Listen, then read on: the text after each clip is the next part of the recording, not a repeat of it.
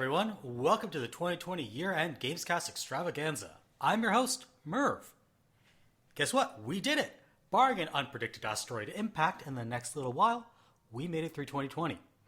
And I think I speak for all of us when I say it's been a difficult year. A global pandemic, massive social unrest, and protests against injustice, that celebrity Imagine video we all had to cringe through. But there was one bright spot in an otherwise dark year, and that was video games. Locked inside, we visited each other's homes in Animal Crossing, racked up frags in Valorant, and accused each other of being imposters in Among Us. We played a lot of video games in 2020, and today we're going to talk about them. First, we're going to discuss some of the year's biggest stories in gaming, and then we'll throw it over to the community to talk about their favorite games of the year. And finally, we'll return to chat about some of the games we liked and disliked in 2020. Joining me on this journey, I swear I saw our event. It's Lovely Bones. You didn't see anything. He was in navigation the entire time. It's SingingBrakeman. Hello there. And finally, oops, sorry we threw you out of the space station. It's the Kappa. Oh, you're so sus, Merve. So sus. You know, it is what it is. Sometimes you just gotta vote out the guy who's just hanging around in navigation, doing his thing. I haven't played that much Among Us. I've played it a few times. I played it a lot when right after I first tried it, I got really into it. I was so into it that I was willing to put up with public matches with strangers, which is hell. Which is capital H hell. Rough spot. I would say 50% of matches go fine, and 50% just devolve into a train wreck of people just leaving halfway through for no reason. Yeah, people leave, and a lot of people are dumb, and I definitely think are small children. Yeah, a lot of people yelling. I will say, ironically, this game. Oh, sorry, go on. All I was going to say is I'm very proud that this game seems to have taught everyone the word cyan. So yeah, colors. The Wonderful greatest thing. Achievement of 2020. Yeah, so Brakeman, you're saying about Among Us? Oh, yeah. I had kind of just very briefly, an odd sort of cultural experience with this game because some sort of IRL friends of mine invited me to play it way back in April because we were doing these weekend game nights to keep ourselves sane in lockdown. Free Twitch breakout. Yeah, I'd never heard of it before. And I guess they're hipper to all of this stuff than I am. And so I played it and, we had a decent time, but ended up moving on to other games. And then 3 months later, it just blew up. And I was like, really? This game? This is the thing. But, it's a hoot, right? Everybody has a good time. It's good for playing remotely. Yeah. It sure is, yeah. You know what this reminds me of? And this is going to be the most Canadian thing I'm ever going to say. It reminds me of when Carly Rae Jepsen blew up, with Call Me Maybe. And I was like, wait, is that the girl who finished in third place on the 5th season of Canadian Idol? Because that's where I knew her from. Wow, yeah. Yeah, I've heard a lot about her Canadian Idol years. Yeah, that was such a weird thing for me. I'm like, wait, she's famous now? And that happened. Yeah, it's funny when that happens. So, video games. Video games. Yeah, we just last week on December 10th was the Keeleys, or as they're officially known, the Game Awards. Mm-hmm. Yeah, this was every year people talk about the Game Awards and they praise it or criticize it, and I think what's kind of allowed me to make peace with the Game Awards is thinking of them more like the VMAs than the Oscars. Yeah. Absolutely. Oh, that's a good insight, yeah. It's not trying to be the Oscars. I think it's given up on that a long time ago. I think there was 1 or 2 years where they really try to push the prestigious part of it, but it's kind of ridiculous. It doesn't fit the show, the genre, the feel, so... I will also give them credit, though. They did have someone verbally announce every award this time. That was they did have This, something... yeah, I was going to say, they didn't relegate to the Chiron. I'm very glad that they actually presented every award. And I also think, we already have the Oscars of gaming, and that's either, the BAFTAs or the DICE Awards. Yeah. So, right. I'm cool with this being the VMAs, and there's no no weird like human razor this year. So That said, I continue to admire the choice of presentations this year to put all of their most interesting stuff at the very beginning. Very bold move. They know that people have nowhere to go because we're in lockdown. And I know there was a lot of frustration with the amount of trailers and the number of trailers when it was supposed to be a Game Awards, but I feel like this was a year where if there was ever a year to really just get trailers out in front of people. It was no E3 year, so this is the Exactly. closest thing we got to E3 this year, like in Right. terms of like a collective for all of the different publishers to all be contributing at once. Some of them said, we're just gonna run old ads of our upcoming games.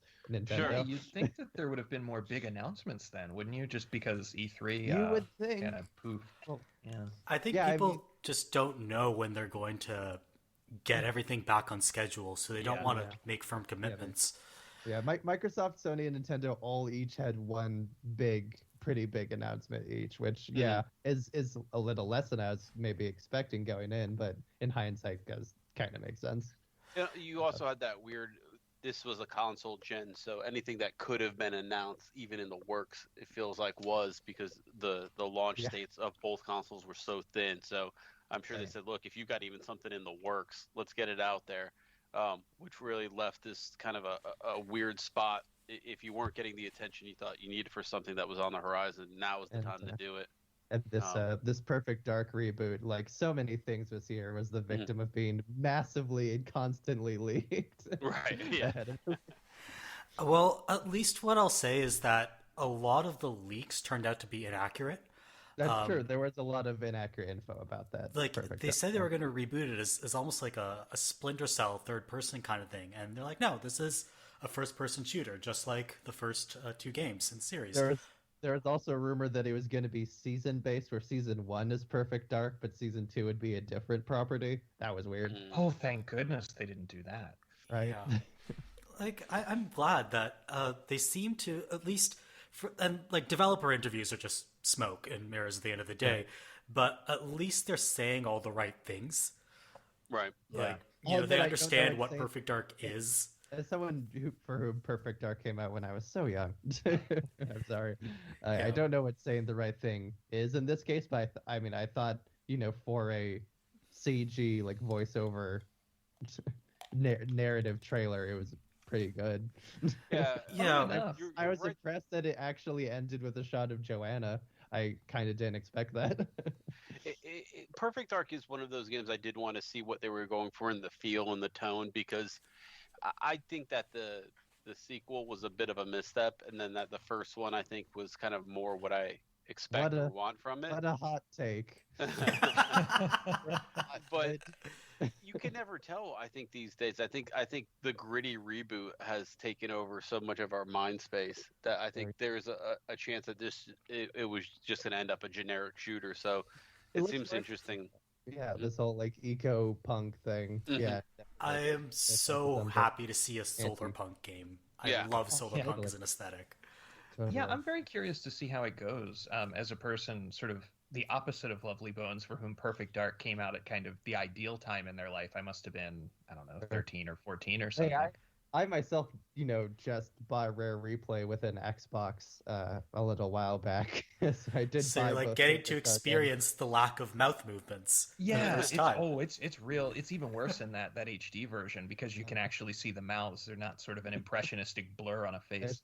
I should note I haven't actually tried Perfect Dark or Perfect Dark Zero yet. I've tried actually very few of the games in the collection. Yeah, so they're fine. Not for lack of interest necessarily, just like I kind of immediately moved on to the billion things on Game Pass I had to check out, and just intermittently play Viva Pinata to relax, as I have been doing for a decade.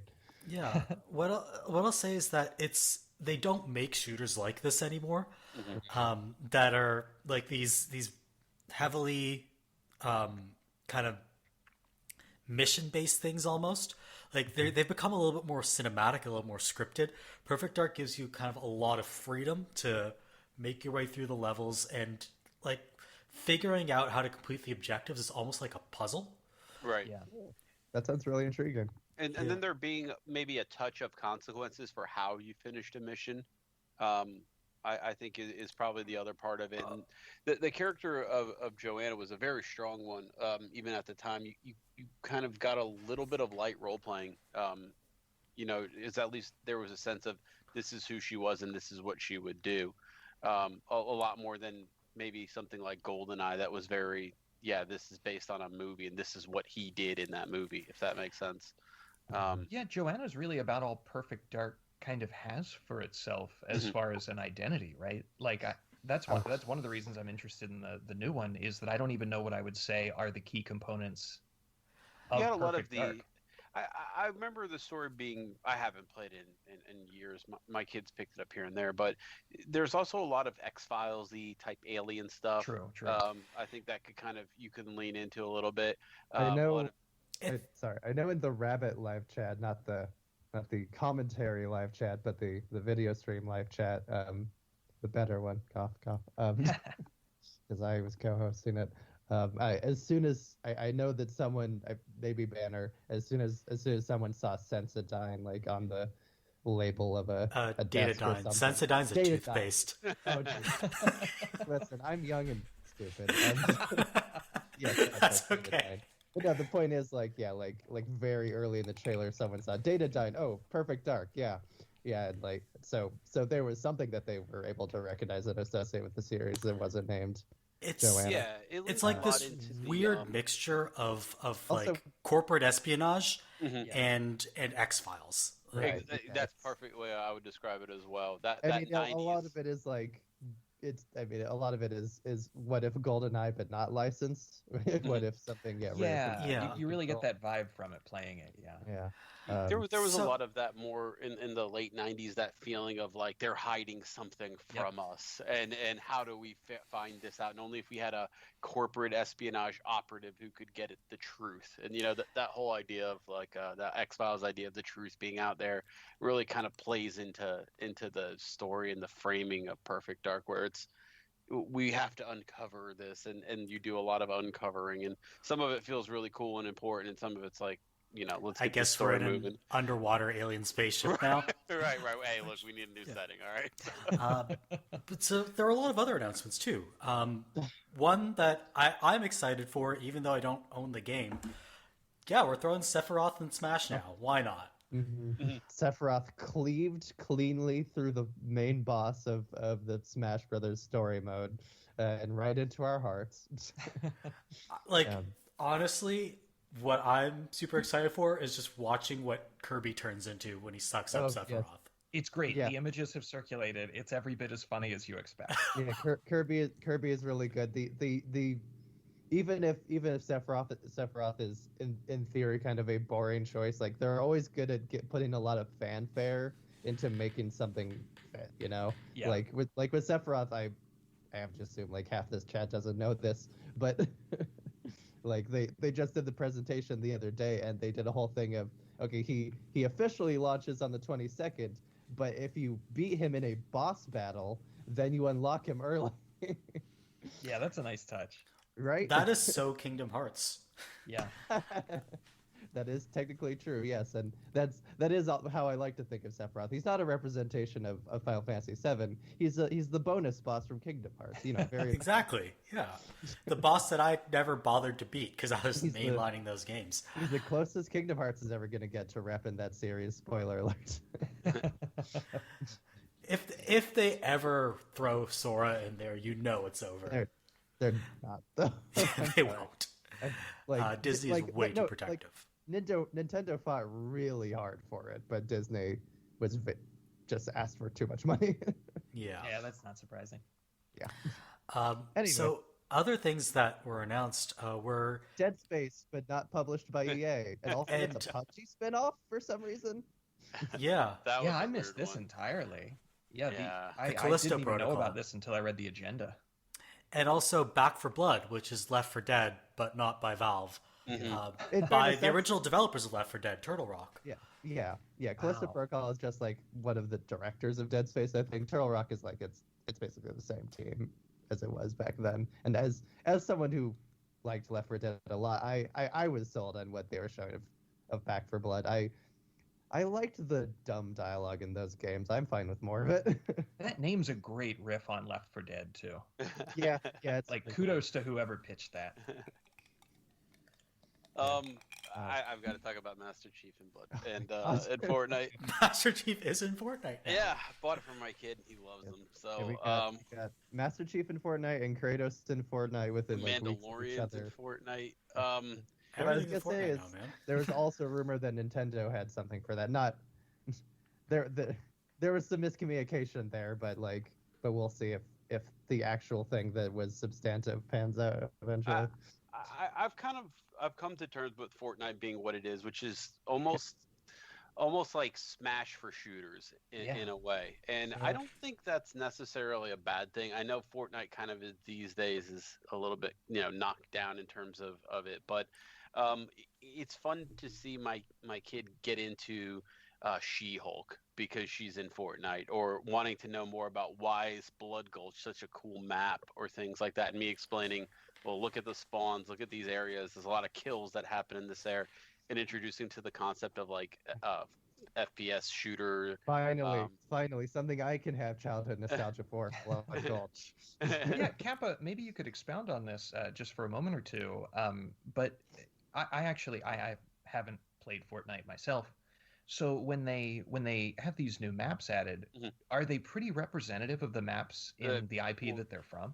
Definitely. A lot of what they'll do is they don't always make it to the Fortnite main map, if that makes sense. So the Fortnite main map is kind of, So some of them will be in a creative mode where you jump in and it's like, hey, we've purposely recreated this setting for you to play around in. Fortnite's more a series of tools at this point than just a game. Where my kids will probably play half their time warming up, is what they say, in creative, and then only drop in on the battle royale for the last hour or two of their play session.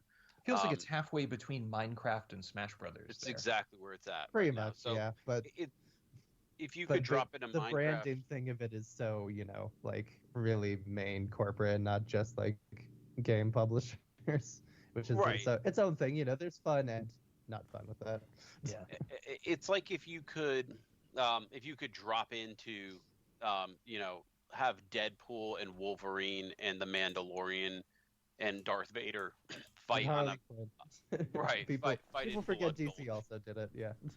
Yeah. So there's a lot of interaction with just pop culture in general, and I think the idea there is, of course, there's collect and get all the skins, but particularly what I've been noticing with my kid and his friends, because they've been out of school for how long now? They're doing virtual learning, so it's almost become the school playground, if that makes sense, of lockdown. All the kids have it, all the kids play it.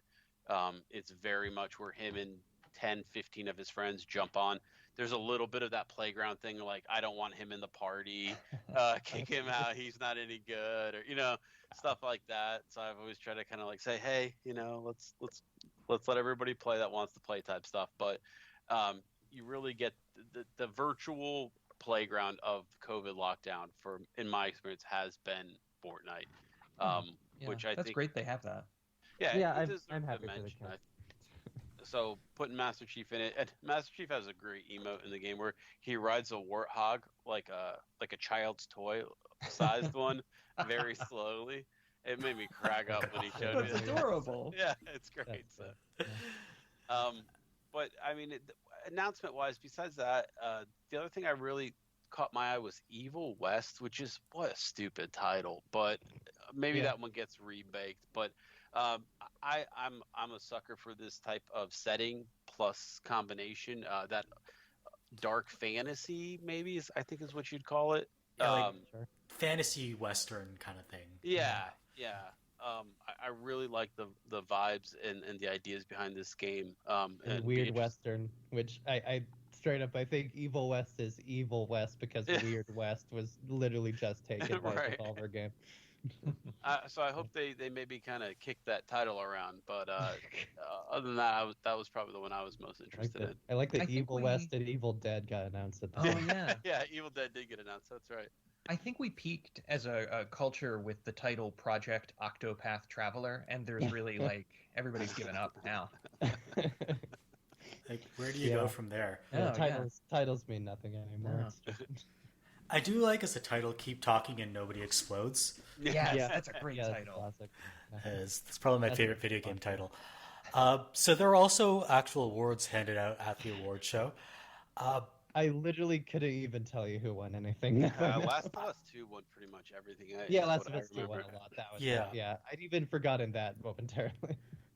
All I can say is, like, when I look at a list of nominees for an award, it's never the list I would pick, but I don't look at the list and think, wow, that's a terrible list. It's a list that makes sense, generally.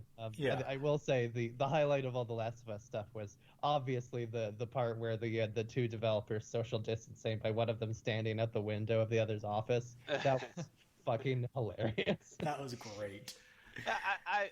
I think we've talked about it before in the show. It's something I'll definitely at some point play when I have a new working PS5 and they re-release the remastered or whatever version of it. But I enjoy the idea and the concept. Right. Just free upgrades now, guys. Come on. I'm not buying the game twice. Is really, and I did for the first one, and you're not getting me again. You know, even with all the awards stuff in there. The Spider-Man remaster, it leaked. It posted early to the PSN store that they're selling it standalone instead of just having it bundled with Miles Morales. Which, I mean, that's good. It's still not ideal, but.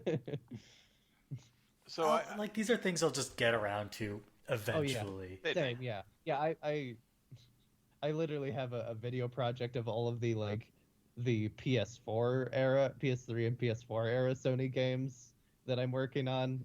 I'm getting to the end of Gen and / PS5 first party Sony games. Christ, that's gonna take like 5 more years. It's kind of incredible that even during the COVID pandemic that so many games came out, right? Like half the things on the Game Awards I hadn't played or even seen footage of, and I thought, like, golly, those all came out this year, even though everybody's workflows have been broken. The thing was, like, it was a substantial year compared to like it was about equal with like last year, where we're in the waiting for next gen launch holding period where things slow down a little. Like, we're basically still at that pace. True, it wasn't like 2017 back up over like 2021, 2022. I think that the specter of COVID, I think, loomed largest for me though for games like Last of Us, where I just like there's a lot going on, and I just kind of don't want to deal with that in the video game. Yeah, a lot of Resident Evil 3 remake dealt with that too, where a lot of people are just like, well, just generally we're not in the mood for a darker, more serious or scary game, but also the game literally starts with the phrase "the quarantine failed." Right. So that's actually a good segue into talking about COVID in the games industry. So as I'm sure you're all aware if you live on planet Earth, COVID-19 was a thing this year, and it sent a lot of us into lockdown starting in March 2020, and a lot of us are still working from home instead of in the office, which disrupted a lot of publishers and studios' workflows. And, especially in the games industry, we talked about this a bit when we interviewed Scott Lagrosta earlier this year. It would seem like game development is something that can be done easily from home. Like, you're just, at the end of the day, typing up code or drawing up assets. But in a lot of cases, it's really hard because each studio has a limited number of dev kits. So it becomes a matter of typing up the code and then sending it to someone else who can put it on the dev kit. It becomes a little bit of like a balancing act to get things out the door. And I'm proud of any studio that's managed to do it, Absolutely. I think where I've noticed the impact most is in my ongoing interactions with Destiny, because I think it kind of forced their hands to fix their kind of slipshod engine that's been for years kind of the bane of Destiny development, from what we've all heard from Jason Schreier's stories, that the engine kind of was made in weird parts and not really optimized. And what it ended up doing was they said, look, we're eventually going to have to bite the bullet and take out about half the game and basically fix these parts of it and then re-release it slowly as the game moves forward. And I'm thinking that was probably a direct response to COVID, just basically acknowledging that, hey, we can't do this all from our house right now because so many of these compiling and things you have to be in-house for.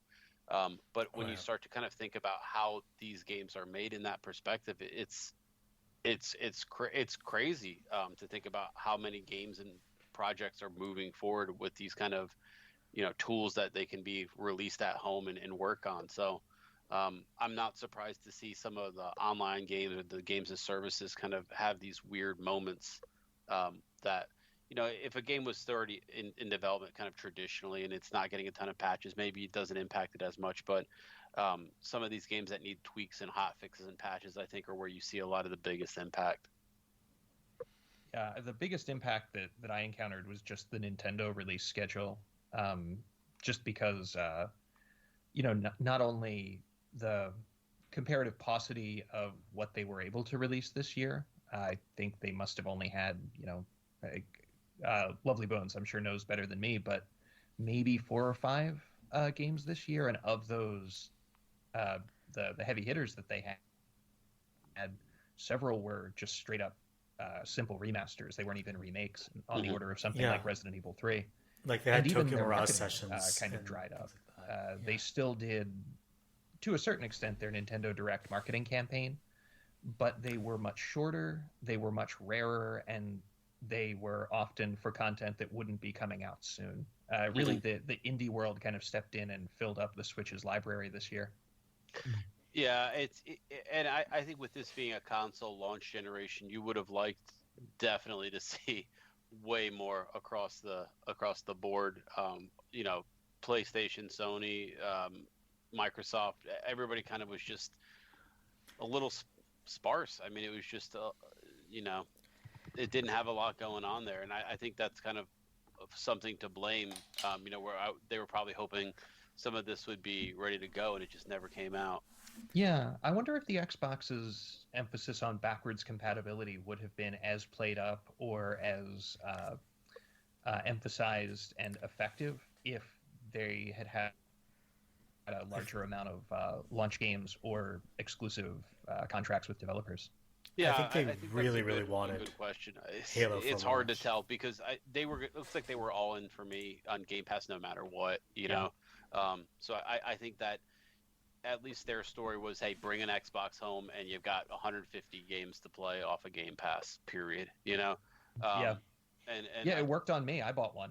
Yeah, that deep well of backwards compatibility sold me 100%. And I mean, it's still, I just kind of doom scroll through games now. I'm like, wow, I can't believe how many are on here. Yeah. It's like turned into Netflix almost. It's a weird combination of like Netflix. Like, there's so much on here, and I don't want to play none of it for some reason. Do you know what I mean? Like, I don't know how to explain it. It's just like, yeah. But then, like, it's almost too much.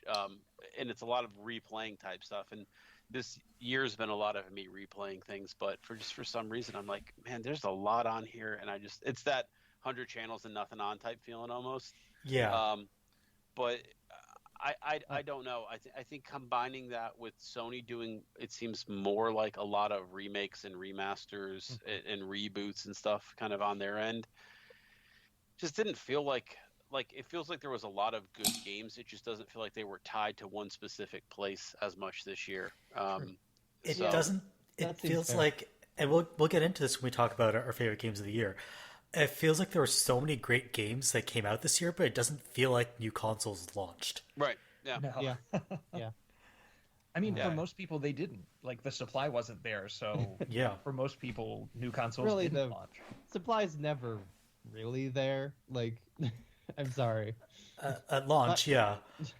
I mean, this year though, the supply chain has been affected. The supply chain is definitely weird, but they did also literally like ship physically more consoles and had more out there than they have actually ever had in a previous. Oh, interesting. Yeah, demand I assume skyrocketed because of the lockdowns too. I think that, and I think this was the year that everybody kind of realized that online scalping is a real thing, not just across consoles, but I mean, NVIDIA. I couldn't.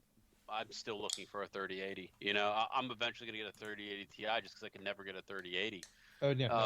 scalping's been a huge issue. Yeah, Right. Way too many of the. I saw a person walk out of a brick and mortar store with one of those Nvidia cards while I was at a nearby coffee shop outdoors, and I almost stood up to clap for him as he walked by.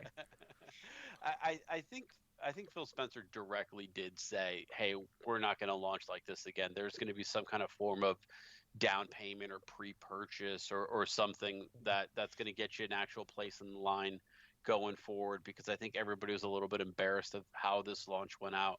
Where I think specifically, like in the United Kingdom, there's been a huge scalping problem. There's like a ring of people who are buying up consoles and reselling them for like twice as much.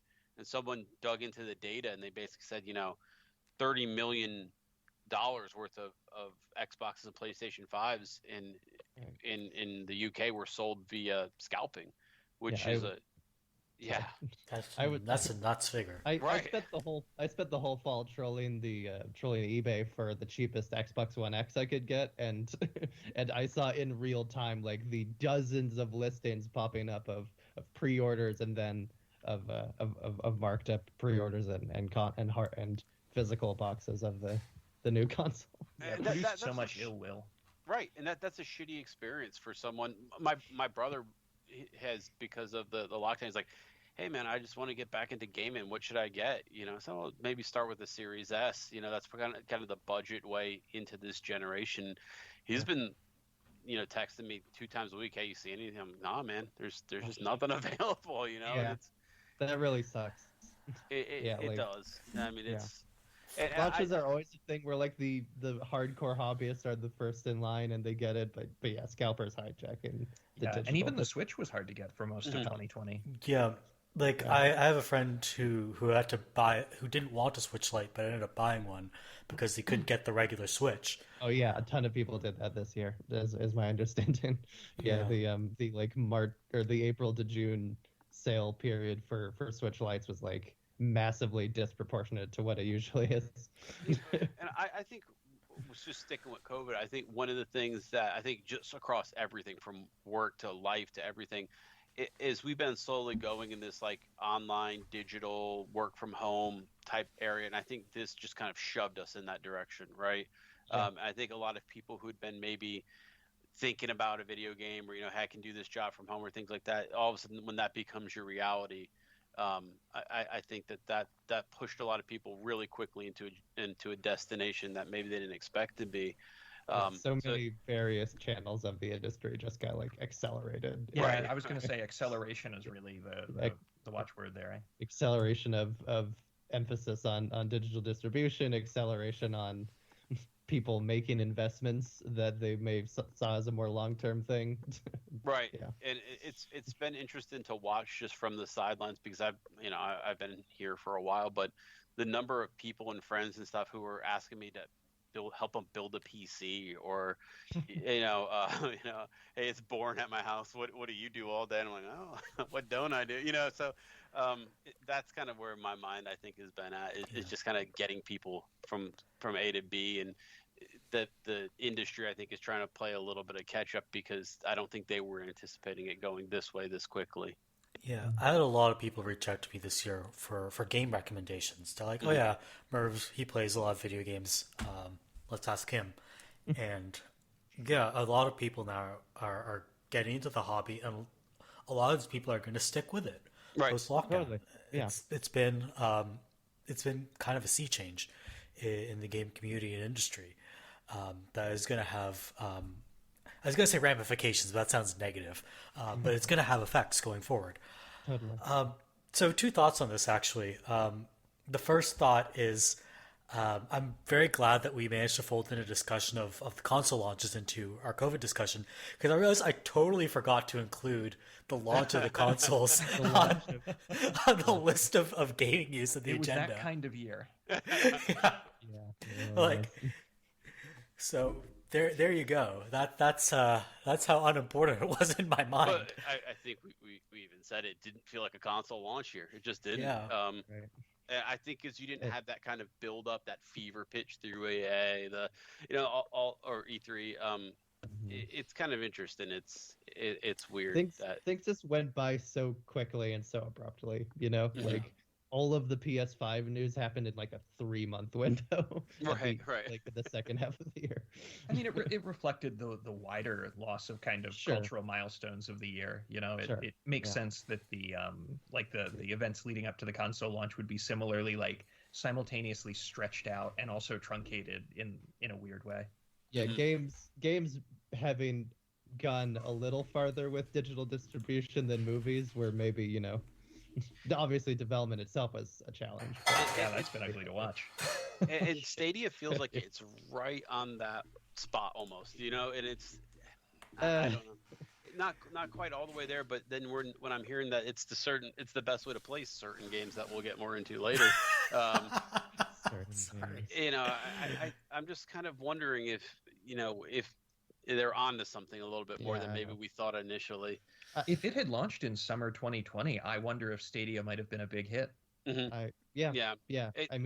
It was such a beta quality product when it did launch. Phil Harrison is probably hitting himself right now, or he would if he had any shame or self-awareness. Yeah, I imagine this year has probably provided some catch up for Stadia, but I don't think it'll be enough, especially when you have also Amazon trying to pivot into the game streaming thing. Yeah. So yeah, COVID has had a lot of impacts on the game industry, as we were discussing, and one impact it had this year was E3 got canceled. Mm-hmm. No E3 for the first time in many, many years. And a lot of other associated gaming events, they all went online. And we had an extended summer of gaming news live streams. Yep. And which was a mixed bag. A mixed bag, yes. Yeah, there's the all the secondary, the strict third party stuff, you know, the EA and Future Games and multiple Ubisoft forwards and all of that shit. But the main show, as it were, was Microsoft and Sony trading off month to month. Microsoft May, Sony June, Microsoft July.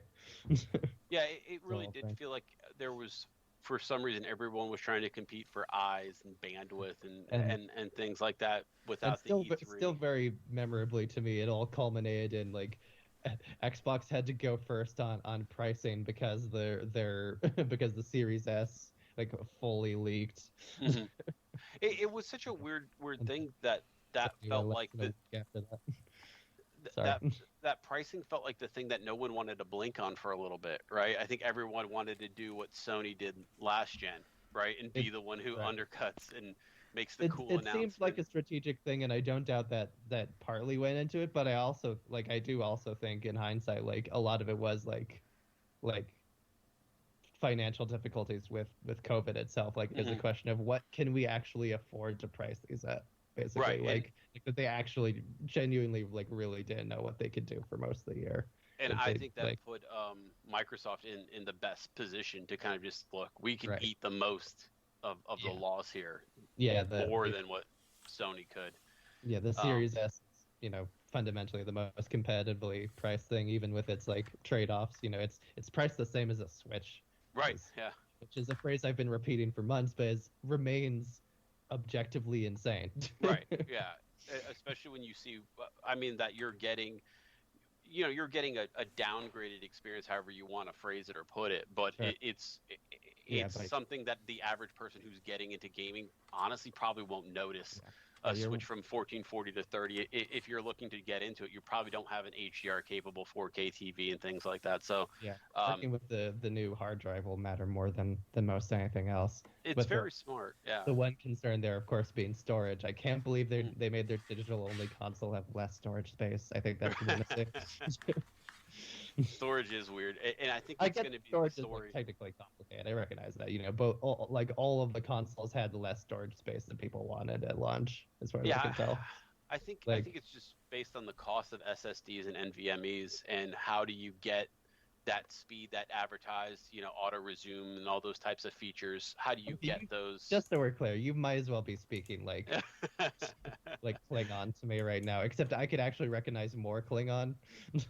Well, the auto resume features is pretty innovative, and it's idea. I remember quick resume. I know that much. So if you were to take that away from the S and then do a more competitively priced, typical hard drive. I think that'd be hard. That'd be a hard one to swallow as far as Right. downgrading. But I think that the potential for PS5, if I can ever get my hands on one, is probably going to be in that expandable memory type thing. Though I've heard that right now that their extra slots are hardware disabled until they certify basically acceptable to use hard drives for it. So but I don't know. There's going to be a lot of people hacking up their consoles when that happens. Yeah, and I wonder maybe if that's what they're waiting for, is maybe that first initial push to not do that. So it's a good console, Jen. It's a step up. We're definitely looking more into, I would definitely say PC as consoles. It's very close to that. Fair to me. This is the first gen where I feel like the console experience is comparable to a high-end PC experience. Which is not what I felt with previous generations. We are actually getting there, and that is like a meaningful thing as a as a person who is mostly doesn't even play very technically high-end games. Doesn't mean super much to me, Sorry, Brakeman, you're saying? Sorry, Brakeman. Yeah, go ahead. He's real quiet. Let's see. Did my microphone go? There you go. Okay. Sound good? Yeah. Okay. Sorry. I noticed just with my Xbox Series X, it just arrived yesterday, and just the snappiness of it is something that I've only encountered on PCs before with solid-state drives. Yeah, and it's once you've gotten used to it, it's interesting because you flip it on and you click the icon and then the game is playing. There's no weird in between screens or loading. It's instant. So that is very similar to my experience with my much more expensive computer that has an NVMe. So I think kind of reframing the idea of what a console is a big step of what this generation is about, because we're getting more towards PCs. So I'm interested in kind of the next 2-3 years of this console, because I'm betting we get another half gen like we did last one. Totally. I'm counting on a PS5 Slim or whatever they want to call it, like on multiple levels, like as a choice, that they kind of need to further refine this design, right? In a few ways, but also just like that that'll be the most affordable version, and thus the one that I want most. That's right, exactly. I'm just hoping for a version that doesn't look so much like Eve from WALL-E. That's one of the best parts. That's the thing. The overall aesthetic is like the only thing I like about it. Yeah, it's definitely. It wasn't so big. It's too big and clunky and heavy and all of that. Fit my desk. It's funny how all the jokes about the Series X were it being big, and then the PS5 came, and people are like, "Wow, it's a lot bigger." Yeah. For me, it's more about where does it fit in my, entertainment setup? Exactly. Because it's has to be tall and it has to sit a certain way, and it's so.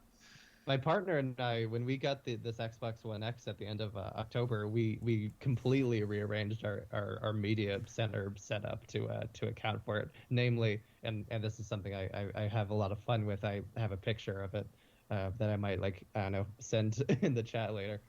It's literally a tower of Wii U on top, then PS4, then One X, and then the Switch is over on the other side of the. It's just like a gaming totem pole. I really like it. It works it works really well on saving space.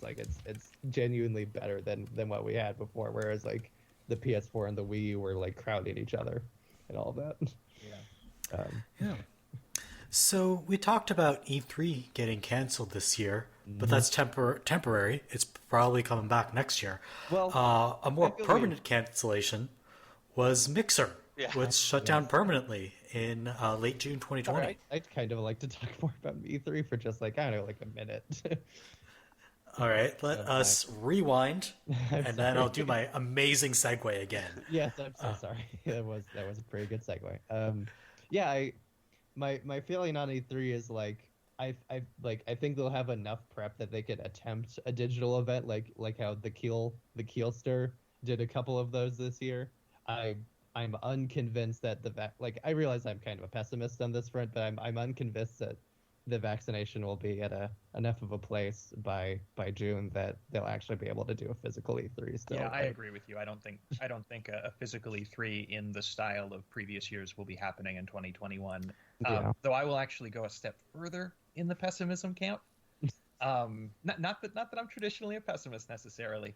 Mm-hmm. I suspect that what will happen is what happened all across, award shows, government agencies, public institutions, just any number of things in 2020.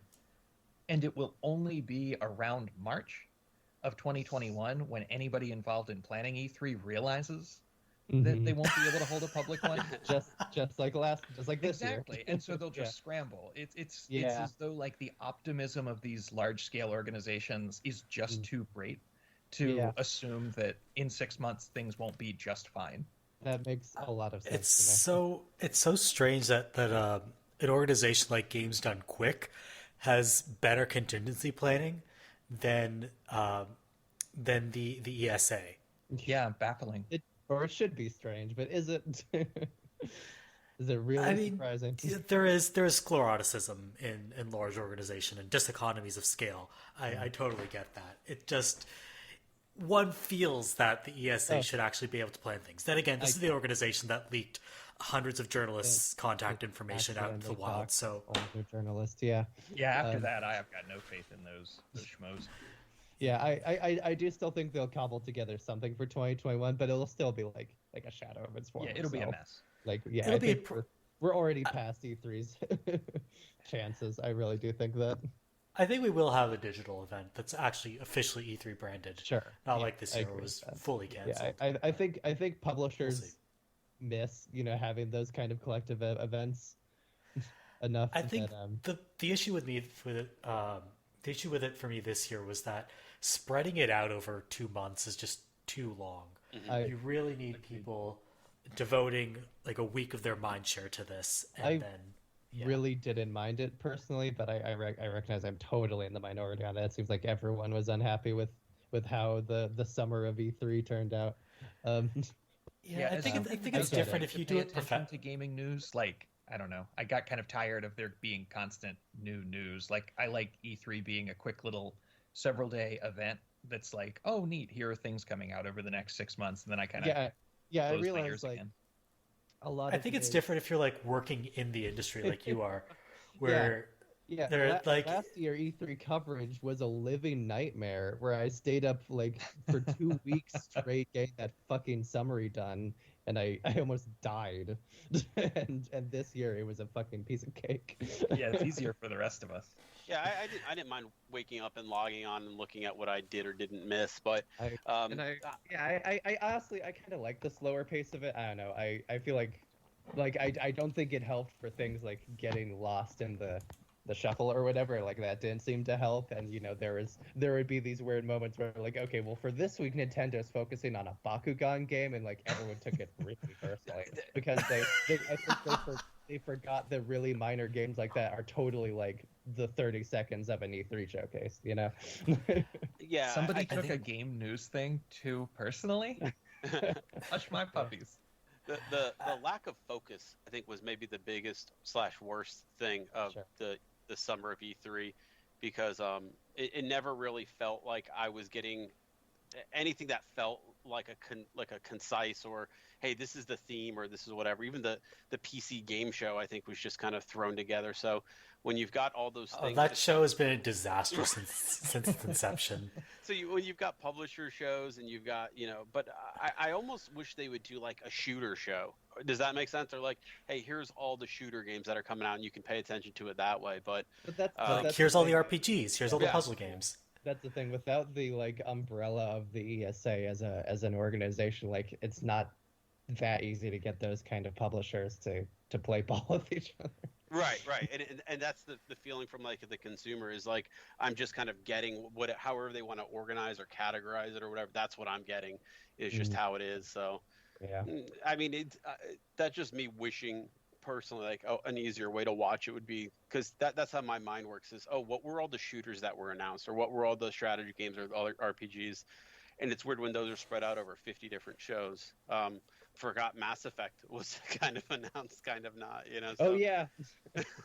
So the new Mass Effect was announced twice this year. Yeah. And boy, is there like so much less mind share about that than someone in 2012 or even like 2016 would have anticipated. That being said, still an improved situation over when we all thought Mass Effect had been canceled after Andromeda. So sure, I guess. But yes, Merv, you had a great transition for us, I believe. Yeah, so let us fast forward back to do you like my sound effects? Yes, that was. I'm not even I could see the tape fast forwarding in my mind's eye. Yeah, I wish I could actually do like Foley with my mouth, but I'm not great at it. So Mixer shut down this year, which was Microsoft's answer to Twitch. And that's what this was. Right. I think interestingly, the big loser here was kind of Twitch. Now that all eyes are on Twitch, it's been kind of stumbling around. All of their limitations are more widely and easily being exposed, from the fucking music DMCA stuff to how they handle like more explicit content to just so many things. Moderation. Yeah, so many things.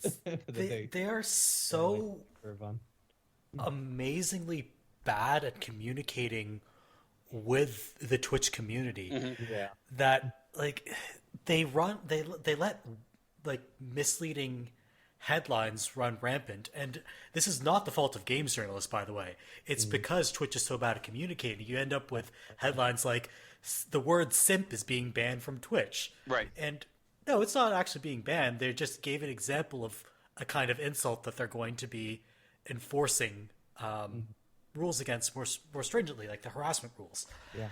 But like because they're so bad at communicating, it came across as, oh yeah, you can't call anyone a simp or an incel or a virgin anymore. Right. Yeah. Which is like, or you can't use those words anymore, which is such a weird thing. Yeah.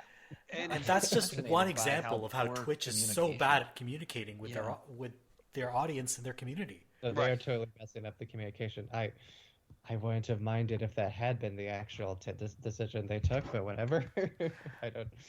I think the priorities are a little weird, right? Because you can still use all manner of slurs, but apparently, that's a fair point. Yeah, I literally, I'm about to start on Twitch. I haven't yet, but I have to remember that.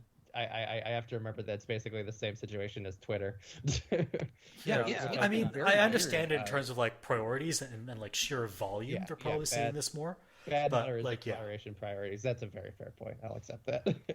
So it's like, I mean, I want to be sympathetic and understand that they have these priorities, but they have to understand how this appears to an outside audience, and they have to explain their reasoning. Right.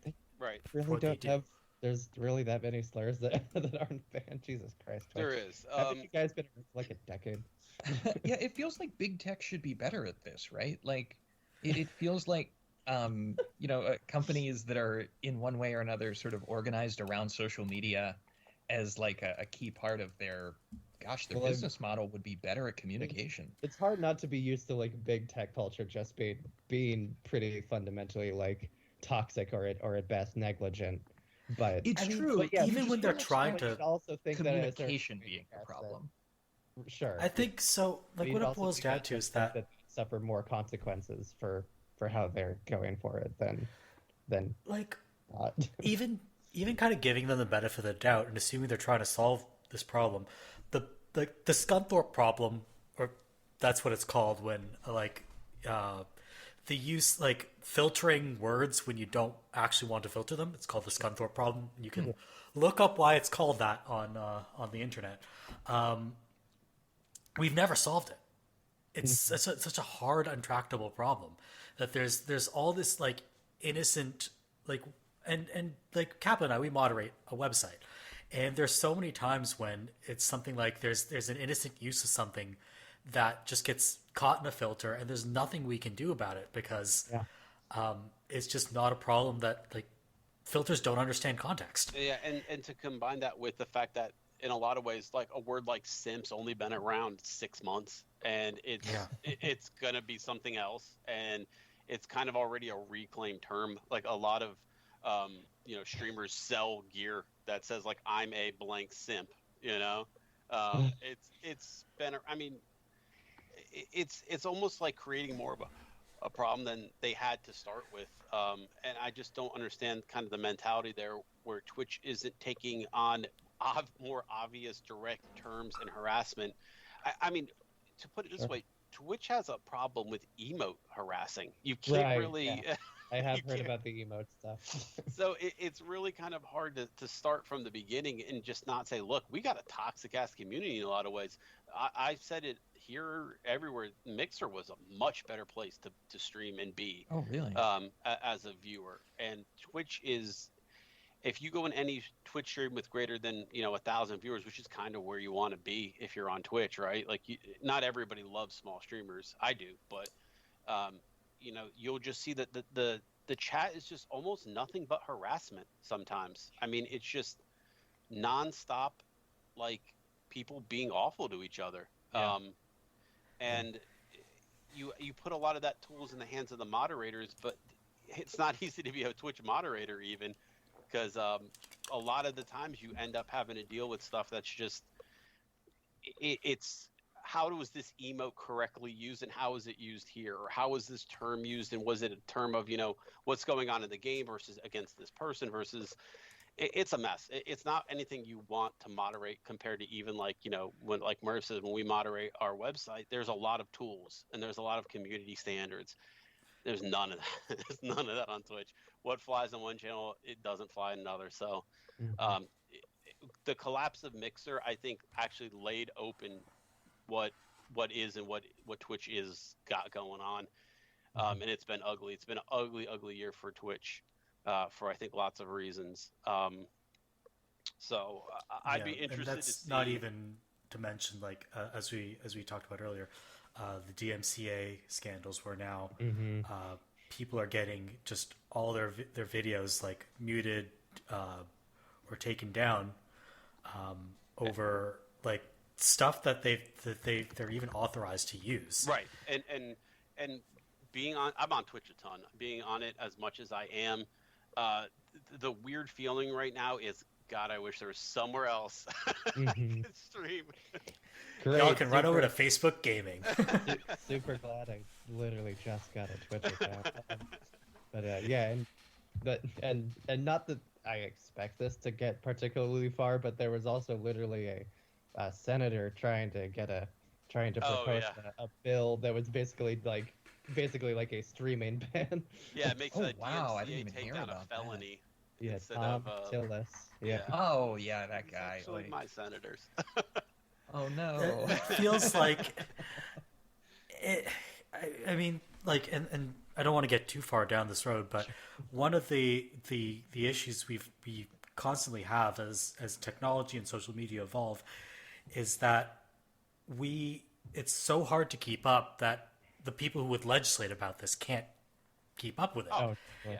And whenever we talk about, I think in probably a little more politics than usual, is one of the reasons I'm really interested in looking at getting just younger people sometimes into Congress, I think is important, because I don't think they understand things like this in a way. And it's complicated to explain. It's complicated to understand it. If you don't live in this world, you're putting people's livelihoods at stake over something that's basically a joke at this point. You've got DMCA takedowns coming from bots. Herman Lee got a DMCA takedown for his own song playing on his own channel. Could you imagine that? Like, it's a mess. And I think until you get people who understand that it's a mess and don't just look at it from whatever side has the most money and is in their ear the most, it's not going to get fixed. So it's distractingly awful to even have to think about people's livelihoods as a streamer be in jeopardy because of stuff like this. And that was apt and insightful. So thank you for all of the comments on that. Yeah. Yeah, for sure. And I even say this, it's like, and I'm not that old. I'm 30, but there's like all these issues surrounding streaming and YouTube that are alien to me because I'm just above like that demographic, and I wouldn't want me making decisions about those things because I'm not informed. Right. And Yeah, the problem right. gets even worse when you talk to people who are in their 40s, 50s, 60s, etc. So it's really an issue where I think you need that new blood. You need younger people communicating with older people and educating each other about digital issues. Right. Absolutely. Right. Yeah, weirdly, this is actually a case where some kind of more strong concerted lobbying could probably be useful to forming laws, Yeah. which is a rare thing to say. And I think it's strange because Twitch is Amazon, right? So Oh, they got I the never think juice. about that. So, Yeah, I Aren't we mean, all a little Amazon. Amazon owns a little bit of all of us, I think. Amazon legally owns approximately 13% of each person. No, Amazon bought Twitch a billion years ago, and yeah, like that was how I started my Twitch account, was Twitch Prime. yeah, and that's your introductory into the whole world. But I think with you've got almost Amazon against the music industry because that's really who the DMCA is all for, right? They're scrimping for money any way they can, and it's been years now that the DMCA's have mostly been, I don't think you will get some for movies and That's stuff, still but, like labels and like the publishers, not like yeah. the artists, of course. And what's happened is the tech has gotten ahead of the law, right? So now they've got these robots that'll just comb through the thousands of hours of year-old VODs, video on demand from streams. As they go through them, they're looking kind of like, okay, well, this song was played in the background in this game, and it's got this copyright on it. So now we're gonna, Yeah, it's a lot of the same stuff YouTube had been having for a long time, and like people kind of had hoped and thought that we were past, but no. No, yeah.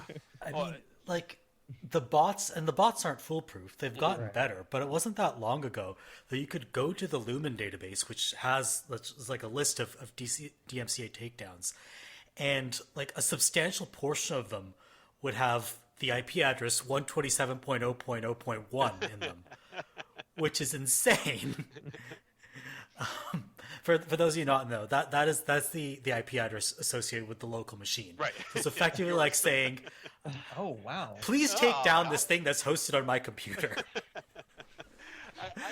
I think there's a lot of growing pains that's going to happen in streaming in the next couple of years. Twitch needs a competitor. Twitch needs I don't even know how to put this, a nicer place to hang out as a competitor almost. And that's what Mixer was. And so losing the community of Mixer, I think, was the biggest downfall. And don't get me wrong, it wasn't all perfect over there either.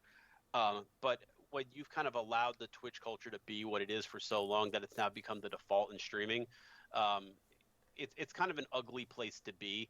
And I think most people don't realize it unless they live in that world.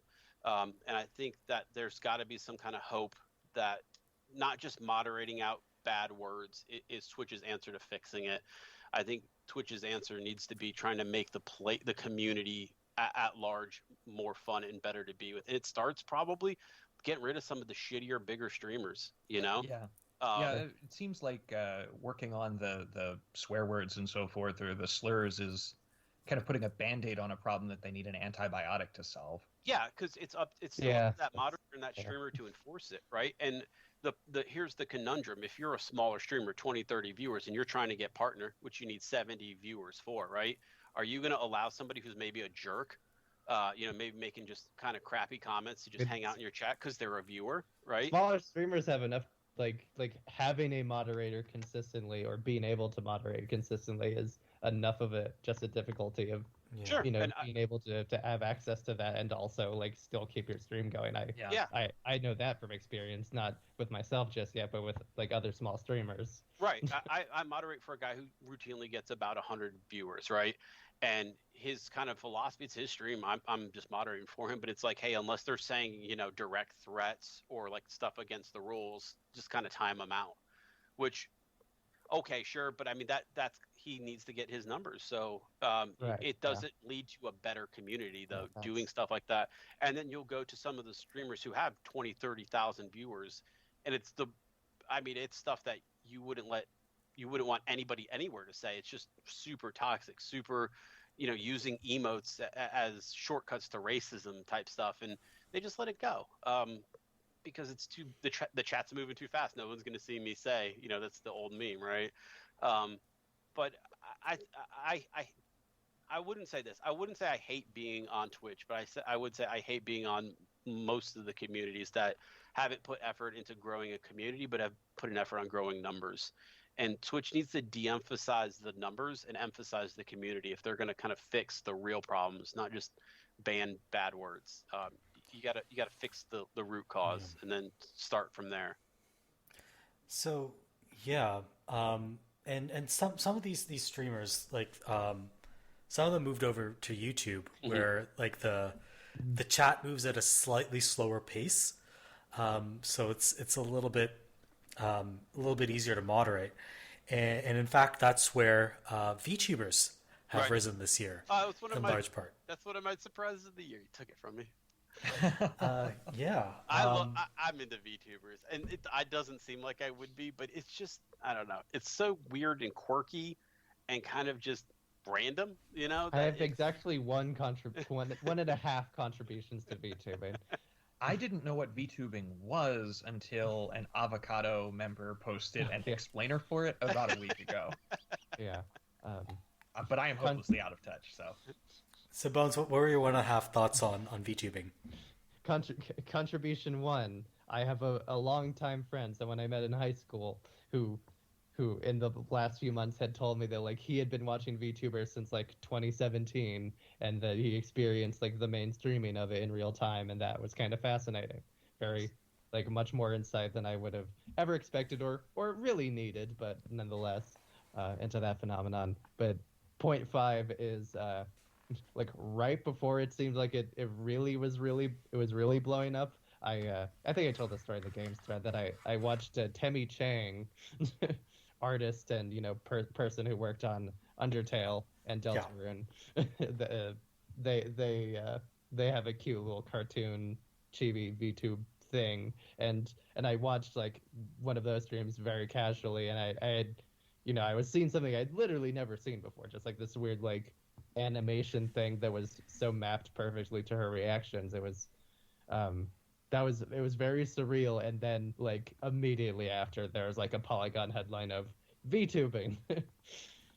It's been interesting to see, and like we're alluding to Twitch toxicity earlier. I don't know how they've accomplished it, but VTube communities have been remarkably like, I don't want to say they're completely non-toxic, but they've been remarkably... There's definitely some weird stuff around VTubers, like Discord moderation that had flaws. I know one of the really big ones, I want to say their name is Pokimane, had to kick out a moderator who was being transphobic.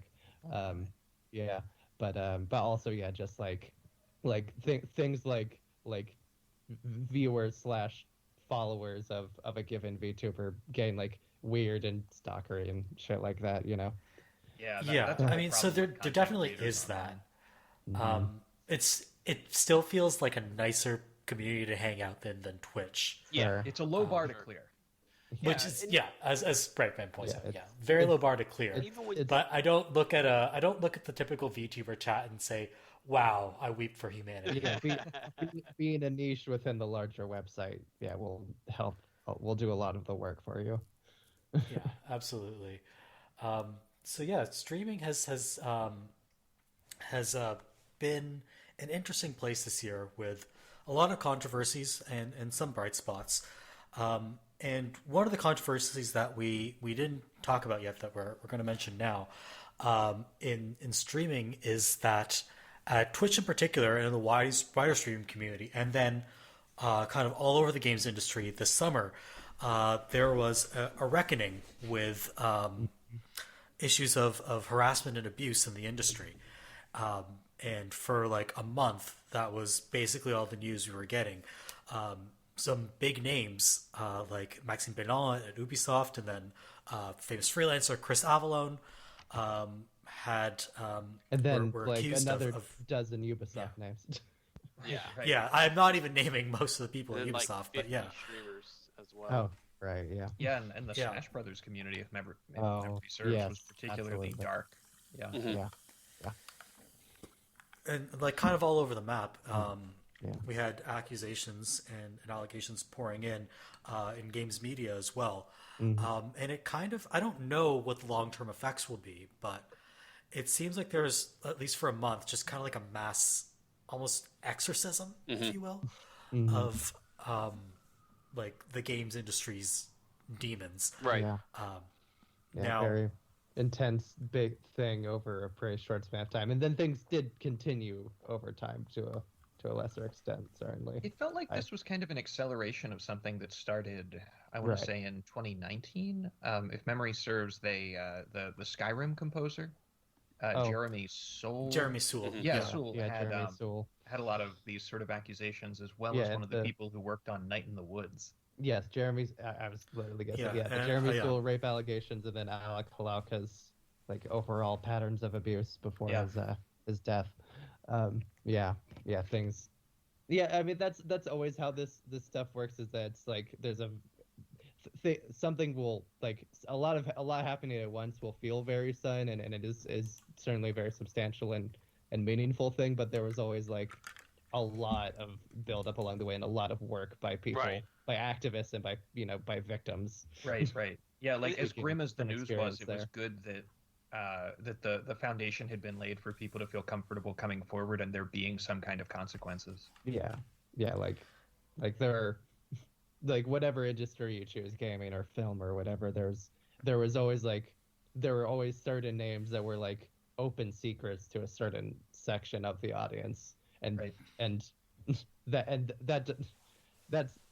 is itself a horrible cultural byproduct, and Right. but also creates this very jarring thing for people for whom these aren't open. That's The not- worst thing is when you hear, "Oh, this is everybody knew this." That's Right. always, Yeah. to me the It's- most like, ugh. It's a painful thing in a variety of ways Right. to deal with. Yeah, and especially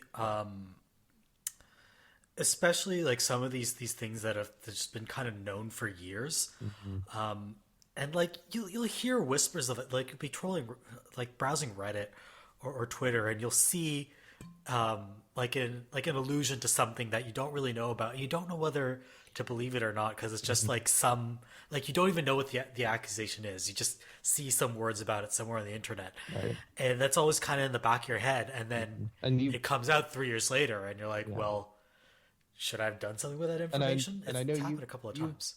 thoughtfully talked about this from the other side of that coin too, of like that, like for NeoGAF users, that there was a certain open secret about I understand whether the founders or whether Tyler Malka, the Yeah. founder or and the owner of leaders NeoGAF. of that website. Yeah, that was the whole thing, which I even though I follow this stuff pretty closely because I'm a survivor and was an activist in college, like I NeoGAF was always something I stayed away from, which I think was pretty self-explanatory.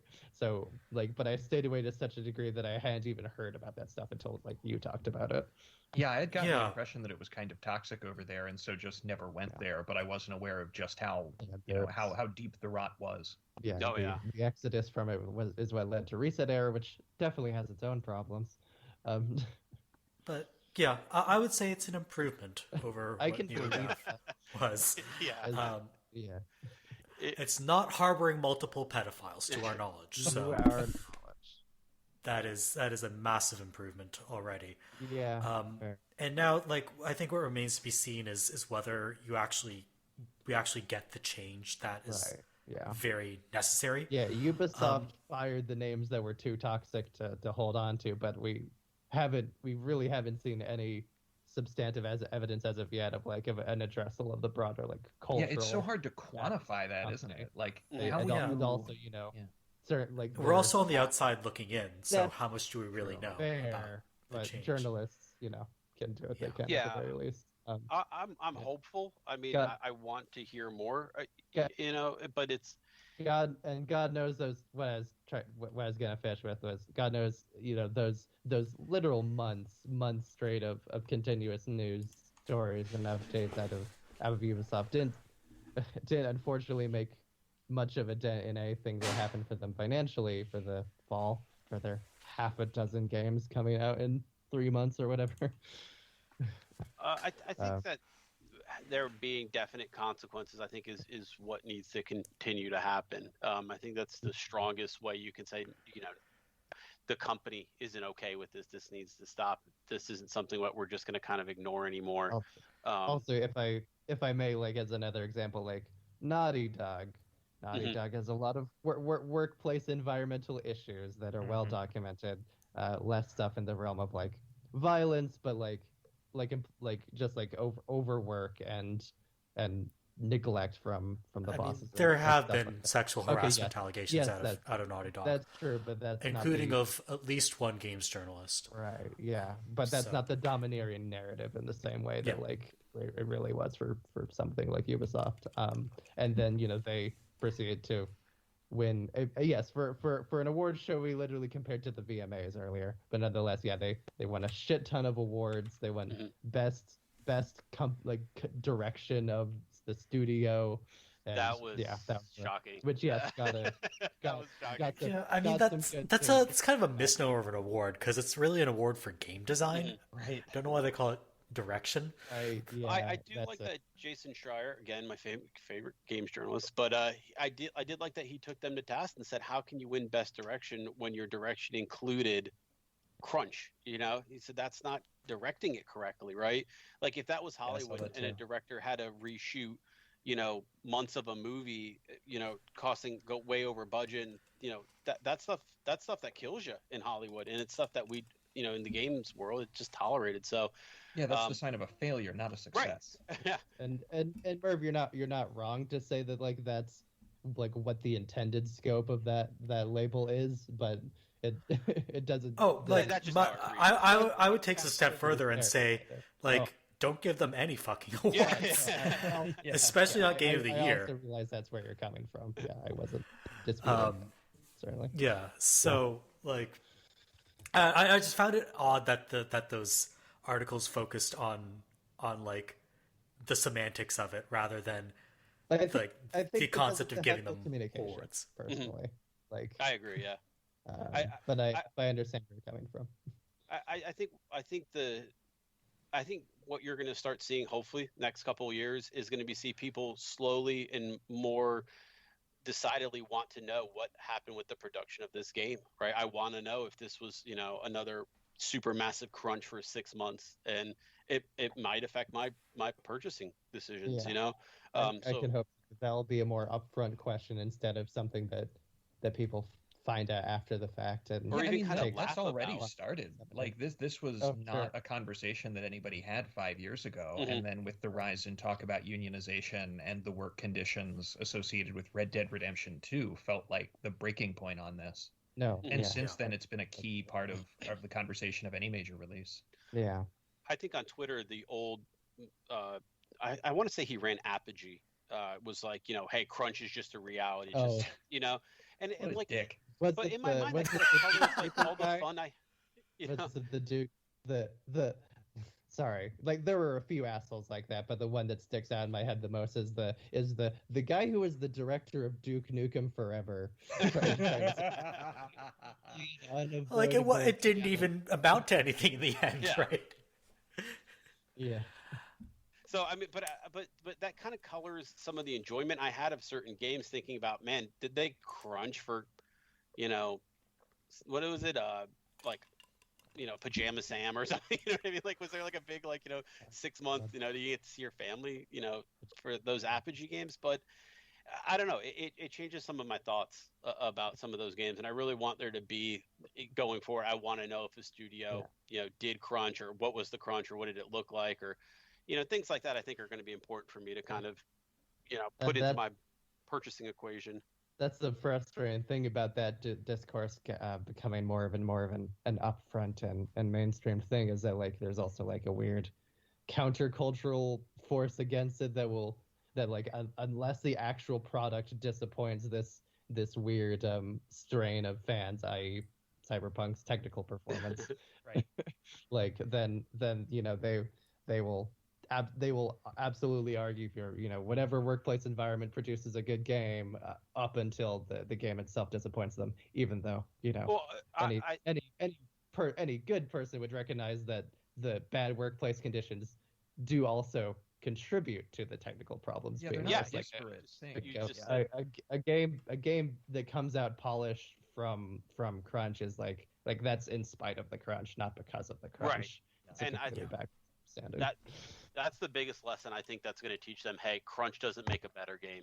More hours doesn't make a better game. I hope it teaches some people. I don't have that much. I'll admit. There are lots of people who are very invested in not learning that lesson. Well, I think when you hear a lot of the successes in games, it's about direction. It's about the first 3 months of a game's life.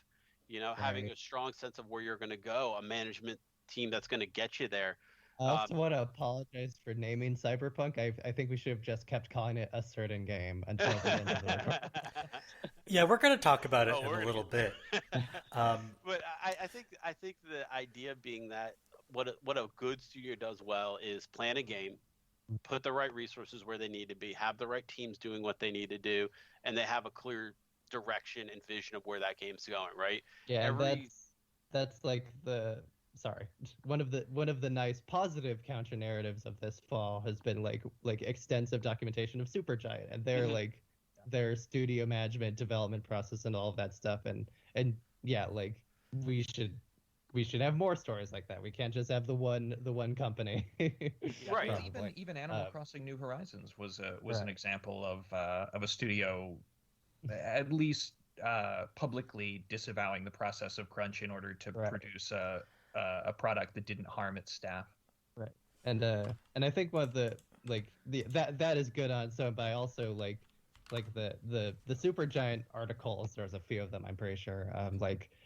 Also had a lot of transparency about the realities of the development process. Like them saying yes, we have limited resources.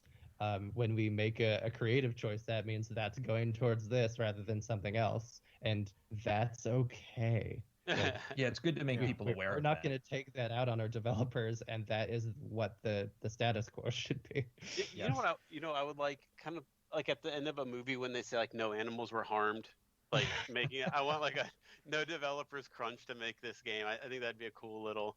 I think that I could absolutely see that happening in the near future.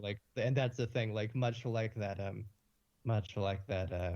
The organization behind that little addition, there'll be flaws there too. But yeah, that actually would be it's one of those kind of silly steps, but one that would actually probably have at least some good measurable progress. It's kind of like when they put on a drain, what watershed the drain goes to. It would be another one of those tangible signposts for how this industry is changing and how the conversation is changing, exactly. Which does count for something. Yeah, so that was a nice discussion about crunch.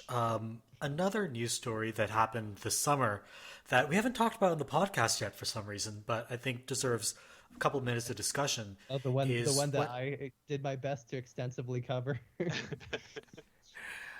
What happened with Epic Games and Apple and Google this summer? That was like a week's worth of research. It's heating up again now too. Yes, it is. As a matter of fact. Yeah. So just for our listeners, a really quick summary of what happened. Apple and Google take a 30% cut of sales of digital goods through apps on their store. Epic Games does not like this for Fortnite, so they added an update to Fortnite that bypassed Apple's and Google's payment processing systems when people buy V-Bucks through Fortnite. And notably, Google had not perfect ones, but had already provided options for that you can engage with their storefront without being on the part of the storefront that require this financial cut. And Apple is infamously very hard line about if you aren't on this page where every single payment we get our cut on, then you're not operating on our iOS whatsoever. I'd be curious to hear this. On Android, summary, you can sideload. Could you summarize this a bit more, because I didn't follow this story, and any time that I've tried to become familiar with it, it's just Byzantine. I'm midway through the summary. Yep. Sorry. I'm sorry. So they added an option to Fortnite to bypass essentially Apple's and Google's cut, so that all the money would go directly to Epic, and they priced it a little lower to entice people to take this option. So of course this is a violation of Apple's and Google's terms of service. So Apple and Google kicked Fortnite off their respective app stores, and Epic had a lawsuit ready to go and a PR campaign. And a PR campaign with the hashtag Free Fortnite that they put up on Twitter. And they had a trailer and everything for all of this. And the case is winding its way through the courts right now.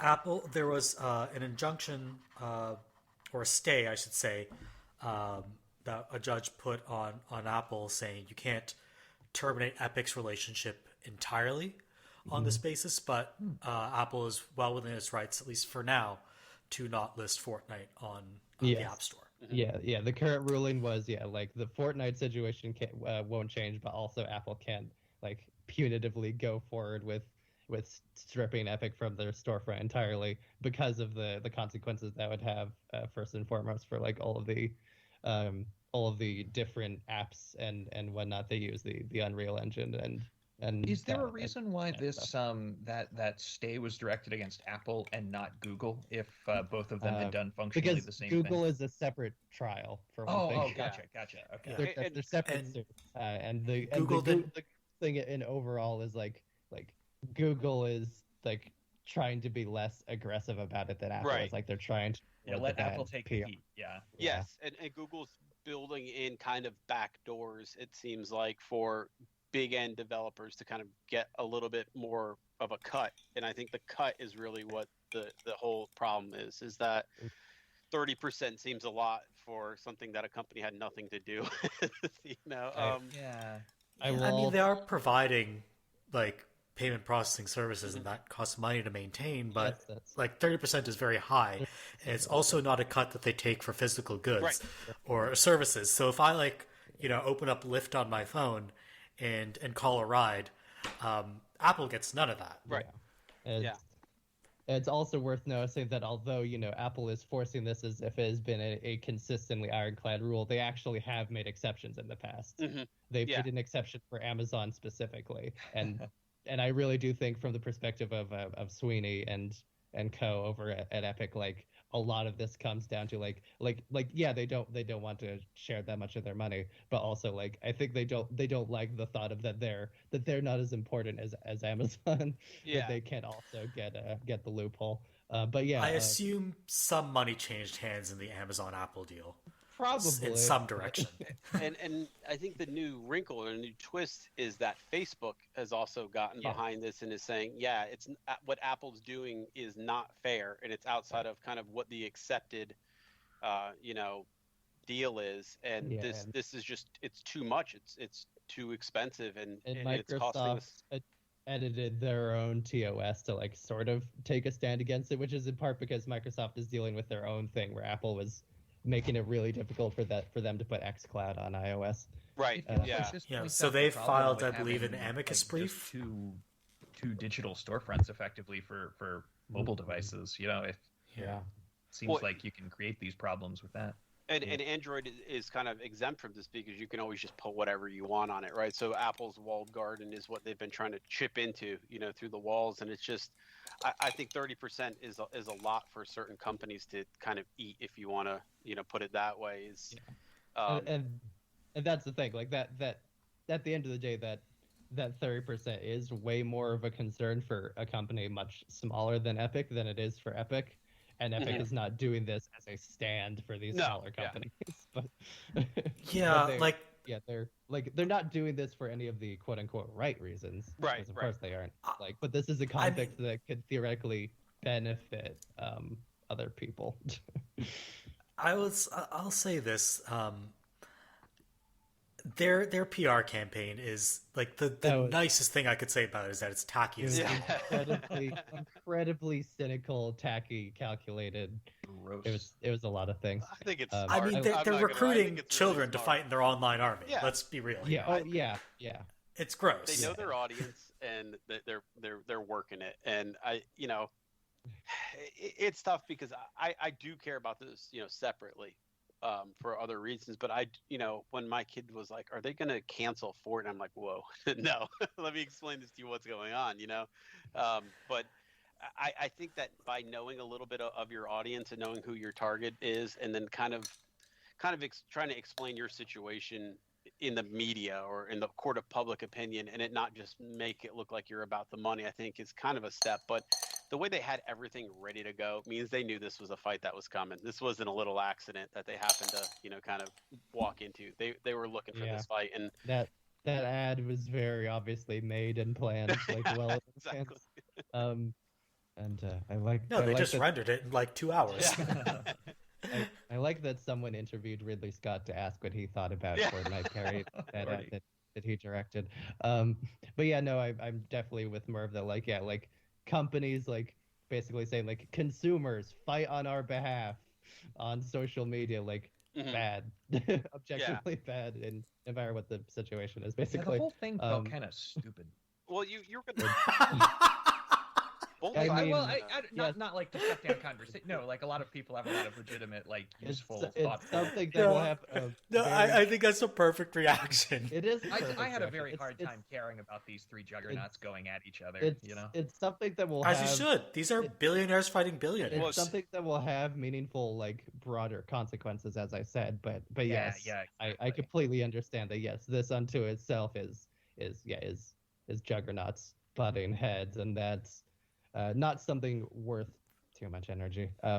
Kappa, it's cool when they do it in Xenoblade, because you're a but in Fortnite real player, life, fuck it. I don't play it, but my kid does. But I think the thing about it is that when you're starting to look at where these costs get passed down, right, is almost always what? Us, right? The consumer. So, I mean, does this mean a 30% increase? No, it doesn't. But I think long term, a lot of these companies kind of need to figure out what a digital marketplace looks like, because I don't want 5 million of them anymore. I don't mind what I've got, and I like there being competitors and stuff like that. But I both of these sides were going to weaponize their fanboys no matter what, right? I mean, Apple fandom is top 3 in terms of me for just kind of like a delusional zone. It's a whole thing. Right. Yeah, I get so, that. I mean, they were going to do no wrong with a certain subset of people no matter what, right? And I still think people see that and say, oh, too bad. You're a big company and eat it. But I think Apple, if they want to play in these spaces, and they do, and it's a huge marketplace, so people want to play in their space, they've got to kind of come to the table, I think, a little bit for some of these things. And I think that's why you're seeing Facebook, Amazon, Google, and Microsoft all kind of coming together and saying, yeah, what they're doing isn't the norm. It's not the norm. It's just what they do. I will also note, the ruling on this is not final yet. The actual full trial is next June or something. Yeah. And it'll be interesting to see, once you've got all the tech giants kind of on one side and then Apple on the other, kind of where, this is what it felt like for me back when. Do you remember before Microsoft got split up by the government? Yep. I was thinking the same thing. What it feels like where Apple's kind of going, because I've been thinking about divestment and breaking up big companies.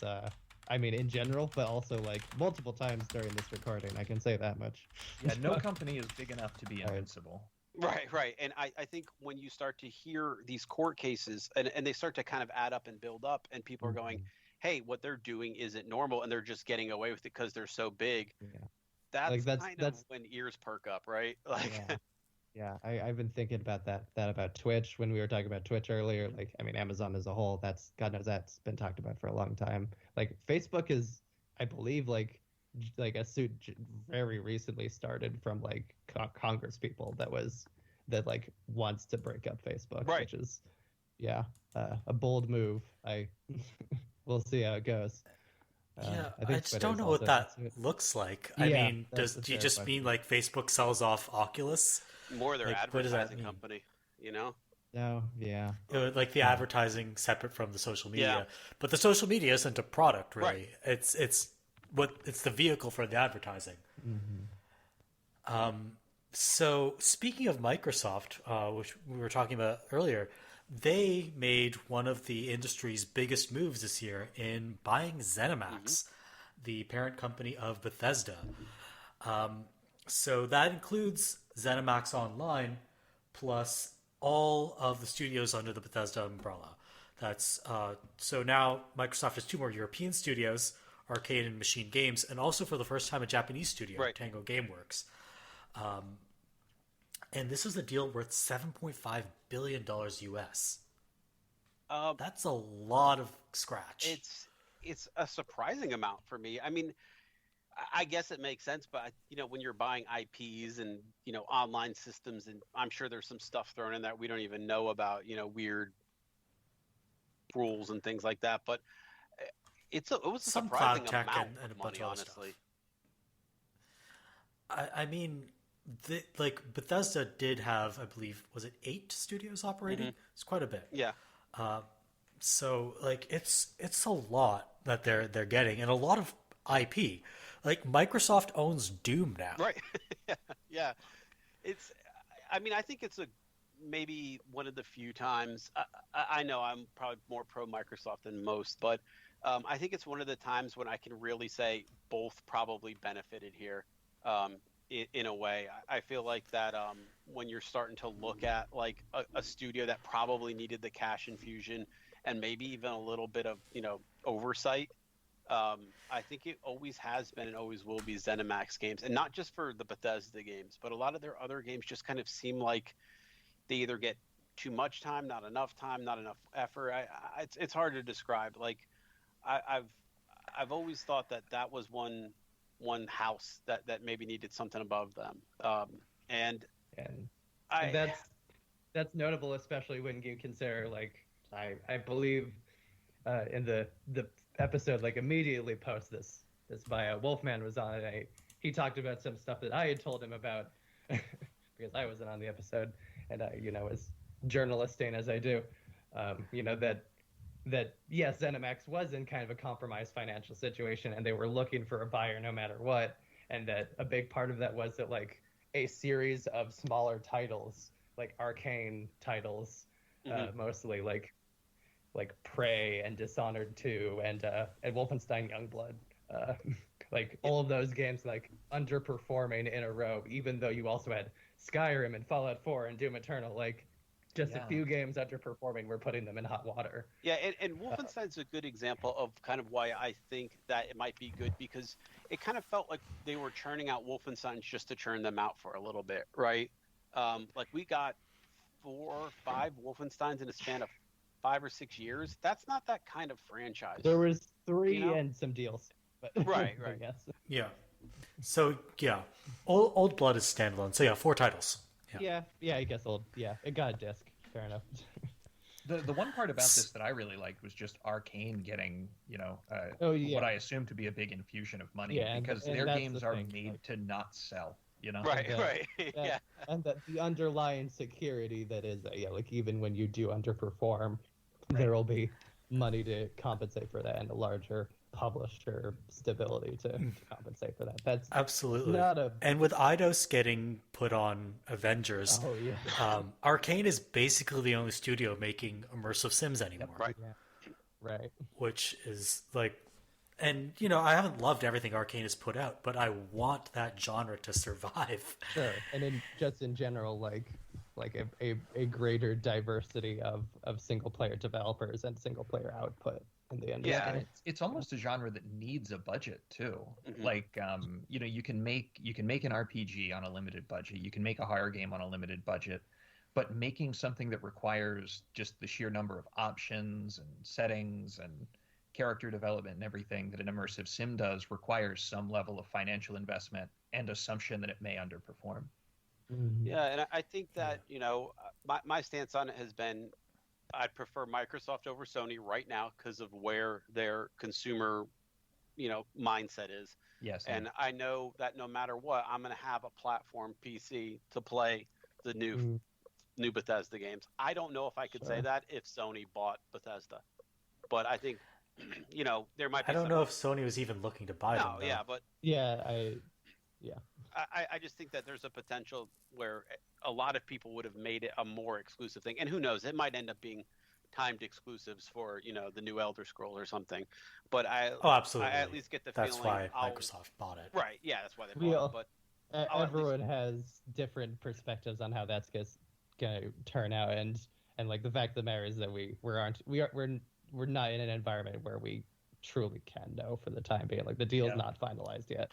I hope it doesn't lead to too many exclusives.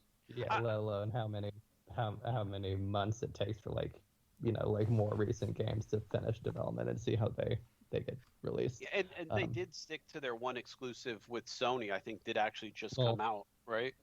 No, it's two. No, Deathloop was delayed till 2021. Oh, okay. Yeah, I couldn't remember if they just came out or had. Deathloop is spring 2021, and Ghostwire Tokyo is also but at least PS5 as far as they've said, they're still just PlayStation only. So I don't know. Also on PC. Oh, PC, that's right. Also on PC, and they're only timed exclusives. Like the Xbox versions already exist. It's not like they'll have to wait after the timed exclusivity is up. It kind of reminds me of like Death Stranding and Horizon Zero Dawn, right? Like they did come to PC eventually, despite being ostensibly Sony exclusives. Right. I mean, Death Stranding was the first year of release. Yeah. Yeah, well, Death Stranding is also not made by a Sony studio. Kojima Productions is fully independent. Yeah, so Horizon Zero Dawn is a weird move. It was because that was surprising. Guerrilla is, I believe, they're owned by Sony, right? Yeah. Are they not? Yeah.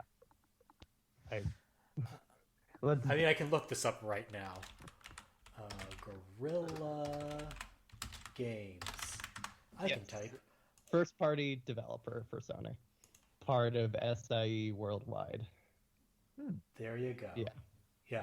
Yes. They're owned by Lost Boys from 2000 to 2001. What is Lost Boys? I'm sorry. It's a cadre of vampires based on the LA Boardwalk. No, hold on. I have seen that dirty vampire money. I've seen that movie. I love that movie. Thank you very much. The soft goth. I think maybe that was Sony exploring the PC market and seeing what they can do, and that's not a bad idea at all. And Sony's totally. I mean, they've been doing it with PlanetSide for a decade. Right. Yeah. Well, their online games though have, I feel like those are more cash cows than almost anything at this point. But it'll be interesting to see where their development kind of goes, because I think the historical problem has been more the cost, right, of moving from one to another when you've got that development in house. But I mean, I haven't been. I think Sony's move to PC makes more sense. I want more stuff on PC rather than less. So bring Bloodborne to PC for Pete's sake. Yeah, Demon's Souls remake. Come on. That's its own thing. I won't get into because leaks and discourse and so on. But all I was gonna say was yes, I'm always an advocate for more things on more platforms generally. Yeah, just more choice for consumers overall. Yeah. That's not the language I would use, but yes, but even with the worth acknowledging upsides of for developers and such, I still boil it down to I'm not comfortable with a major publisher having that many studios and that much market share of the industry. It would have been the same if it was Sony or EA or whatever. It doesn't matter. I don't want any publisher to have that degree of power. And also, I'm deeply concerned about the risks of a larger arms race being set off by this move. There are limits on this. Western there are legal limitations on what Western companies can do to reach Japanese companies, and most companies don't have the same kind of scratch that Microsoft does to that degree. Those are things, but yeah, I remain concerned that that this is a start of a broader consolidation of the industry under fewer umbrellas, and yeah, that would be a drag. I mean, there was that scare this year that Warner Brothers Interactive was Warner Brothers would look to sell off its interactive division. Yeah, they've decided not to in the end. yeah, they decided not but to. That could have now. Yeah. There were that could have led to Sega, further consolidation. That Sega was. Sega's always been. And that rumor is always like. Oh, okay. Around. I only became aware of it this year. Yeah, a lot of that Sega stuff was people like really weirdly reading into shit. Hold on. Oh, okay. And yeah, people reading into like the Sonic logo appearing places, and a lot or of just people like the saying use of the color blue. Nintendo, I remember that was always like a Nintendo by Sega type thing was always out there for probably since the success of the Wii. Nintendo's sitting on a lot of cash, but I think they want to keep that cash. They're very they hoard a lot of cash. That's true, but it's complicated. I think Sega was pretty hard hit by the pandemic too, right? It's arcades in particular. Sorry, Nintendo's really good at like just not being very visible with how they spend their money. I mean, they invested a lot in like the theme park development and stuff. The theme park development, yes, but I mean like game development. You know, like we talk about how Cyberpunk was first announced in 2012, soft announced, and you know these very visible long AAA development cycles and all that stuff. Like Nintendo has a lot of stuff that's been in the cooking for a while, and I'm talking about like really like officially known stuff, not like rumors. It's part of like just a scale thing, you know. It's not the same production scale as Sony or whatever, but it's big for their scale, and that's. Yeah, heck, whatever Retro was working on. Yes. Like one or two projects that have just disappeared into the ether. Yes, that's its own thing. Sorry, they'll reappear. Sorry, at some point. Sorry for interjecting. That's all right. So you did mention Cyberpunk, and that is the last news story we're going to discuss, which is the controversies over Cyberpunk 2077's release. Wait, what's Cyberpunk? I am not entirely sure. We're going to find out together. 1990s tabletop RPG. It's Mike Pondsmith, a friend of me and Library Last. Actually, that's actually wow. true. Nice. That's not a joke. So yeah, while we're all figuring out what Cyberpunk is, it has caused a lot of controversy at release, to the point that a news story about the controversy made the front page of the New York Times website. So it is it pushed down some stories that of actual import in American politics that I was surprised got knocked off the front page in favor of this. Even in the financial pages and business areas, there's been a lot of that where it's kind of been pushing off other news because of how much money has been lost. I mean, whenever you see a stock bottom out like this, it starts to get people talking even in the business pages. So yeah, it's when kind the of business pages are talking about your game, nothing's gone wrong. Yeah, I guarantee you, my father is about to retire after working in the energy industry for 40 years. Like, I guarantee you, he's probably seen a fucking headline in Wall Street Journal or whatever about Cyberpunk at this point. Yeah, I'm dreading the inevitable like question from my mom or dad. They're going to be like, "Oh yeah, Merve, you play video games. Can you tell us what the Cyberpunk thing is?" And I'm going to be like, "Oh shit, Mom, Dad, you do not want to. You have 3 hours? Yeah, yeah." This was a good fall for quarantine to keep me apart from my family. How would you explain? Yeah, I don't even know where to begin with all this nonsense. So, today we're mostly going to be discussing the post-release controversies, but I think we'd be remiss if we didn't at least for now. I'm going to bring up some of what happened pre-release. Mm-hmm. They've had first reports of crunch and very intense development that were reported on prior to the game's release, mostly by Jason Schreier of Bloomberg and Leanna Ruppert of Game Informer. Mm-hmm. And we'll link to those stories in the link dump. And the other major source of controversy has been their marketing campaign, which has flirted with, let's say, some less savory elements of the internet, and has been marked by multiple incidents of transphobia. And there's a big Reset Era thread about this that we're going to link to. It's not been great pre-release, and now post-release that there's been all this other drama that we're going to discuss in detail. It's kind of put the spotlight back on these earlier controversies, and in my opinion, not great stuff. I mean, that's probably a bit of an understatement. A bold stand by Merve. Yeah. Not great. Bigotry. Not great, guys.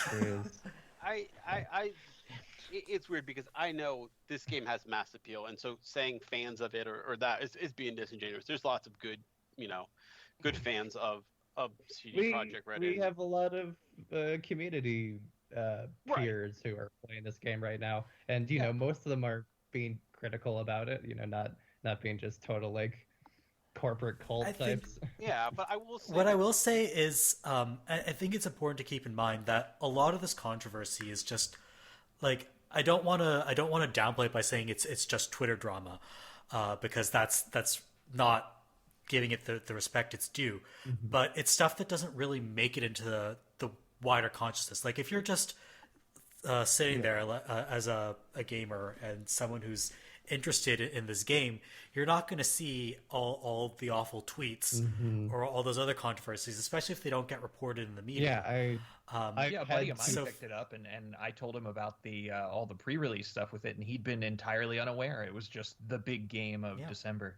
I've been having to explain this stuff in comments of games thread related stuff on the site for literally years now. I'm not, that's not even a complaint actually, but just saying even members of our community can manage to remain pretty unaware of a lot of this stuff right up until the point the game actually launched and had a whole other sector of issues. And it's not like they're like looking, it's not like they don't care, it's just that they don't know because it's not broadcast so widely. And the access to that knowledge is limited. Them flirting with the elements that they did, I don't think was accidental. I think it was pretty intentional that they tried to grow a market with kind of a certain place. And if people didn't catch on to it, that's totally fine because they're probably not in those places. But, I started to kind of pick up this real... toxic's overused, but that's kind of what I would say they were kind of building in their fan base, was kind of a rampant, rabid... There's a very particular strong impression of a certain corporate culture within CD Projekt. And then also like related but distinct from that is the like what we were talking about with Apple and Epic and like using social media to rally fans as members of your cause when you're a billion-dollar corporation. And I think what's odd is that the type of people they were courting or looking for were the type of people who would say, "Oh, I don't pre-order," or "I don't support video." You know what I mean? Like, and then they pre-ordered this game, or "I don't like that these things are happening," in the industry. But it's okay when they do. I did literally see a meme that was like, "No pre-orders except Cyberpunk," which is that's. Whoever made that... That's a lot. Whoever made that has to be, like, at least a little embarrassed now. Right. They're like, trying to find the original and scrub their name from the EXIF data. Watermark that's all over it, I think there's a lot to be said kind of for that angry... I usually associate with, maybe a Reddit, gaming, or, that type of place where it's like, we're mad about these things in the industry, but for all the wrong reasons, or for the wrong kind of consumer rights advocate. Right. Yeah, exactly. I'm a consumer rights advocate because I want everything to be, cheap for me, and I don't care about anybody else. I don't care about crunch. I want games fast and cheap, and that's it. I don't like microtransactions because I can't get everything I want in a game, not because that's what basically puts money into the game and keeps the studio afloat. Things like that, kind of very looks at it from a very one angle. But with CD Projekt Red, I feel like they courted that and they cultivated it, and now they're reaping that damn whirlwind because that's the kind of person that's their fan. and guess what? Their fans are pissed. Not all of their extremist, selfish type consumers are on their side anymore. I think that where I would start with the post-release drama is because, like I said, I know a lot of people who are enjoying this game, like loving it. And I feel like every single one of them bought it because it was the big game in December, like you were saying, and that's it, right? Like they didn't go through all the cycle. I guess they're all playing it on PC or next-gen consoles. Yeah, my buddy's playing it on PC, and he said it's been a good time. Yeah, almost everyone I know is playing it on PC.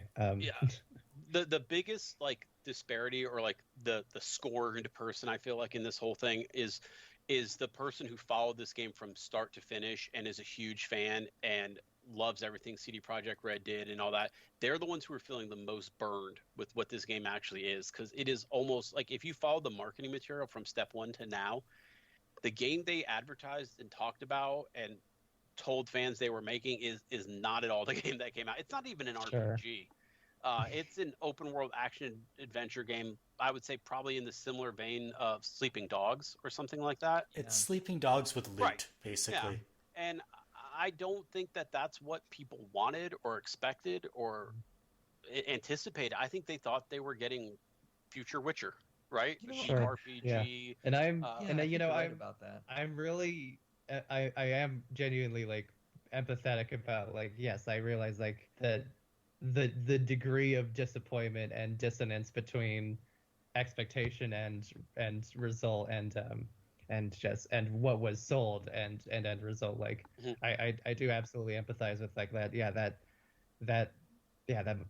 the disappointment is very real and very powerful, and normally I'm sorry for that, but I will also say like it also sucks to be one of the people that was like pointing out the warning signs for years. And then be on the other end of this, you know? I think a lot of times you could normally say, look, you got yourself too hyped about a game that didn't exist. It just wasn't ever going to be that game, right?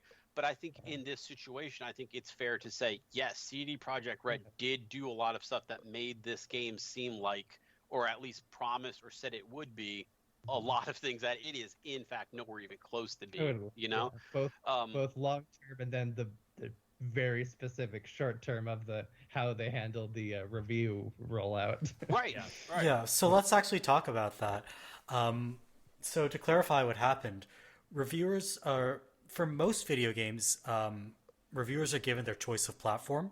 Sometimes the publisher won't give them a choice of platform because of a marketing partnership or because it's just easier to generate PC keys. And it's not inherently shady. It just, that's how the review process sometimes works. But what was shady here is that they're only given 5 days, which is a very short time frame to review this kind of game. Usually they'd be given 2-3 weeks. And the other problem was publications had to agree not to include any of their own footage or screenshots in reviews. Which is bonkers. I mean, that's... It feels that like a never movie happens. that didn't screen to critics ahead of time. Like, very similar to that. It's not a good sign. So, and the reason this time frame is so problematic is because it's just enough time to kind of do a little bit of side content and otherwise just mainline the main story, and then write up your review. And the main content of the game is relatively polished. But it's when you start messing around with the side content and going around the open world that you start to see the seams and all the insane glitches and bugs that have given me so much joy over the past few days. When that guy stood up on the motorcycle with his bare ass hanging out, I don't know if I'm laughing. Bare ass T-posing. T-posing. Motorcycle. And somebody said, this is how you assert dominance in Night City. Okay, I just gotta mention my favorite glitch because it's the most ridiculous thing on the planet, and it just indicates that they just made the fucking weirdest development decisions. So they apply destructibility to like rocks, so they can like shatter into pieces, and it makes sense, right? If you explode, if you like let off dynamite next to a rock, you want the rock to explode, right? But the thing is, this destruction triggers at weird times. So you can literally just be like driving in the desert on a motorcycle, and if your tire so much as brushes a rock, it just shatters into 100 pieces. Yeah. Oh, that's good. And that same effect happens to cars. I saw one where somebody like summoned their car showed up, and it just like disintegrated, like it was made of like sugar glass. It was the funniest thing I've ever seen. My favorite glitch is a lady who turns into a table and 2 chairs. Yeah. I saw that. The author of Awkward Zombie, right? She's the one who shared that on Twitter. That must be where I saw it. Yeah. I mean, the subreddit went from, get ready, this is all you're going to play for the next 2 months, to just nothing but the funniest fucking gifs of glitches so fast. I mean, in India it started small, right? It was like a trickle, right? Like you started seeing like penis Q clips through pants, which I think is the funniest phrase you'll ever hear. But like it does, it clips through the pants, and then you're like, whoa, this is gonna get good from here. Oh yeah, speaking of nudity related glitches, there's one where you yourself will be wearing clothes, but if you look at the mirror, it's the naked version of you. And Twitch streamers have been freaking out about that one because obviously, it's one of those ones where like, what's going on here? But yeah, it's been hilarious just to watch in real time. Yeah, so the way they to get back to the review process, the way they jiggered this, because reviewers saw the most polished version, the PC version, and only had time to kind of play through the most polished content, the game ended up reviewing pretty well. But then when people got their hands on the Xbox One and PS4 versions, or took more time with it and started seeing all the side content and all the weird wackiness in the open world, they realized, wait a sec, this game was not ready for prime time. Also, some stuff that launched this fall had next-gen versions ready at or shortly after launch. Like Yakuza Like a Dragon has the Xbox Series X version already out. The next-gen versions, the dedicated, optimized for next-gen versions on consoles for Cyberpunk are like, I believe the timeline is something like mid 2021 right now. Yeah, it was supposed to be spring, but that timeline has been thrown out the window now after all this nonsense. It's wild to think that the last gen versions are the ones that they put out. Like that the ones that are so rife with glitches are the ones that they were focusing on. Like, what's the next gen version look like at this point? That's a good point, because remember, this game was in production for how long? 8 years. Yeah. So you can't say that they were. I mean, a lot, like 4 of that was pre-production. Spent on The Witcher. They got pulled over after its initial debut. Most of the folks working on The Witcher. The years between Witcher 2 and Witcher 3, primarily went to Witcher 3. That is true. That said, I just think it's disingenuous to act like this was always developed for this gen, current gen, new gen, however you want to phrase it, all along. That doesn't track. I mean, there's no way. It was literally. It was supposed to release this spring, right? That's also true. But it was like the between Witcher 2 and Witcher 3 version of the game was actually announced as a cross-gen for PS3 and PS4. It's plainly a development process in free fall. Yeah, and that's what the stories that are slowly starting to leak out. I can't wait for Jason Schreier to really get into this one, because it sounds like everything that you would expect from a company that's been in a 6-month crunch and has a lot of turnover, a lot of people left after the Witcher. 2-year crunch. Yeah, I mean, really. They've been crunching since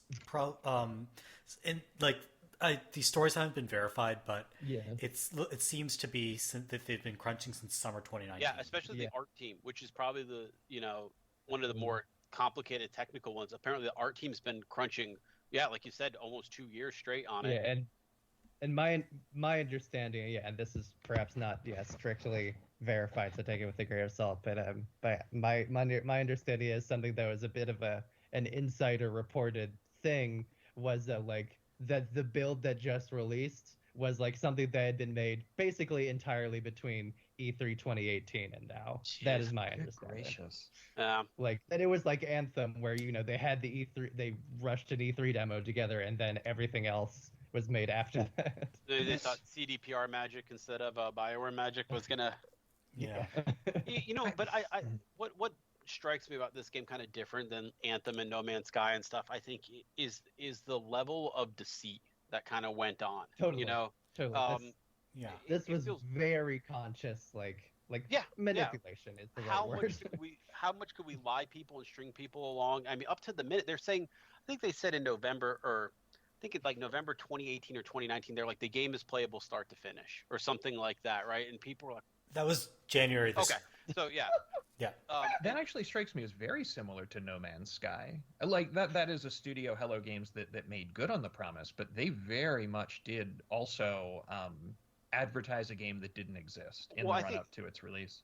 The difference, I think, is one, you got a small indie studio versus, billion-dollar, 800-person studio, and two, you've got a lot of background or prior games you can look at with CD Projekt Red and be like, okay, well, they delivered here, and people, and the third factor there is that No Man's Sky was just missing features. Right. It wasn't buggy. Right. It ran. The way That's a good point. Yeah, that is different as well. Where I feel like, what's his name from Hello Games? Sean, I can't remember his name. Sean Murray. He just couldn't say no. Like if people asked him, hey, does this game have multiplayer? Yeah, sure. Does this game have it? You know what I mean? But I feel like with CD Projekt Red, not only did they say stuff that wasn't in the game, they almost featured it in a weird way in some of their videos that they had to have known, like Braindance, right? Having watched that Braindance video, I figured braindancing was something like almost like a side activity you could do to like random characters, and I mean just basically like it was a huge part of the game. I think in the actual game you can only braindance 3 or 4 times. Like I mean, I'm sure you can look that up. It's all main story missions. Yeah, but I mean, it's not like random people on the street you can walk up to and brain dance or whatever. So it's just weird things like that where I feel like they did a whole feature on that, and basically made it seem like it was this huge thing, and then it's barely even in the game. I don't know how they is there just this huge disconnect between marketing and the game developing, or is it just what I think is it's super on purpose, right? And they made it seem like a game that wasn't even there is the game that you're buying. Where my mind is going to at this point is really like our old throwback Mr. 22 Cans Molyneux. Molyneux. Yeah. I mean, there's stuff to be said about over-promising with the game for sure, but I think when you do as much or put as much effort into making it seem like something's there that isn't, that to me crosses the line. Yeah. From okay, well, you just couldn't get multiplayer cooked in on time. Fine, we'll trust that you patch it to. I wouldn't trust CD Projekt Red to do anything. I wouldn't even trust them to fix the game right now. I'm cool. They'll never fix it. Kappa, that actually that speaks to kind of, and I hope I don't come across as mean-spirited with this, but sort of a disappointment that I have with the wider kind of gaming culture is that this doesn't strike me as something that should be that surprising to folks who are fans of CD Projekt Red as a studio. Yeah, every one of their games. It should be surprising to people that have. It should be a surprise to people that have experience with this industry at any point in time. Yeah, well, like CD Projekt. I mean, all their games launched in a pretty buggy state. Right. No. Yeah. As you correctly point out. I was going to get at that myself at one point. Like Witcher 3 was unpolished. It wasn't comparable to this. I think that's fair to say. Well, but 1 had to be re-released, if you remember. Witcher 1 was so bad and so buggy at launch, they actually Witcher pulled 1 it. Also like a mod. Sorry. It might have been at some point, but the version they sold, it basically had a lot of similar problems. Didn't run on modern machines. Didn't have like certain driver profiles. Just a lot of weird stuff with it. They actually delisted it and then gave. Kind of when GOG came around, they gave everybody a free copy of Witcher was enhanced or definitive, some kind of name that didn't make it sound like "oops, all fixed," but that's what it was. It was, and that was actually the second version of Witcher 1. Mm-hmm. The first version of Witcher 1 that they created was such a train wreck that their publisher threw it out and told them to start over. It was the second version that was such a mess that they had to re-release it. Mm-hmm. Oh, Jesus! Yeah, and Witcher 2, I think most people would say at launch was buggy at best, didn't run at worst. This I can't personally say because this was when I was trying out SLI, and Witcher 2 famously didn't run on SLI. It just refused to like recognize. I actually had to physically take out a video card to get Witcher 2 to work. I mean, that part of it was SLI was kind of its own thing. But if you remember kind of that 980 gen, everybody was basically like, if you want performance, you SLI, right? Yeah. So, so I don't think I was weird and alone doing that, but like that game just was like, nah, we're not even going to try it. So one of the bigger problems with Witcher 2 as well, though, was that it was designed to launch day and date on Xbox 360 and potentially even PlayStation 3 with the PS3 version, but their development process was such a train wreck that they couldn't get it to happen and had to go to an outside studio to kind of reformat it. Yeah, because I have Witcher 2 on 360.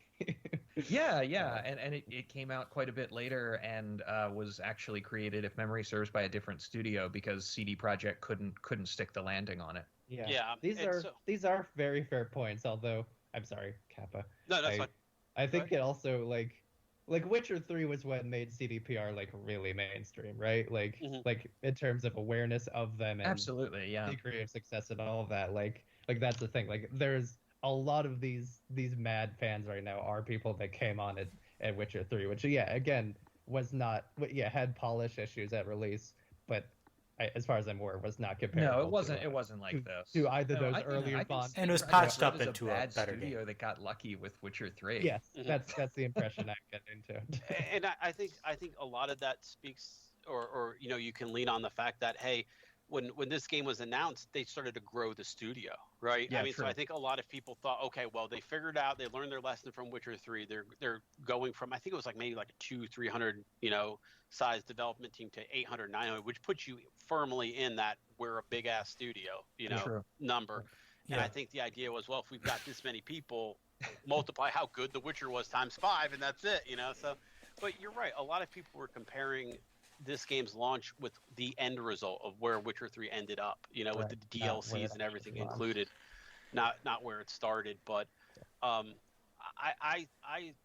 think part of it maybe is what bothers me the most is how willfully they kind of misled. That's for me the biggest part. And it also puts the media, right? Gaming journalists, I mean, I'm not going to feel bad for them or anything, but it puts them in a weird spot sometimes because now there's a lot of 9s and 10s out there running out on this game, right, before launch. Yeah. And so I can't fault the people who pre-ordered because I would, this about Steam, they put Masterpiece. So like there's like a Steam tag called Masterpiece. They put that on CD Projekt Red on this game before it launched, based on reviews, Metacritic, I mean, all these types of things. So I can't really fault. Sorry. And Merve provided fair context for where those reviewers were coming into this situation and were put in a totally fair position, but it does also speak to the broader like this state of games press and that like things are different than they were a decade ago or whatever, but but also like there's still a lot of like maybe not as much media literacy and critical literacy in the press itself, and also like that it's not doing enough of the work for its consumers that it what needs I'd like to. to see going forward is kind of what I think there's a couple places that did. I think Ars Technica, Polygon, maybe Verge, a couple other places. They did a review in progress. They basically said, look, we were given a code 5 days before release. We're not going to put a score on this thing until we really dig into it, that's exactly what Destructoid did this that's time. good.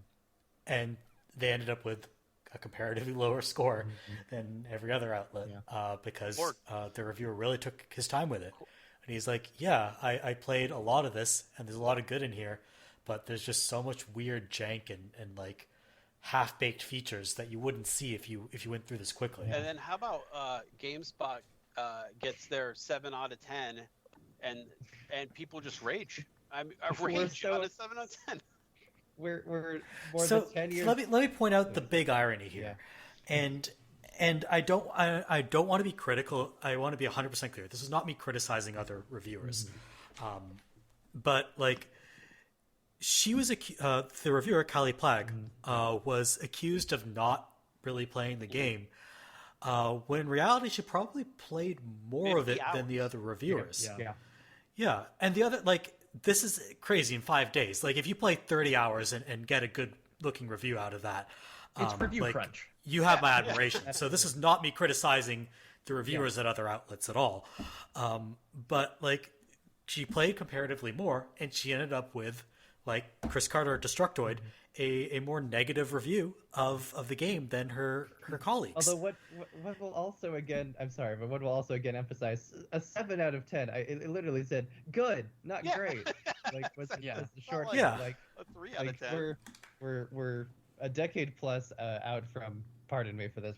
We're a while out from Gersman getting fired over a 6 for Kane and Lynch. You know.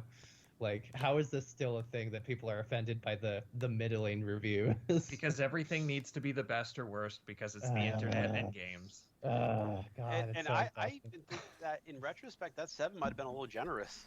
And a lot of the things people took issues with was that she didn't enjoy the side quests because they didn't lead to anything memorable or meaningful. And that's one of the big complaints a lot of people, even who enjoy the game, are kind of saying now. You know, it's fun to go around and explore the world, but, you know, all the side quests are the equivalent of Grand Theft Auto stranger missions. You know what I'm talking about? Stranger missions, like you roll up on a guy and it's like, hey, I got to get my car into town. Can you drive it? You know, it's like I played a Grand Theft Auto. I actually know what you mean.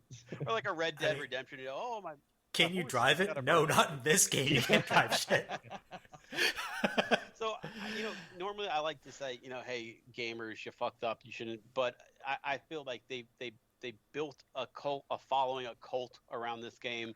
CDPR totally has a lot of culpability, but I will also say, y'all be more skeptical. I'll have to go with Lovely Bones on that. I'm regularly disappointed by the level of unearned optimism that video game fans give major corporate interests. Mm-hmm.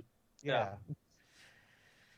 But I mean, also I will CD say, Projekt Red was dirty about it. Like, it's a weird, complicated one in this case. I really do think that this one is maybe. I understand it. Like normally I would go like 60-40. You should have known this, but this one's a little bit tougher for me. I mean, they pulled the wool over Sony and Microsoft's eyes too. They totally I think this is the last thing we should talk about with regard to this.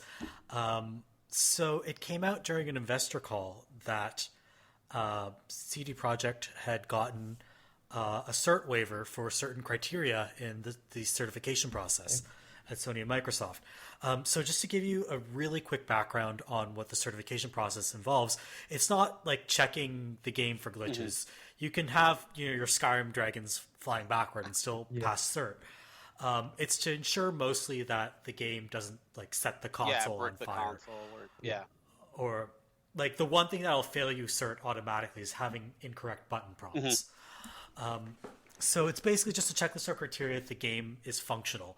And that can overlap with glitches and bugs. So if you're constantly crashing the console, that might be something that causes you to fail cert. And if you do fail one of the criteria, either you have to restart cert after fixing the issue, or if you're a publisher that's built up some trust, you can get a waiver pledging that you will fix it by the time of release. And so they admitted to getting this waiver. And they also admitted to not meeting the criteria before release. Mm-hmm. And so what does that result in? It results in Sony pulling the game from digital storefronts. Yeah, and I think you're also maybe seeing now there is a bug with save games on PlayStation. I don't know if you heard about this one lately. It's on all platforms, actually. The save size thing. I'm wondering if that's part of the reason once they figured that one out for the delisting as well, because that seems to me like something that would fail cert if you get to the point where your save games no longer, will save. I feel like that's a delisting as well. Yeah. So basically the bug is if a save file gets larger than 8 megabytes, it's corrupted. And most people won't encounter that. But if you do a lot of crafting or looting, so if you spec for someone who actually does crafting and there are builds of your character that do that, then you'll probably run up against that limit. And you effectively can't 100% the game as is. Real Space Station Silicon Valley kind of scenario there. Mm. That's there's an old retro game where you can't 100% it because of a glitch. That to me, I think, just in the recent list of bugs and things I've heard, I mean, goofy glitches and stuff like that aside, I think that that might be one of the conditions for a cert, because I think at that point you're probably running into corrupting hard drive territory. You know, totally. And this more broadly has added a lot of extra public scrutiny to the cert process that wasn't there before. I'm not surprised which that Microsoft and Sony do not want. Sony and Microsoft right? wanted a big tentpole release for Christmas. Like, I'm not surprised with the limited slate of games that they greenlit it anyway. Yeah.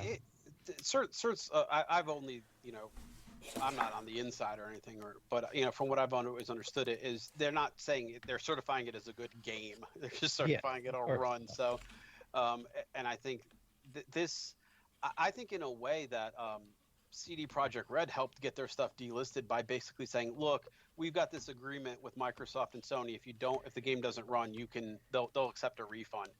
And then Microsoft. They said that without consulting. Yeah, that was peak CDPR right there. Yeah, and I honestly think 90% of the reason they got pulled from both storefronts is because of that.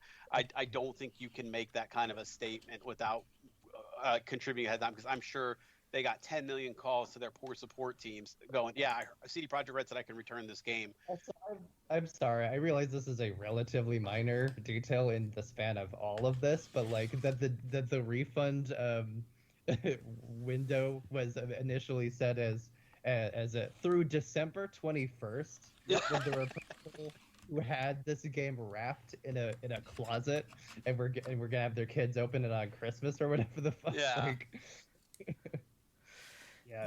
that's that.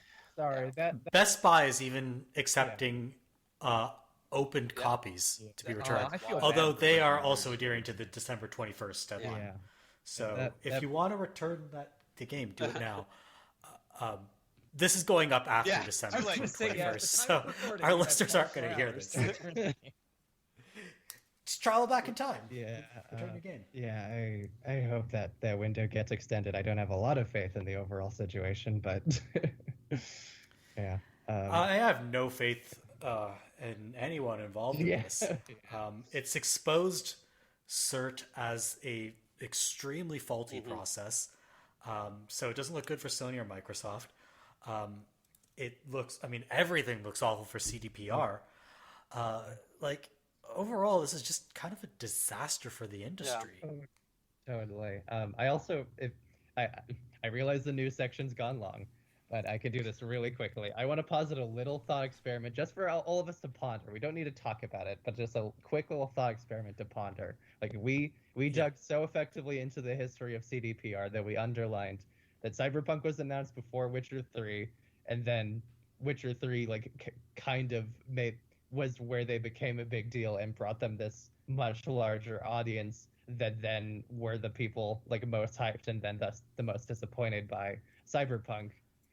What does the world look like where Cyberpunk launched in 2015? Instead of Witcher 3. Does CDPR not exist in 2020? I think the expectations might not have been right at that level. Maybe this isn't in the spirit of your thought experiment, but I think Cyberpunk 2077 would have been a vastly different game. I agree. And probably a better game. My point is more if the Cyberpunk that's released instead of Witcher 3 doesn't catch the audience that The Witcher 3 did, what are the ramifications? That's really my point here.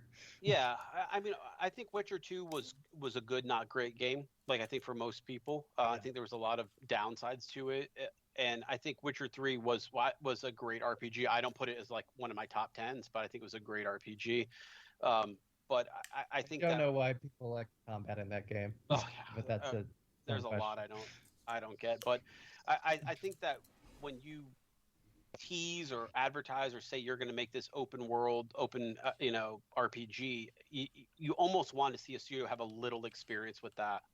And I don't think anybody would have seen that at that time with that game. So I don't know. I think CDPR built the following they built kind of purposely and ended up with what they got, and I don't think that's an accident. I agree. I think they probably, if Cyberpunk in kind of the state that it's in now, maybe a little more polished with a little bit less ambition. If it had released in 2015, it actually would have been entirely in line with The Witcher 1 and The Witcher 2, as opposed to The Witcher 3 having been such a huge milestone for the studio. Would it have gotten them that following they needed? No. Be a company? No, I think it would have retained the following of The Witcher 1 and 2. Yeah. It would be your typical Eurojank game. Right, exactly. And those that's fine. of us outside this like relatively outside this fandom sphere of the last 5 years would have gone to relax a little more. All right, so that's a roundup of the gaming news that happened in 2020. We're going to throw it on over to the Avocado community to talk about their favorite games of the year, and then we'll come back to talk about our favorite and least favorite and most surprising games of 2020. Hi GamesCast, it's Zeussical. You have wisely chosen to ask my opinions, the correct opinions, on games this year. So here are my top 3 games of 2020. Number 3, Murder by Numbers. Hot take, I know that there's been a lot of negativity around this one, but I really enjoyed it. The 90s aesthetic is fun, and I found the mysteries light enough to not weigh down the puzzles. This isn't an Ace Attorney web of lies to untangle, and I didn't need or want that. The story sections are a light ride with a bunch of fun and enjoyable characters, and Ryan is also there, and the puzzles are solid, and the interface is unintrusive, which is not something that I can say for many other Nonogram games that I've tried. Also, Scout is adorable and the best, and I love them. Number 2, Spiritfarer. I didn't expect to spend so much time this year playing a farm management game about coming to terms with death, but here we are. It's got this lovely air of melancholy that is 100% my aesthetic, and it's got a cooking element, so that's all I really needed in a game. The ship designing mechanic is a really fun part of the game. Not only does it make it pretty easy to build and move buildings wherever you want, but you are also building this custom jungle gym that you get to run around on with some of the most satisfying platforming controls that I've seen. It really adds an interesting meta layer to the various resource collecting minigames to be able to design your ship to make it fun and easy to chase glowing isopods or whatever. Number 1, Hades. Yet another 2020 game about death. I'm sure lots of other people have given their opinions on this game, so I won't talk about the amazing voice acting, the compelling gameplay loop, or the varied character design. What I do want to talk about is how much freedom it gives you with relationships. You actually get to be in control of your character, instead of being forced into one specific type of romantic attraction. If you want to have a romantic relationship with either or both of the interested parties, you can, but you can also choose an aromantic path, and the game never makes you feel bad or weird about it. The comforting little "they will be fine with either choice" note that it gives you at key decision points takes so much stress out of the story for a person like me who feels like they have to win at making people happy in this kind of game. So, that's why Hades is the best game about reconciling with your exes of 2020. Thank you for listening. Now get that microphone out of my face. Hey, this is Science, and these are my top 3 games of 2020! Okay, so number 3 is Animal Crossing New Horizons. Now, this is an Animal Crossing game. If you don't know what that is, it's like Stardew Valley, but a lot more chill, if that's possible. So, instead of harvesting stuff, you're just collecting stuff. Collecting insects and animal fossils and clothes and furniture, and you modify your house, expand it, place furniture in it, some new wallpaper maybe, befriend anthropomorphic animal neighbors, exchange gifts with them. Hey, invite a couple of people over multiplayer to your island and hang out. Maybe fish a little bit, collect some fish, donate them to a museum, dig up some cool fossils. Do you want to have a Tyrannosaurus Rex in your house? I sure as heck do. So basically that's the game, and it couldn't have happened. It couldn't have came at a better time than the first couple of months of pandemic. Oh my gosh, there are problems with the game with the interface and the clunky multiplayer, but I gotta say, if it came out any other year, it would have been a good game. It came out in 2020, one of the best. Such a good game for all of that happened, really. Well, anyway, my number 2 game, second best game of 2020, Paradise Killer. Now, Paradise Killer is a first-person perspective adventure game where you investigate the murder of the council of this island, a futuristic place where people commune with the gods. Thousands of years in the future, they have these islands, iterations, over and over again. They iterate on this island, getting closer to the perfect island, the paradise, in which you will all live and thrive for all eternity.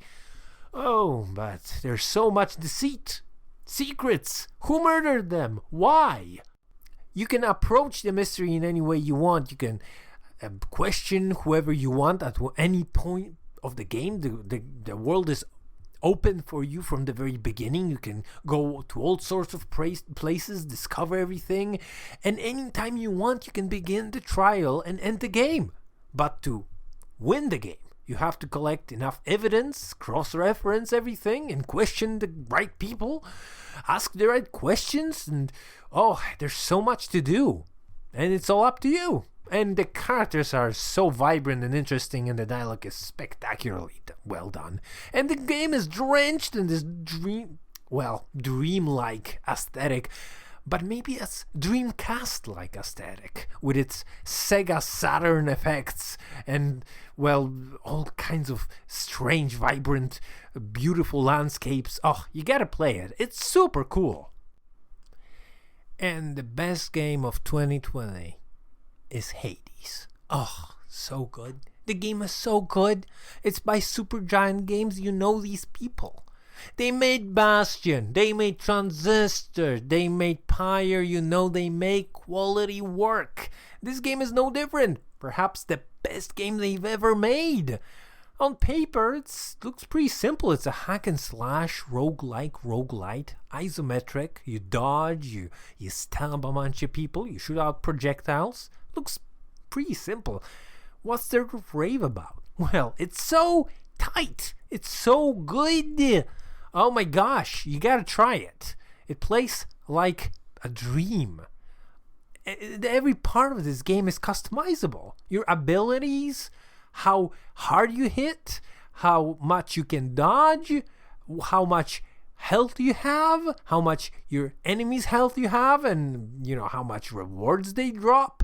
You can make it harder for yourself. You can make it easier for yourself.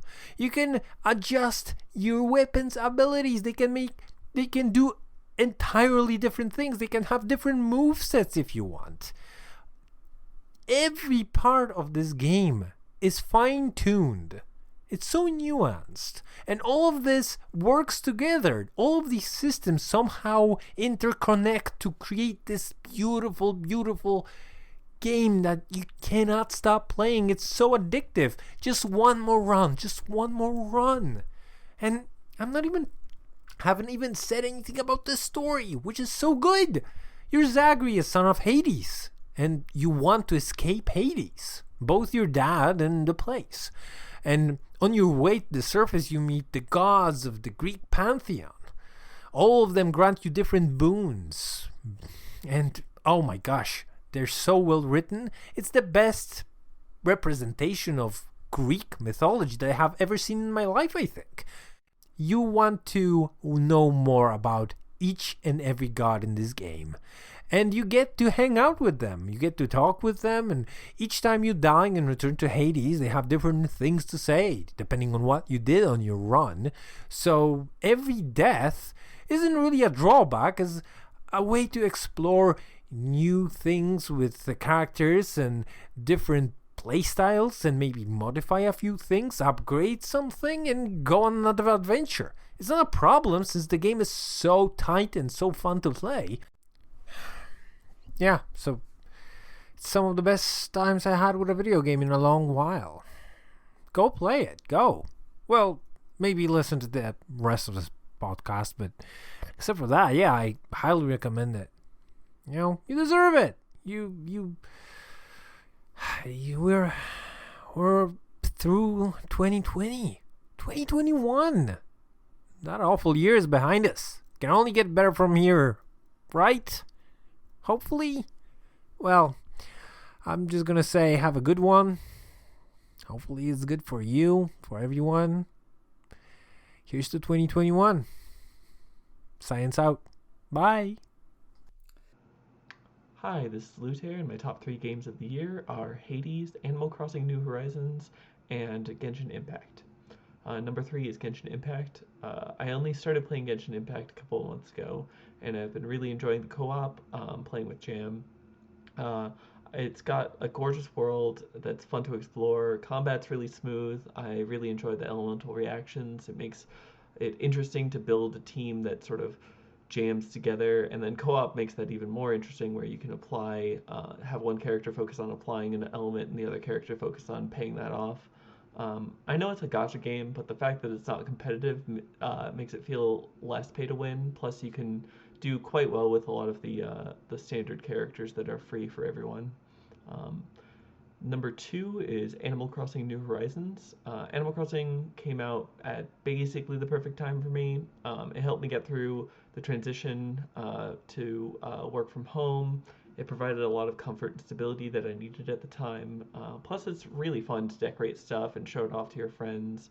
It has a nice level of complexity, but while still remaining like rather straightforward every day. And my number 1 game is Hades.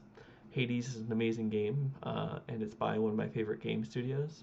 The gameplay loop is just really rewarding. I don't usually go for roguelites, but Hades just does so well with rewarding even unsuccessful runs. It makes everything feel like you're progressing, no matter how sort of not great at the game you may be at the beginning. I think it's going to be the kind of game that I come back to years later and enjoy just as much as the first time. The soundtrack is obviously amazing.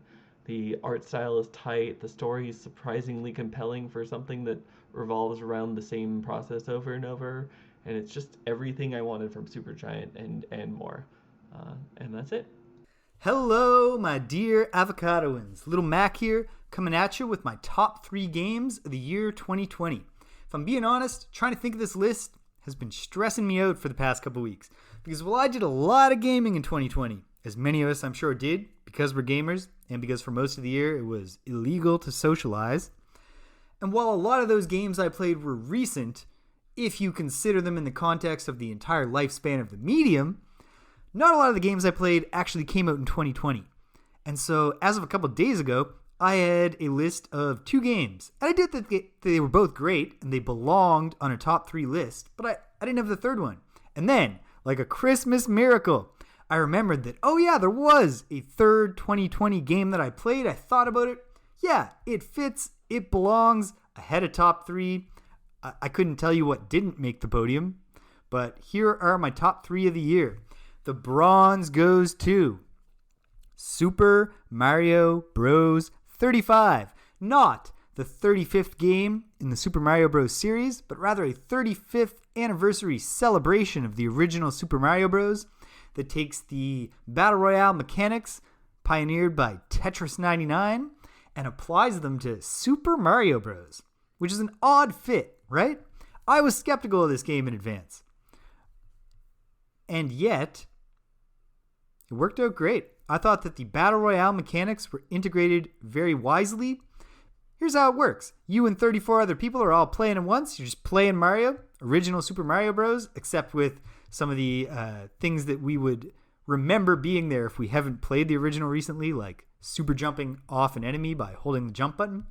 We're all playing Mario. We all have a countdown timer urging us forward. We get seconds back on that timer by beating enemies or collecting power-ups. When we beat enemies, we send them to our opponent's worlds like so much Tetranemo garbage, and we're all just trying to be the last person standing. And it's a wonderful system. It's not as natural of a fit as the Battle Royale mechanics were for Tetris 99, but it works. It's fun. It's not speed running, so it's not locking out a huge range of the player base from being able to compete with the experts. It allows you to succeed based on a mix of luck, strategy, actual Mario skill, and just familiarity with the game, knowing the places to find items and get those seconds back. And ultimately, the core game loop is just playing a bunch of Mario. And that has been a great core game loop for 35 years. It'll be a great core game loop for 35 more when we can finally get together with 69 strangers and play Super Mario Bros. 70 for about 3 months until Nintendo takes it away forever. The silver goes to Paper Mario, the Origami King. For my money, this is the best Mario RPG since the original Mario RPG Legend of the Seven Stars. In some quarters, that would be a controversial statement because not that this was a great game in its own right. This was a pretty widely acclaimed game. And yet, even many of the people acclaiming it did say, still, it'd be nice if Nintendo would just make a Mario RPG. As far as I'm concerned, I don't see how this game isn't an RPG. We've got Mario on an epic quest to far-flung lands trying to stop a world-destroying threat from wreaking havoc on the Mushroom Kingdom and beyond. As he travels these lands, he goes to dangerous dungeons where he must fight enemies in turn-based battles, conserving his items and deploying them carefully while making smart, tactical decisions about placement relative to the enemies. In order to survive those fights, he needs to solve puzzles in these dungeons. Along the way, he interacts with a wide range of NPCs. Some of those NPCs join up with him and help out in the battles. It's an RPG to me. Now, the battle system is quirky. It's turn-based battling, but it also has a puzzle element through the positioning of Mario and his enemies. And I guess that's the source of the controversy over whether this is an RPG. I say, yes, it is. And it's a great one. Incredible graphics. Beautiful music. Hilarious writing, but also writing that at times has more pathos than you've ever seen in a Mario game. And if you don't grok to these turn-based battles, the game gives you a lot of flexibility in avoiding most of them and doing as little battling, just the bare minimum of required battling. And then the gold goes to, let the suspense build for a moment. What could it be? It's Hades. Yeah. I'm not being iconoclastic here. This was on people's Game of the Year list. It's been a cliche to say, yeah, this is our Game of the Year. So, we didn't even give the games that came out in November a chance to take that place. We had made up our minds, like a lot of people did, like a week after it came out. And this is another game I was skeptical of. Not that I didn't think it would be great, but when I heard Supergiant was making a roguelike, I thought, okay, I like roguelikes. I like Supergiant's action RPG gameplay. But what makes a Supergiant game special to me is the delivery of the narrative alongside the tight and flexible and customizable RPG action combat. So how are we going to get that in a roguelike? Well, it turns out what you do, if you're Supergiant, is you make the most narratively ambitious roguelike game of all time by a wide margin. And you do it by taking Greek mythology, something a lot of people love, and not even reimagining the Greek pantheon, but just imagining them anew. And the distinction I'm making there is that I don't think there's anything about any of these takes on the Greek gods that isn't in perfect accordance with how they're characterized in Greek literature and mythology. You'd recognize all these people. They're hilarious. They're incredibly well written. They're well voice acted. The game itself is the tightest action RPG gameplay that Supergiant has ever pulled off. And I could talk and I could talk and I could talk and I wouldn't say anything that all of you haven't heard a million people already say. So I'll just wrap up by recounting the list. Mario 35, Paper Mario the Origami King, and Hades. And then I'll just say that I wish you all a safe and healthy holiday. Best wishes for the new year. And I'm looking forward to spending 2021 talking about video games with you folks a couple times every single week. Take care. Hey guys, Bresson here. I'm going to talk about my 3 games of the year. We'll miss shortly, most likely. So, first, my third game is Bugsnax, which I played through the Epic thingy. I played it on the PC, and it's really a really fun game. For the money, it's still like retailing for €20, which is pretty good. It's very short. It's read like 7 to 8 hours, but still it's very enjoyable. Even the gameplay is very much like Ape Escape meets Pokemon Snap, which is a fun dynamic. Even I'm not a big fan of Pokemon Snap. I do love Ape Escape, so that was enough to draw me in. But mostly it's really good because like the voice acting is tremendous, the story is really fun, and the overall style of the game is just really, really good. I highly recommend picking it up if it goes for a bit cheaper than it is now, because it's still like a pretty tiny game, to be honest. My second game are the Tony Hawk Pro Skater remasters that got released this year. It is for the first and second game. They're like the perfect remasters, to be honest. They take the original game and they just streamline some stuff, but also keep everything as original as they can be. But still, they included some new things like a really fun online mode, a really fun way to get like experience points and buy more gear. Which is never irritating, and the load times for the PS4 are really, really fast, which is cool. But the biggest thing that changed is like you can minimal like anywhere, which is like really easy to make like tricks go up to 80,000 or 120,000 points at least, and people even are hitting 1 million, and I will never do that most likely. But it's still like an extreme fun game that is as hard as you want it to be honest. And my game of the year is like without a doubt, because I spent like near 280 hours in it or something. It's Animal Crossing New Horizons, which is the first Animal Crossing game I played since the original on the GameCube. Yeah, it's just such a fun time waster. It does take like a lot of time to really settle into the groove, which was like a problem I had at the start. But if you get like the first buildings and get things going, it's just such a fun and well-made game that never is like never is boring, and just keeps like being entertaining all the way through. I'm still up to nearly my 3 hours. 300 hours, which is a lot for me. I think it's crossed now the border of the most other game I play the most, which is Fallout, which is around 280 or something. It's just such a fun game. If you own a Switch, it's a necessary buy, to be honest. Yeah, that's it. Later, guys. Hey Katos, this is Third String Hero here, and my year-end top 3 list is, from top to bottom, Persona 5 Royal, Trails of Cold Steel 4, and 13 Sentinels Aegis Rim. Lots of numbers up there. So I'll start with Persona, and it's actually the one I have the least to say about. Persona 5 is one of my all-time favorite games, and Royal is that, but better, so it's really hard to top that for me. It takes Persona 5 and makes it better with some very smart updates and quality of life improvements, and then the additional semester is my favorite section of any Persona I've played. It makes a great game even better. Enough said. Trails of Cold Steel 4. Oh boy. So anyone that knows me knows that I am a massive Trails fan.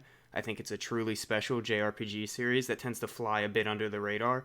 Maybe less so now, but still. This game is the 4th Cold Steel game, and Cold Steel is the 3rd arc in the overall story that is 9 games at this point. A 10th game came out this year, and will presumably see a Western release at some point. This game has to wrap up so many things. It's simultaneously an end to this entire 9-game story, but also has to focus on the Cold Steel section of that story, which is basically 2 duologies and a quadrilogy, between 1 and 2, and then 3 and 4, and then all 4.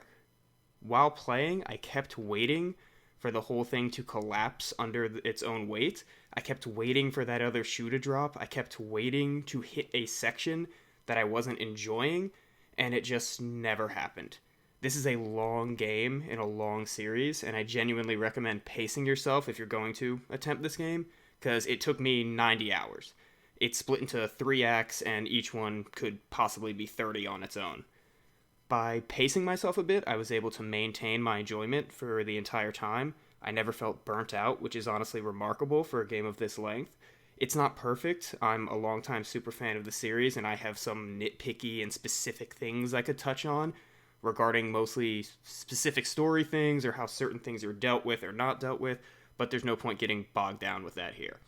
It's a truly special game, and I can't wait to see where the series goes next, which is exciting because going in, I think I might have been ready for the series to kind of start wrapping up.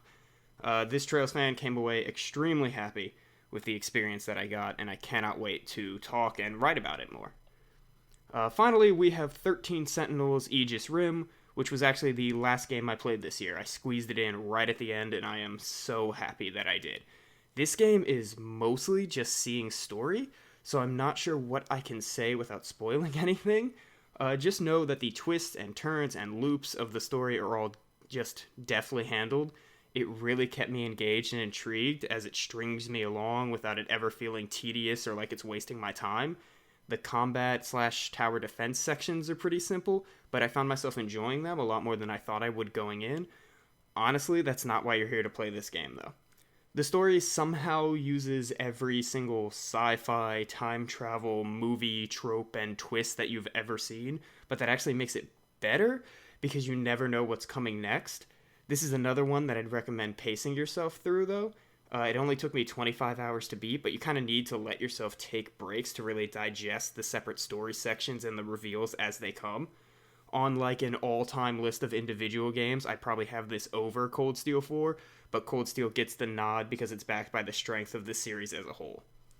So that brings me to my final point, which is just that all three of these games are really in a tier of their own for me this year. All three of them are all-timers for me, and I say that with no reservation or hesitation. I'll be replaying all of them at some point in all likelihood. I want to shout out their OSTs and soundtracks. Royal takes the already stunning Persona 5 soundtrack and adds a few more killer songs to its repertoire. Cold Steel has some great ones with the traditionally amazing Falcom team doing the soundtrack. 13 Sentinels has less songs that I'm likely to just throw on and listen to throughout my day, but its music really matches the tone and mood of where each track is taking place in the game, and even then there are a few standouts. Something really interesting that both Cold Steel 4 and 13 Sentinels do is that their credits are both amazing. Cold Steel 4's credits section is a true love letter to fans of the series that I think any fan would find quite moving and really love. Meanwhile, 13 Sentinels uses its credits to actually continue telling you more story, and it wraps up all the characters that you've been following throughout the game. The game's real ending is basically taking place during the credit sequence, and it's done pretty wonderfully. All of these games had a big impact on me for different reasons. As I said, they're all going on my all-time list, and they really made my 2020 in gaming something special. Thanks so much for listening. Stay strong out there, Kato. Stay safe. We'll get through all this chaos together. Thank you to those that run the GamesCast and the wonderful mods and members that make this community possible. Here's to a great new crop of 2021 games, and I hope you have a good one. All right, we are back. I'm here with Kappa, Lovely Bones, and the SingingBrakeman to talk about our favorite and most disappointing and most surprising games of 2020. So we are going to start with our favorites. And I'm going to start with my number 3 game of 2020, which was Yakuza Like a Dragon, also known as Yakuza 7. And it's the 8th game in the series, because there was a prequel somewhere in there. Yeah. So Ninth if you count the zombie one, which I liked. And we don't. And 10th if you count Judgment. So yeah, they made a fuck ton of Yakuza games. It's just what they do. Game, 15 years. Yeah, so like this is in some ways no surprise. Right. I love the Yakuza series. I think Yakuza 0 is a crowning achievement in video games. I am a huge fan of what they're doing. You're so established as a Yakuza fan. I'm really sorry for cutting in here. You're so established as a Yakuza fan. Merv, you played a not insignificant role in the fact that I now own Yakuza Like a Dragon. I just started 0 last night, and I am enjoying the shit out of it. I probably played it like, I don't know, maybe 12 hours already in 2 days. It's so fucking good. Yeah. Genuinely, thank you so much for the discussion and recommendations you've given with that series in the last 2 years.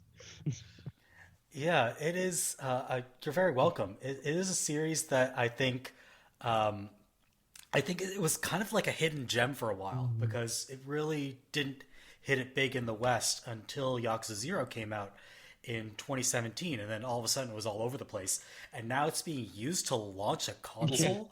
Like that is just mind-boggling to me. Anyway, Yakuza Like a Dragon, in some ways isn't surprising because I love the Yakuza series, but in another way it is kind of surprising because it is now a JRPG, not a brawler, a straight-up party-based, turn-based JRPG. With summons. And Yeah, Sorry. yeah. there are summons in this game, and they're fucking hilarious. Yes, like they are. I've tried to. there's one summon which is like literally like a lobster that pinches your opponents to death. Yeah. It's great. I tried to explain. My wife came into the room while I was doing a slot car race, and she was like, "What the fuck is this?" Like, I tried to explain the game to her, and she's like, "What?" Like, it was a hilarious conversation we ended up having because I was trying to explain. Like, she's like, "Why is he so serious?" And like, "Why are you racing little kids?" Like, there's a lot going on here. So. My partner. Oh yeah, so I have a story like that, which is my old roommate.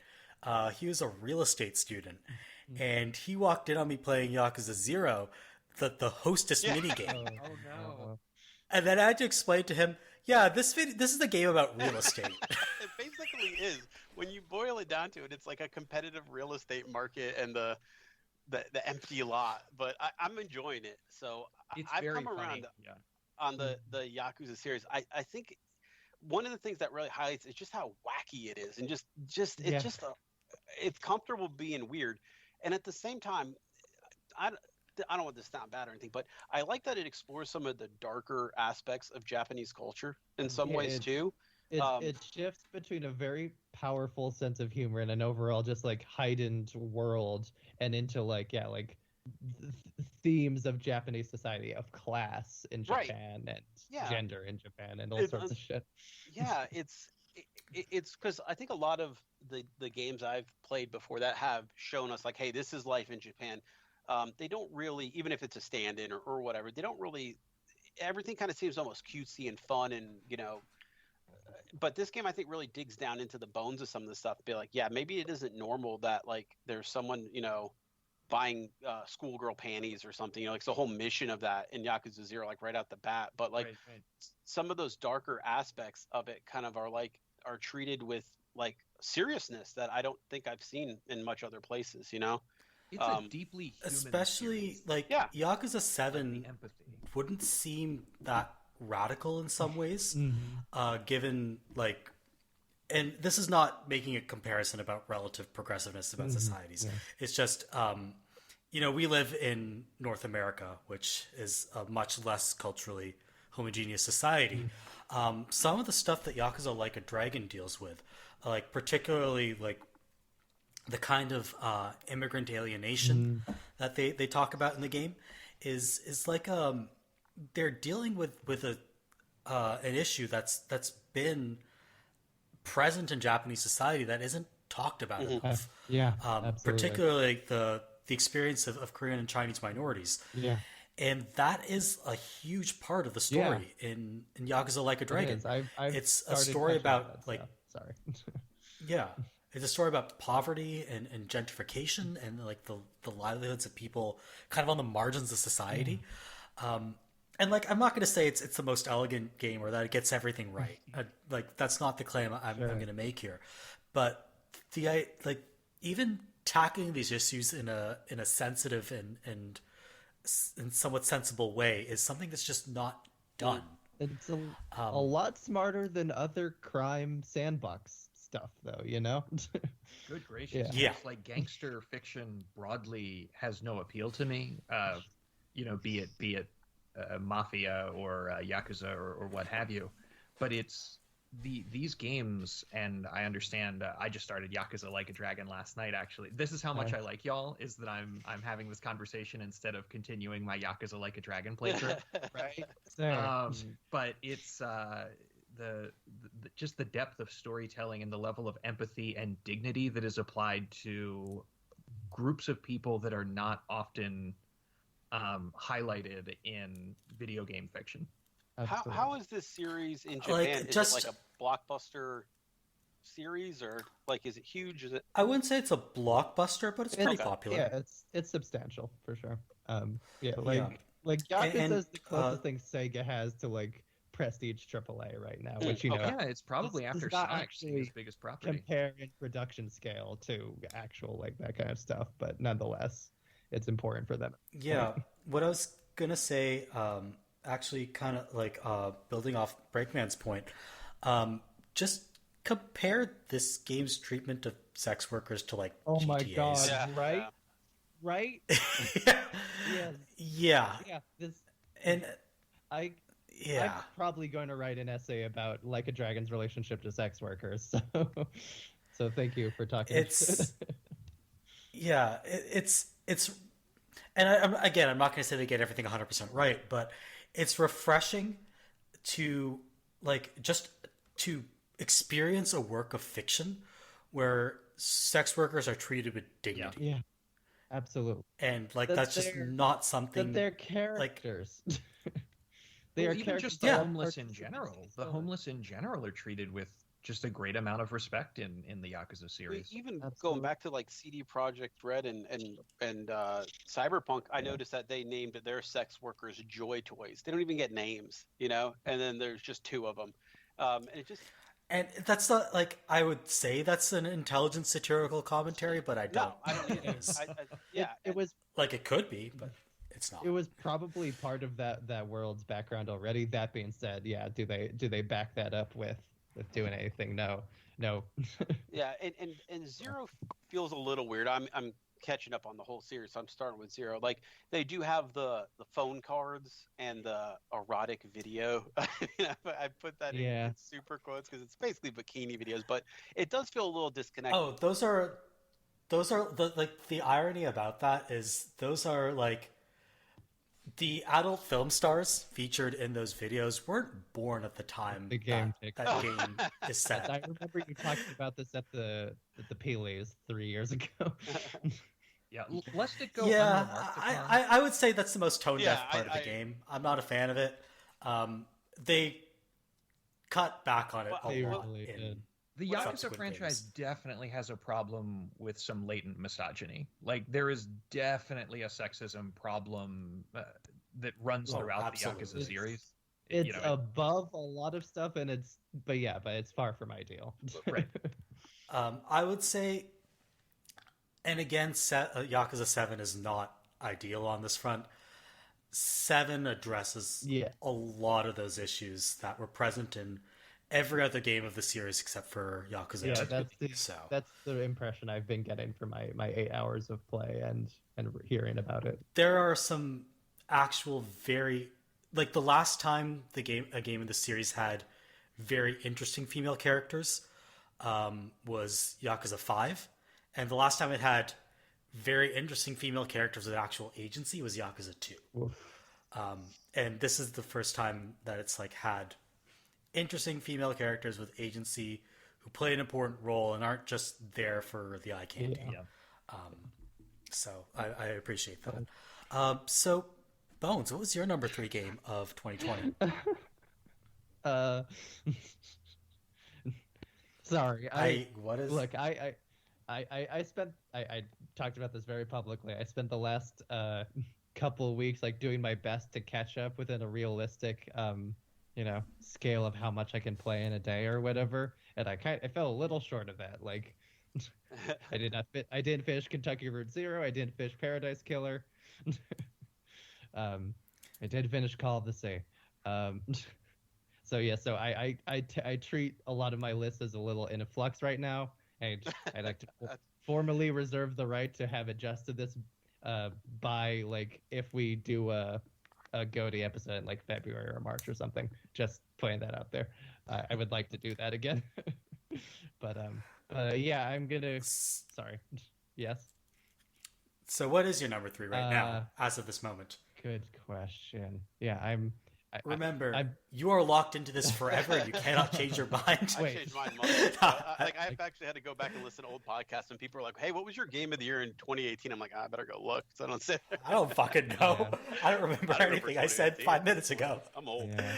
Suppose, what's your number 3? Okay, well, I stand by. I know that was just a bit, but I just want to say, stand by adjusting this later. Yes, I'm gonna go with to make this simplest. I'm gonna go with Yakuza Like a Dragon as my number 3 right now. Wow. Wow. And let that be a little shorter of a discussion, but just offer this one thing that I was gonna mention earlier, which is so my girlfriend, Library Lass, present on the Avocado pretty actively, occasionally shows up in the games thread. She is a gamer, as much as I am loath to use that term. She may not be like talking about it as much as we do, but she's pretty active. Like, she's been going back and forth between Animal Crossing and Hollow Knight and Wargroove, an indie throwback to like early Advance Wars and Fire Emblem. Wargroove is so good. Games. Yeah. I need to echo that. Wargroove is so good and doesn't get enough love. She's a big fan of it. So she's a real gamer, is what I'm saying. She's serious. Blah blah blah bullshit. Anyway, so like a lot of the stuff that she like watches me play, she has a varying degree of a good time with. She tends to roll her eyes a lot when I'm playing one of my Soulses that I love so much, not because she disrespects it like totally in concept, but just so like it is Okay, so she's not me. It is admittedly not a like.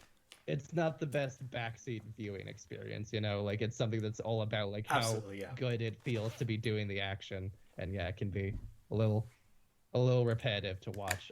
I get that. Yakuza Like a Dragon, she came into it with a lot of skepticism, and she has been really, really enjoying the experience of watching me play and us like experiencing it firsthand together. It's been very positive for us for this last week, and so this is. It's just been a really special thing. Like, I don't always get this thing of like this is a game where I probably won't be able to play it without making sure that she's also there, because she will want to see what happens next. That was my experience with Yakuza 0, actually. My wife got really into it, and so I only played it when she was around to watch.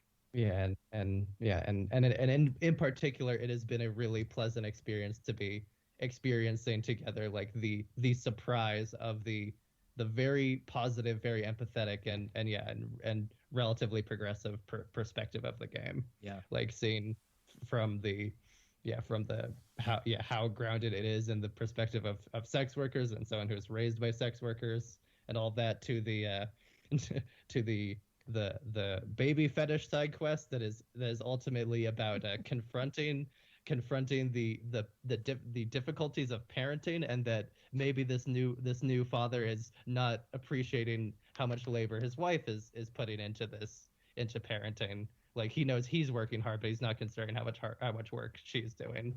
And he's like, "You're right. I'm sorry." What a beautiful series, right? It's such a human.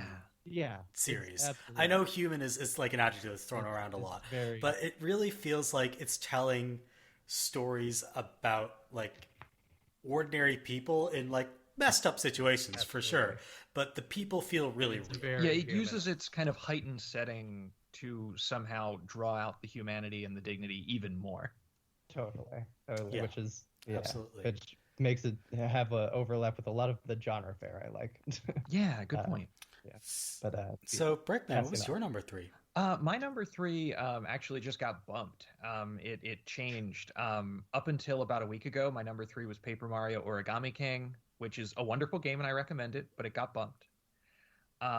So now my number 3 is Hades.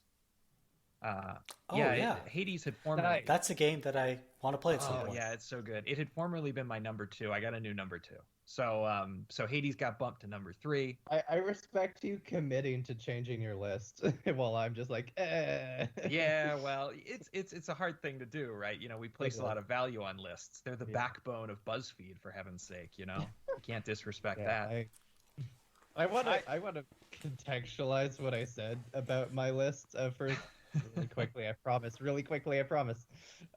Because literally, last year when I was doing the end of year 2019 episode and I was asked about my list, like right up until the words came out of my mouth and like leading up to recording that day, like I almost removed Goose Game from my list and replaced it with Ape Out, and that had this painful ripple effect months later where Ape Out wound up in our Goaty episode, and it seemed like I had pulled some bullshit like manipulation when it was genuinely like it was almost on my list and I just was indecisive about it.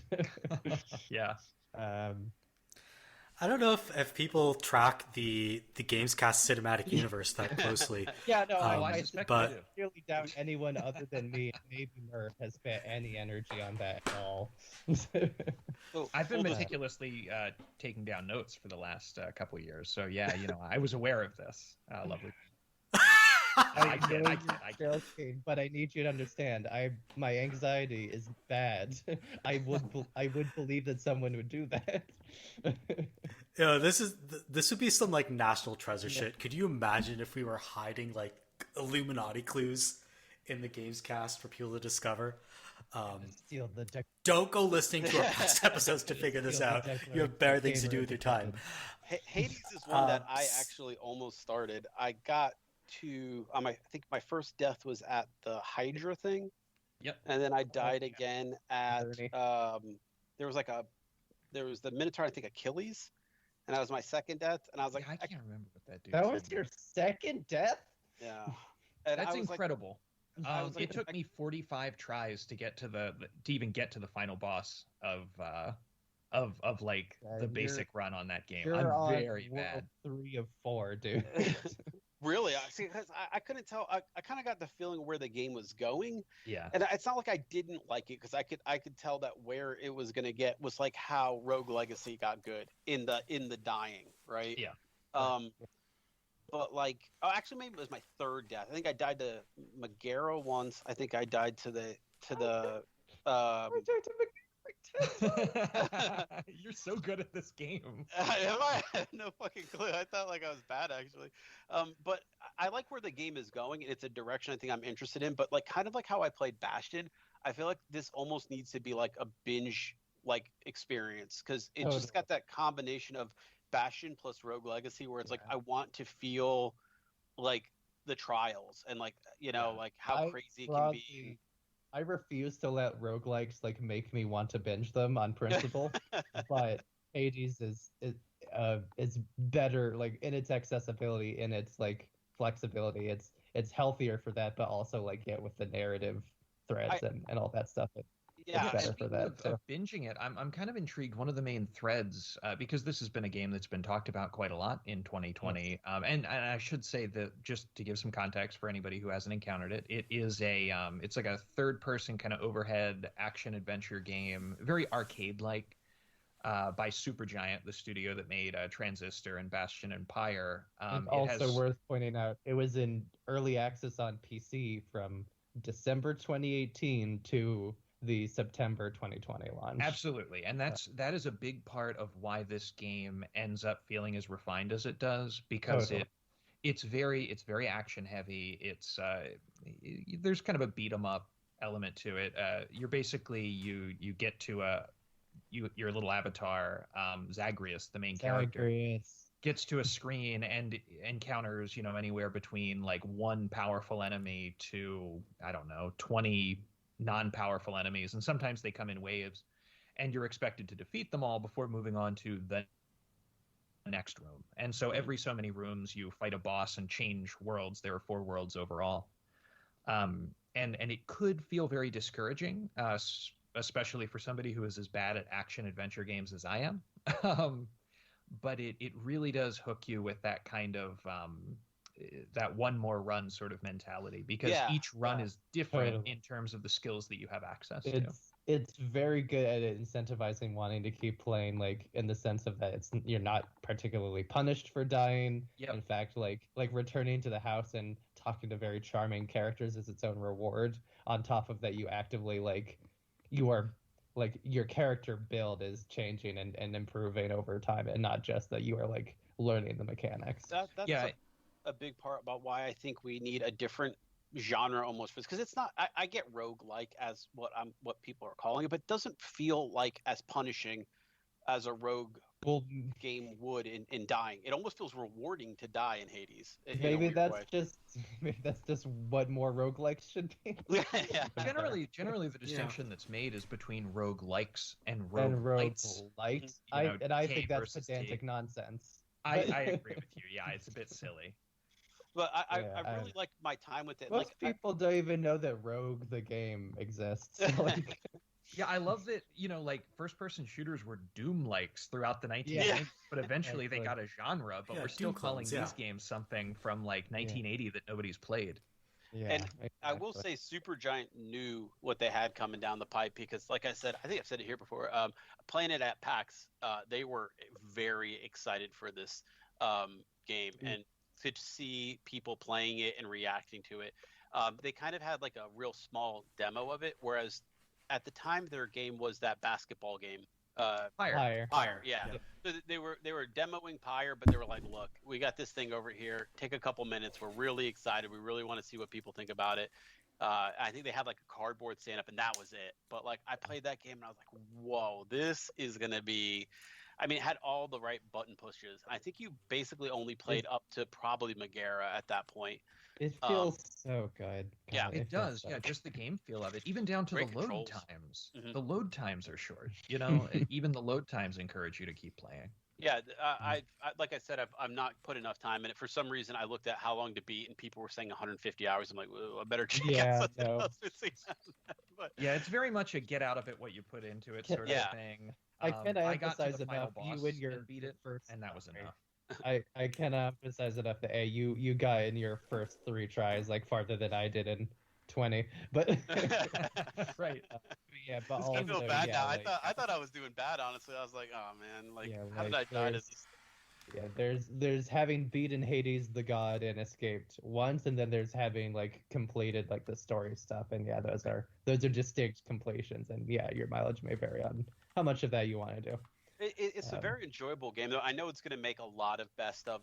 I mean, it probably will win our Yes. best of the year at the Avocado. I think just a fair. I haven't gone through and counted. I'm just from That what I've game seen, has but been such a viral like huge hit this year. Yeah. Like Yeah. And it's well something- deserved by Supergiant. Everything they touch Oh, is gold, totally. but Yeah. this They've- really feels they've like it built on what they've done in the past. they've been earning this for a decade now. Yeah, with Bastion and Yeah. Transistor. They know what yeah. they're doing. So, Kappa, what was your number 3 game of It was 2020? no, I was going to say Yakuza, but not. It was Gears Tactics, and this was a game that I went into preparing not to like at all. I So played Gears Tactics a little bit. I actually Gears Universe to me, I would say, is probably like not even in my top 10 universes. I think it's fun. I think they got a lot going on. The art style kind of puts me off, but there's a lot going on in that world. It's interesting to me, but It was the other Microsoft action series that Right. wasn't Halo. it was like that. just kind of That was there. its pedigree for a long time, and then it apparently started getting good campaigns when I wasn't looking. Those bastards. Oh, people love Five. Yeah, Um, it could have been brute Yeah. force. They went with Right, Gears. it Cameo? could have been- Is that the other one? Oh, Yeah, Cameo, Elements of It Power, was- RIP. More importantly than Cameo, Viva Pinata, damn it. Make the big budget Viva Pinata of my dreams. Come on, Microsoft. You know you want to. So, what did you appreciate about Gears Tactics? I think the tactics genre has been around forever, right? Well, not forever, but you know what I mean. And XCOM only has kind of been, everybody relates it back to XCOM, right? And it sets the standard. And when you talk about Rabbids or this or that, but what I really like about Gears is that it says, okay, well, these are what you accept in a tactics game, but here's how we're going to flip on its head by pushing you to be more aggressive, because that's what Gears is all about, right? It is a cover shooter, right? But you're constantly moving to make the next step and do things like that. But adding Also, in like, its its iconography is grounded, like, first and foremost in, like, your assault rifle has a chainsaw. yeah, yeah.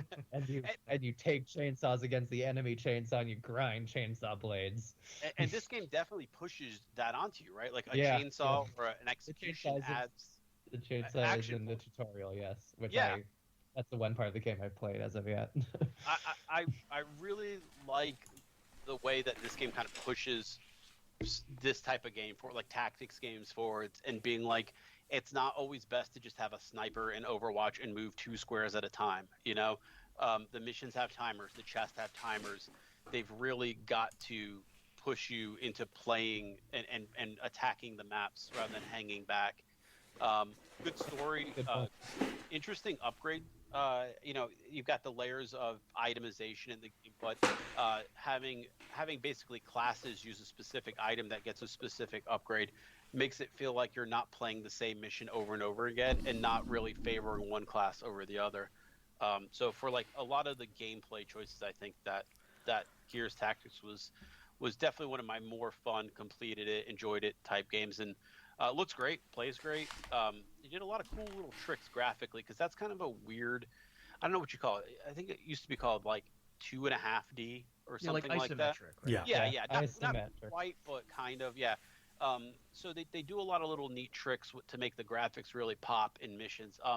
And one of the things I like about the Gears series in general, it's got, I mean, I know the joke was brown in different shades of brown, but they do a lot to make the colors and world pop out in certain areas. And I think that's a smart little way to kind of pull you into the graphics. But I did like the game a lot. Spent a lot of time just kind of replaying missions, doing missions. Just, you know, past the campaign, they throw a lot of bonuses at you that are optional. But what I did, I really liked the time I spent with it, and I hope, you know, this is kind of either a rebirth for tactics or a time where you can kind of say, all right, well, what do tactics games move forward now? Because there's another player in town, and it's not the XCOM style of sit there and snipe. Yeah, Kappa, you've pretty much single-handedly just in this conversation put this game on my map. I had kind of just ignored it. Gears has never been a series that's interested me.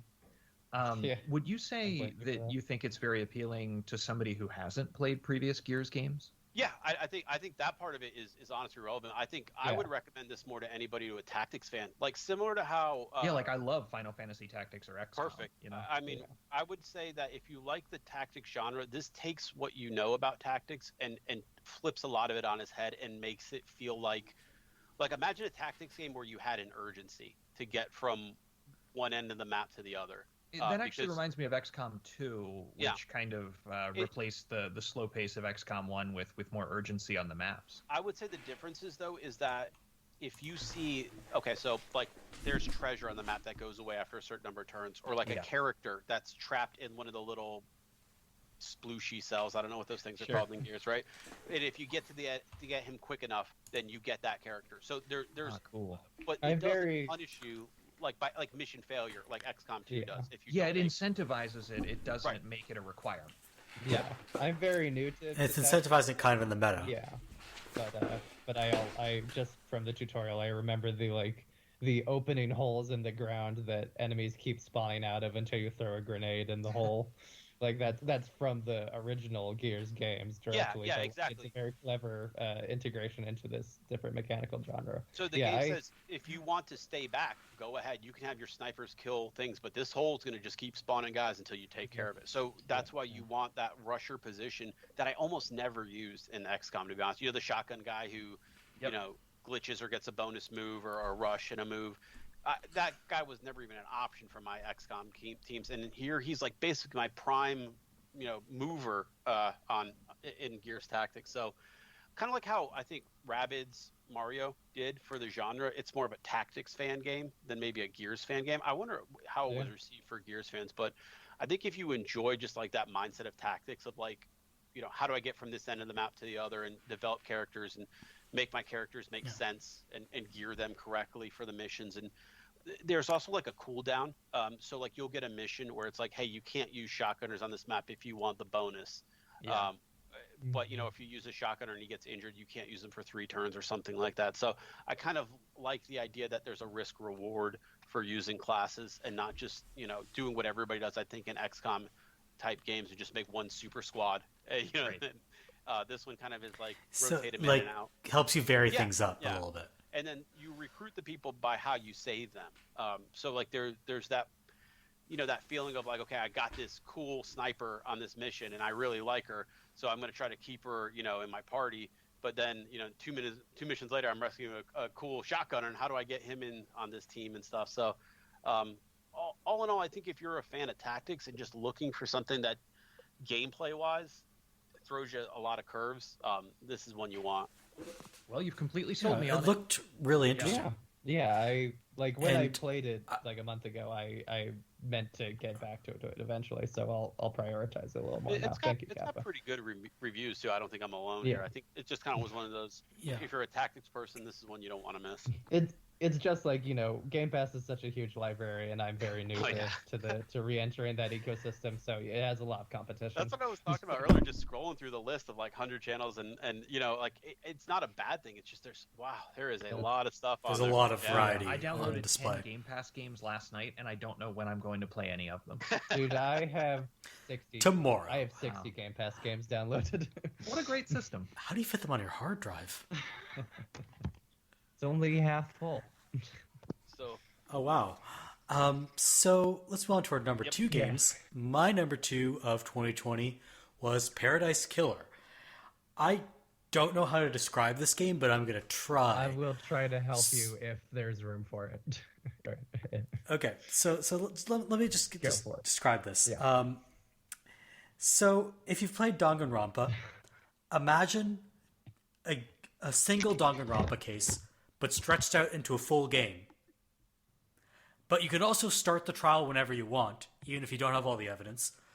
And it's also an open world first person exploration game / platformer. Mm-hmm.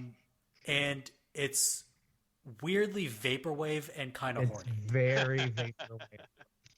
It's so totally singular. There's nothing else quite like it, is there? Totally. Yeah. I can't I've never played another. The only other game that even had a little bit of its energy is Hypnospace Outlaw, and that's just not even a comparable game. So I don't know how to explain its own stuff, but it's not as ambitious as Paradise Killer, certainly.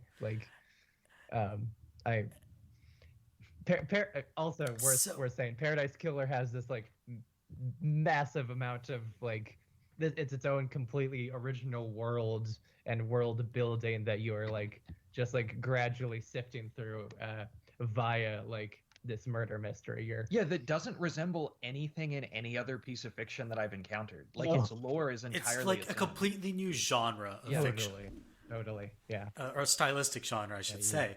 The story, the lore in the background is effectively gods are real, but instead of worshipping them, humans effectively enslave them. And tame the gods, but the people who do this also are genocidal maniacs who keep in an army of human slaves to serve them, and then at the end of each so-called cycle, they sacrifice all these slaves to the gods. And there's a lot of blood imagery too. There is a lot of blood, fair warning there. But the big hook is that this cycle, the sacrifices just happened, but the cycle has been interrupted by the murder of the leaders of this world.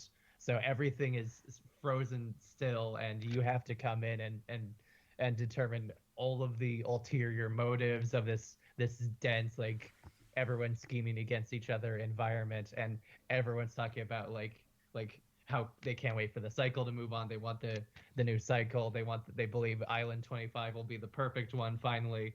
They won't have to keep the cycle going. But everyone's you are so resented for daring to actually care about all of the details of what has happened, and not just immediately condemning someone to death. Without any consideration. The background on this is kind of fascinating in its own right. This game was made by a skeleton crew of people. It's the first game by the studio that made it, Kaizen Gameworks. And one of the two people who kind of comprise Kaizen Gameworks, it's effectively a 2-person team with some additional help elsewhere. I believe it's UK based. Their primary thing that they had worked on, Oliver Clark Smith, before this game, was Until Dawn, the big supermassive game. Yeah. Sorry. Just a baffling pedigree. As a huge fan fan of Until Dawn, this is a holy shit. That is such a sea change. Yeah. Until Dawn had some of the best, I felt like, direction, in a game. That was an interesting game, and I don't know how well loved or remembered it was, but to me that was a really fucking cool experience to play through.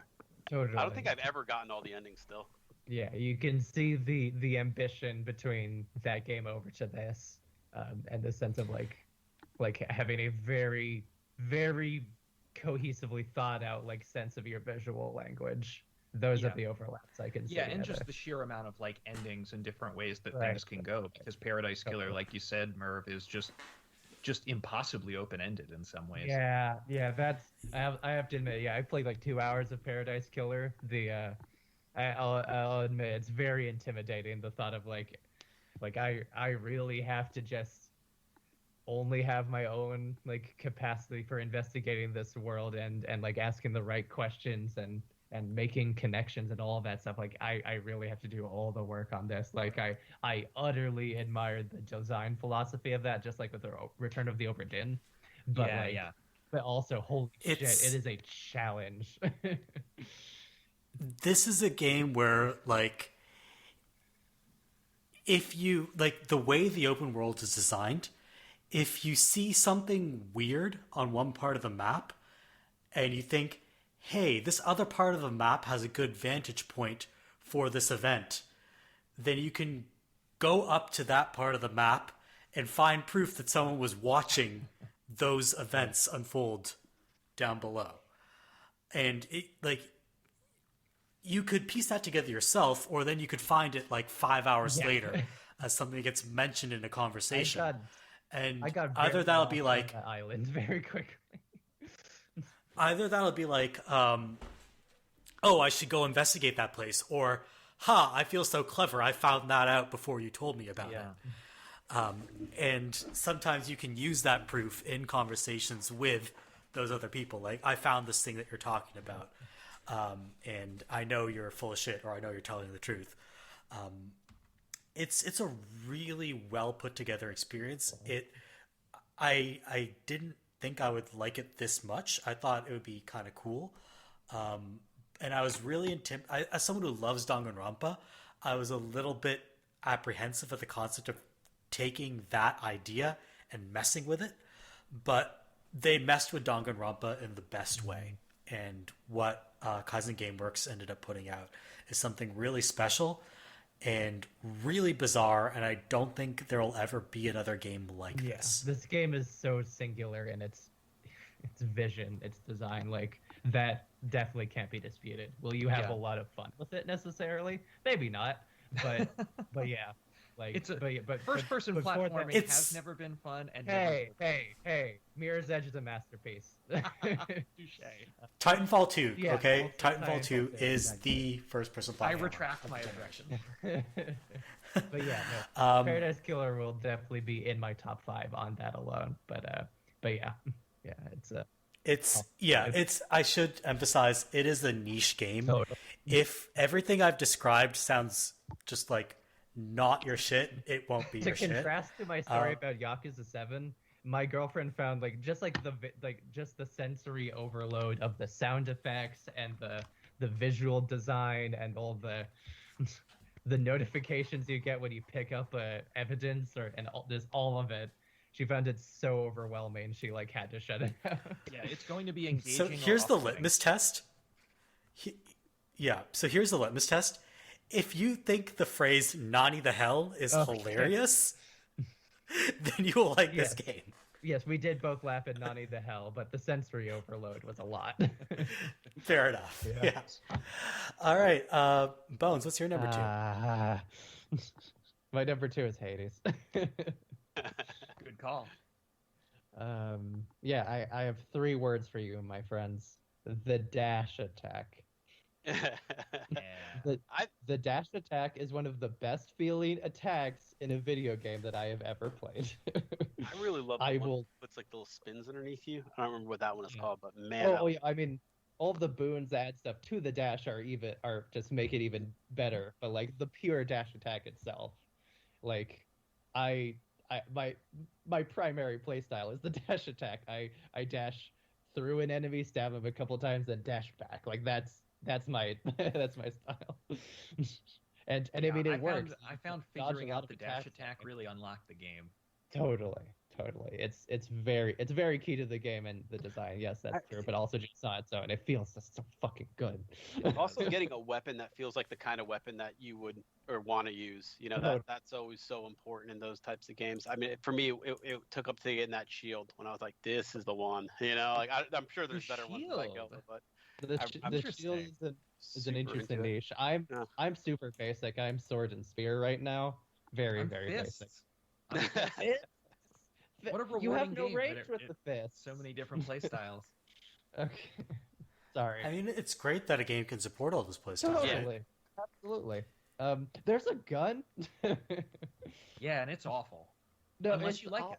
I like the gun. See? I think the fists are awful. See, yeah, this illustrates our point. And the game can accommodate the both of you. That's actually impressive. Moving along. Hades is a big tent. It really is. All right. So, Brakeman, what was your number 2? My number 2 is a game that has skyrocketed into my top 3 in just the last week, but I feel of the utmost confidence that it will remain there. Congrats. It is Dicey Dungeons. Dicey Dungeons is a rock solid 10 out of 10 experience. The closest thing to it in my mind is Into the Breach. Brakeman, you can't do that to me. I have so much on my plate right now. I have a video interview tomorrow. And a billion other games. You can't tell me a game's like Into the Breach, which instantly became one of my 5 favorite games ever. you and me both, Bones. Into the Breach is in my top 5 games. I will say Dicey Dungeons I think isn't quite as good as Into the Breach, but that's a really high bar to clear. Really? Like Into the Breach is a more or less perfect game on the order of Tetris. Yes. Dicey Dungeons is a thing of rare beauty in that 2020 was in many ways the year of the roguelike. There are approximately 2 bazillion roguelikes that came out this year, and most of them are good. But Dicey Dungeons I think succeeds where a lot of them don't by having a really pleasant difficulty curve.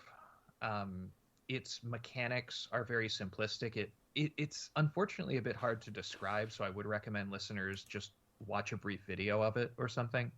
It did just launch on consoles. It did. Yeah, it launched a week ago on consoles. I actually, you can cut this if you need to. I have an interview with the developers of Dicey Dungeons coming up. I locked down the interview yesterday.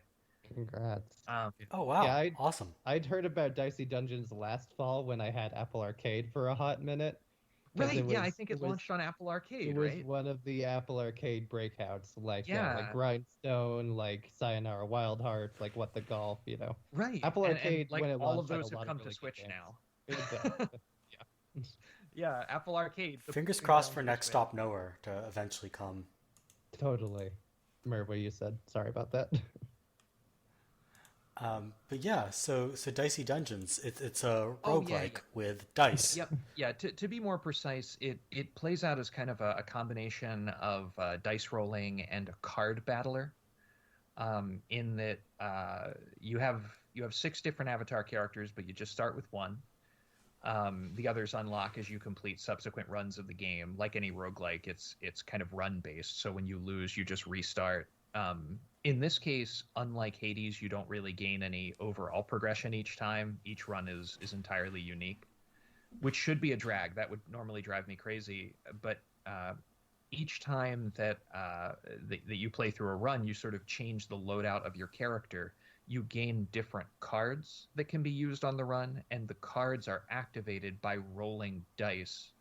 Sometimes the cards are more powerful if you roll a low number. Sometimes they're more powerful if you roll a high number, and sometimes they can only be activated by a certain number. So there's this game of chance element to it, but it's also improving your loadout as you go and kind of building those synergies between different cards that you can activate.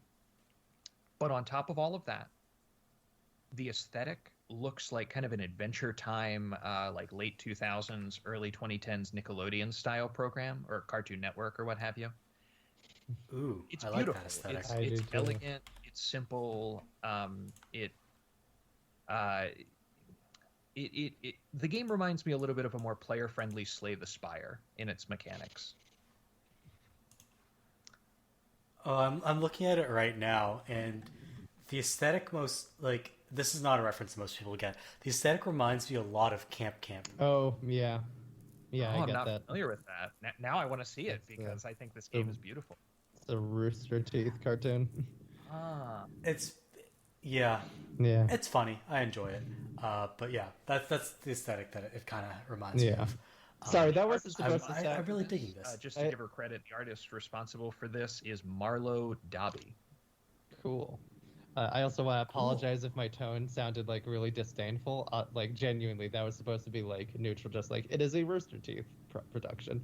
It is. Same folks who made Red vs. Blue, which featured Blood Gulch, which we talked about earlier, because now it's in Fortnite. Nice. I am. I'm doing segues backwards and forwards. No I'm operating on like 5 different planes right now. If you saw me in real life, I was doing like a funky thing with my hands, which is not going to make it into the podcast because you can't record hands. So that was Dicey Dungeons. Kappa, what was your number 2 game of 2020? I feel weird about putting a remake on there, but Tony Hawk Pro Skater There's remake nothing was wrong with remakes, man.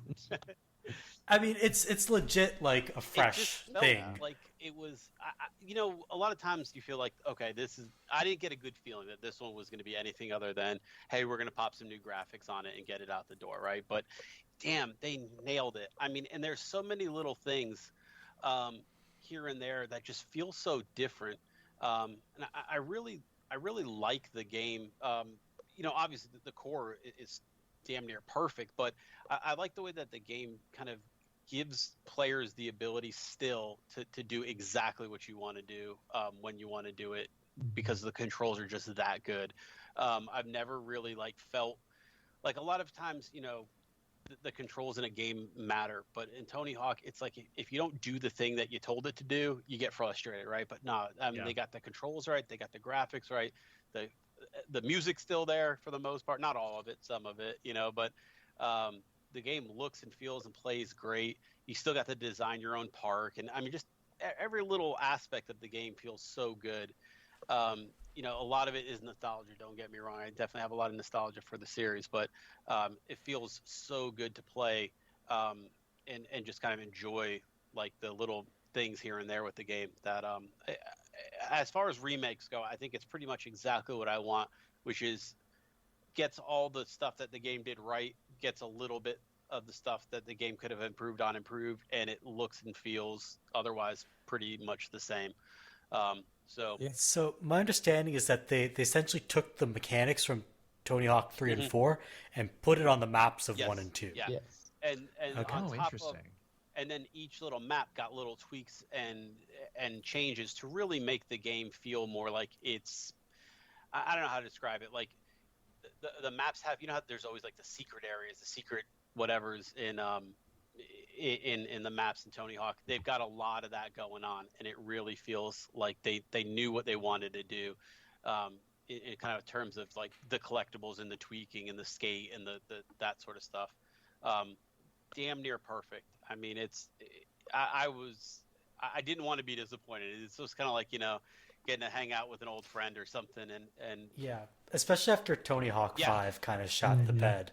And also the last time been... they re-released Tony Hawk 1 and 2, Tony Hawk HD. Yeah, and there's been a lot of problems with just the series. Like, remember when they tried to sell like the skate peripheral with it, the skateboard? Tony Hawk Ride. Yeah. So, part of me is always like, has it kind of a little weird in the background, like don't screw this up. But yeah, this one was something I really kind of start to finish enjoyed. Yeah, it feels like they've also there's always been kind of like that snotty undertone in Tony Hawk. I think this time around they've made it a lot friendlier. Yeah, that's the impression I've and gotten. Like you they've like brought you really readjust the tone when you bring in not just a new generation of skaters that's like more inclusive, to be alongside the vets, but also the vets are modeled as how they look and are now. Yeah. Like Tony is what a modeled small as but brilliant decision. right? Yes. And even playing it with my kids, just like they'll just spend hours creating a park and then skating it and doing little tricks and stuff. And I try to explain to my kids, like, okay, well, like, hey, think about it in terms of a line. Well, what's a line? Like getting from like one end to another, like what are the tricks you can do and where do the ramps go and things like that. And they all really enjoy their time with it. So it's kind of a cool throwback. And of the games, that like my friends ask me about, hey, does it feel like Tony Hawk? I say, yep, it feels exactly like Tony Hawk. So that was to me, it could have been a surprise, but it just everything about that game hit and felt right. From something I would say I was probably like 60% worried about. I think I was pleasantly surprised, and it being on this list, as a remake even is I think a really good sign of the efforts and what the game ended up being. Yeah, I'm really looking forward to checking it out as someone who very much missed the heyday of Tony Hawk by being just a little too young and also a little too Tony Hawk 3 was my jam back in the day. I'm definitely looking to get. This seems like a perfect entry point for me as a noob. Yeah. All right, so we're gonna do our number one games of 2020 now, and mine is going to be no surprise to people who hear me talk about video games. It is Ori and the Will of the Wisps. So on the one hand, it's more Ori, and Blind Forest was great, which is good, but it takes everything I like about Blind Forest and keeps it, and fixes almost everything that was wrong with Blind Forest, which makes it incredible. Yeah. So they fixed some of the weird combat issues and some of the like really messed up difficulty spikes. So like Will of the Wisps is actually a little bit harder on average. Like the platforming is a little more challenging, but they made the combat more fun and a little easier. Do you remember how I told you a couple months ago about being in the middle of playing Blind Forest and that there were literally single scenes, single set pieces that I was dying on for multiple hours? And my total play time of that game was 17 hours, which is the estimated way it should take to play the second one, but it's way longer than most people spend on the first game. I could not tell you how happy I am to hear that, to say that yes. The chase sequences are so much easier, but still very thrilling. Yeah. But like the regular regular platforming is a little bit more difficult in Will of the Wisps. Sure. So they've kind of smoothed out the difficulty curve. Yeah, but like what I was gonna say is that they've kept everything that was great about Blind Forest. It's still just the most gorgeous hand painted backgrounds and art that you've ever seen. Movement is still just an absolute joy. It controls like a dream. Like the environments, the challenges are super well designed. Like if you like 2D Metroidvanias, you have to play this game. Yeah, that's right up my alley. That's pretty much my favorite genre, so I'm all on board. I haven't even played the first one yet, but both are sitting on my Xbox right now. I'm very new to the genre. I really like Ori 1. Yeah, I had hoped to have at least started Will of the Wisps by the time of this recording. I didn't. I wound up just being in the middle of a lot of things instead of beating most of them. So yeah, but it's like very high priority right now. Yeah, I would absolutely say it's not something you have to go out and play right now, but it's something that you should definitely give a go eventually, especially if you like Blind Forest. Also, I want to get them both physically for Switch at some point. I want to get the actual carts. Oh yeah, they had like a nice collector's edition or something. There's the collector's edition, but also the standard editions. Okay, yeah. So what I was gonna say is they've added some interesting new mechanics on top of the old mechanics, and the way they combine them for the challenges, you end up stringing together 10 acrobatic moves in a row across that will take you from one end of the screen to the other. The stuff you can do now in that game is just like mind-blowing, but also really elegant. That sounds familiar and extremely cool. Yeah. So absolutely, like, just movement in this game is like every acrobatic fantasy you've ever had, you can now indulge. So go ahead and play Ori. Bones, what was your number one game of 2020? I'm really sorry for how much I cut in. Like, I want to be, you know, I know that we're running long, but also, like, conversation is good. You know, I want to. So yeah, what is your favorite game of 2020 now? Fine. So I actually have something that's not on someone else's list, which is a refreshing change of pace. My number one game of 2020 is Call of the Sea by Out of the Blue Games. Really? I have actually played that game. Yes, yeah. Merv did play that game. He said it was fine, which I think is very fair. Like, let me be clear. His opinion that it was fine is fine. Yes. No, but let me... I liked it. I enjoyed it. Like, so there's this particular niche, and it's a pretty recent niche, which is like genre fiction that uses a lot of the trappings of genre fiction to like lead towards a very particular like thematic and character endpoint of like of the horror, like the thing that's traditionally supposed to be the horror, and like the thing that has to be defeated by the end as a like form of self-discovery and liberation for a protagonist. Like The Witch, The Shape of Water, and Call of the Sea, like they all do that exact thing, and that is, I have an extreme soft spot for that exact kind of thing for fairly self-explanatory reasons as a personal background.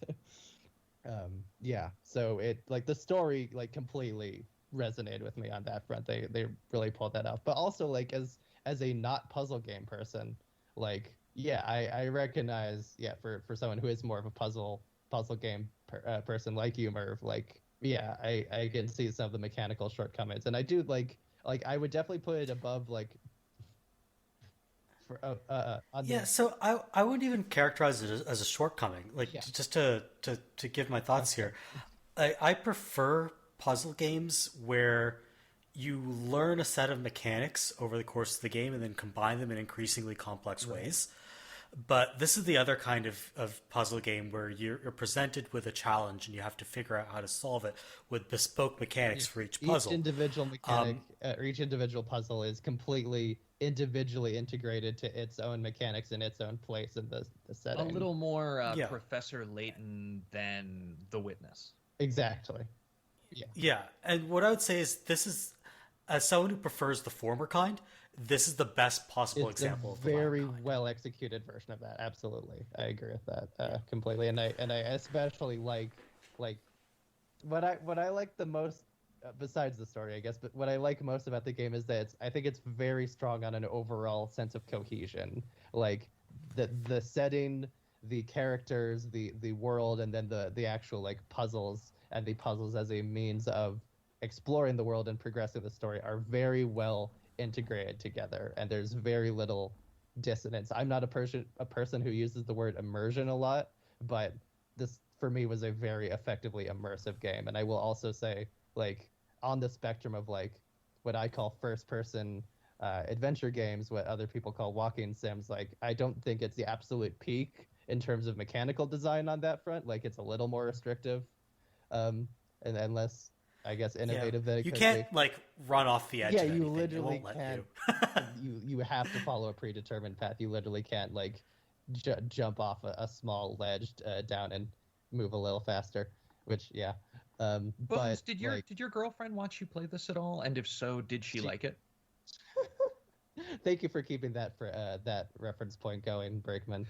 Well, I ask because this seems like something that my wife might like watching me play, and so like that's a factor for what I choose to play on the TV. So I'm interested in what your experience was. Speaking of wife, this is the only game I've played where you play as someone who is. Oh yeah, wife. Also this is a POV flipping thing of this is a wife going out and like trying to intervene from her husband doing stupid, reckless things to cure her illness. Like it is the damsel thing. like Long fully overdue. inverted it. Yes, long overdue and well done. So in that, yes, my girlfriend did enjoy watching me play this. She has a similar like soft spot for genre fare for horror and like for women centered horror and very like subversive horror like that, and like specifically like this is not a term that I think generally someone should not go into this game already having this association, because it might make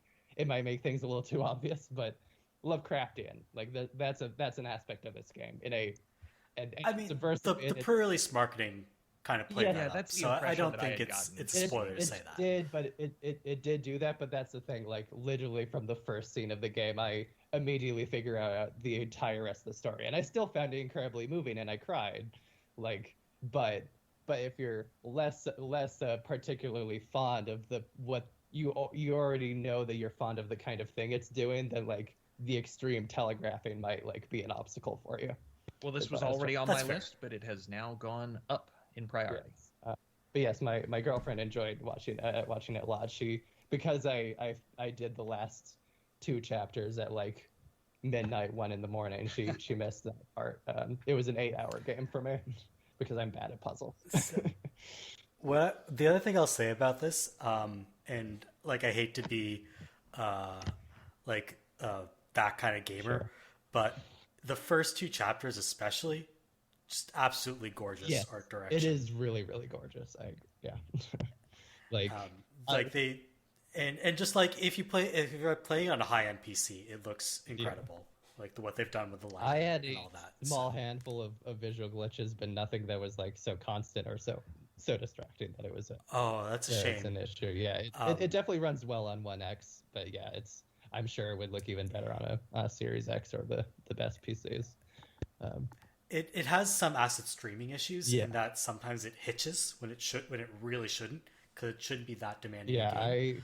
But like I had like when you see like it works like on a high-end PC and you get all of like the really nice lighting effects like through the window of the boat and stuff like that.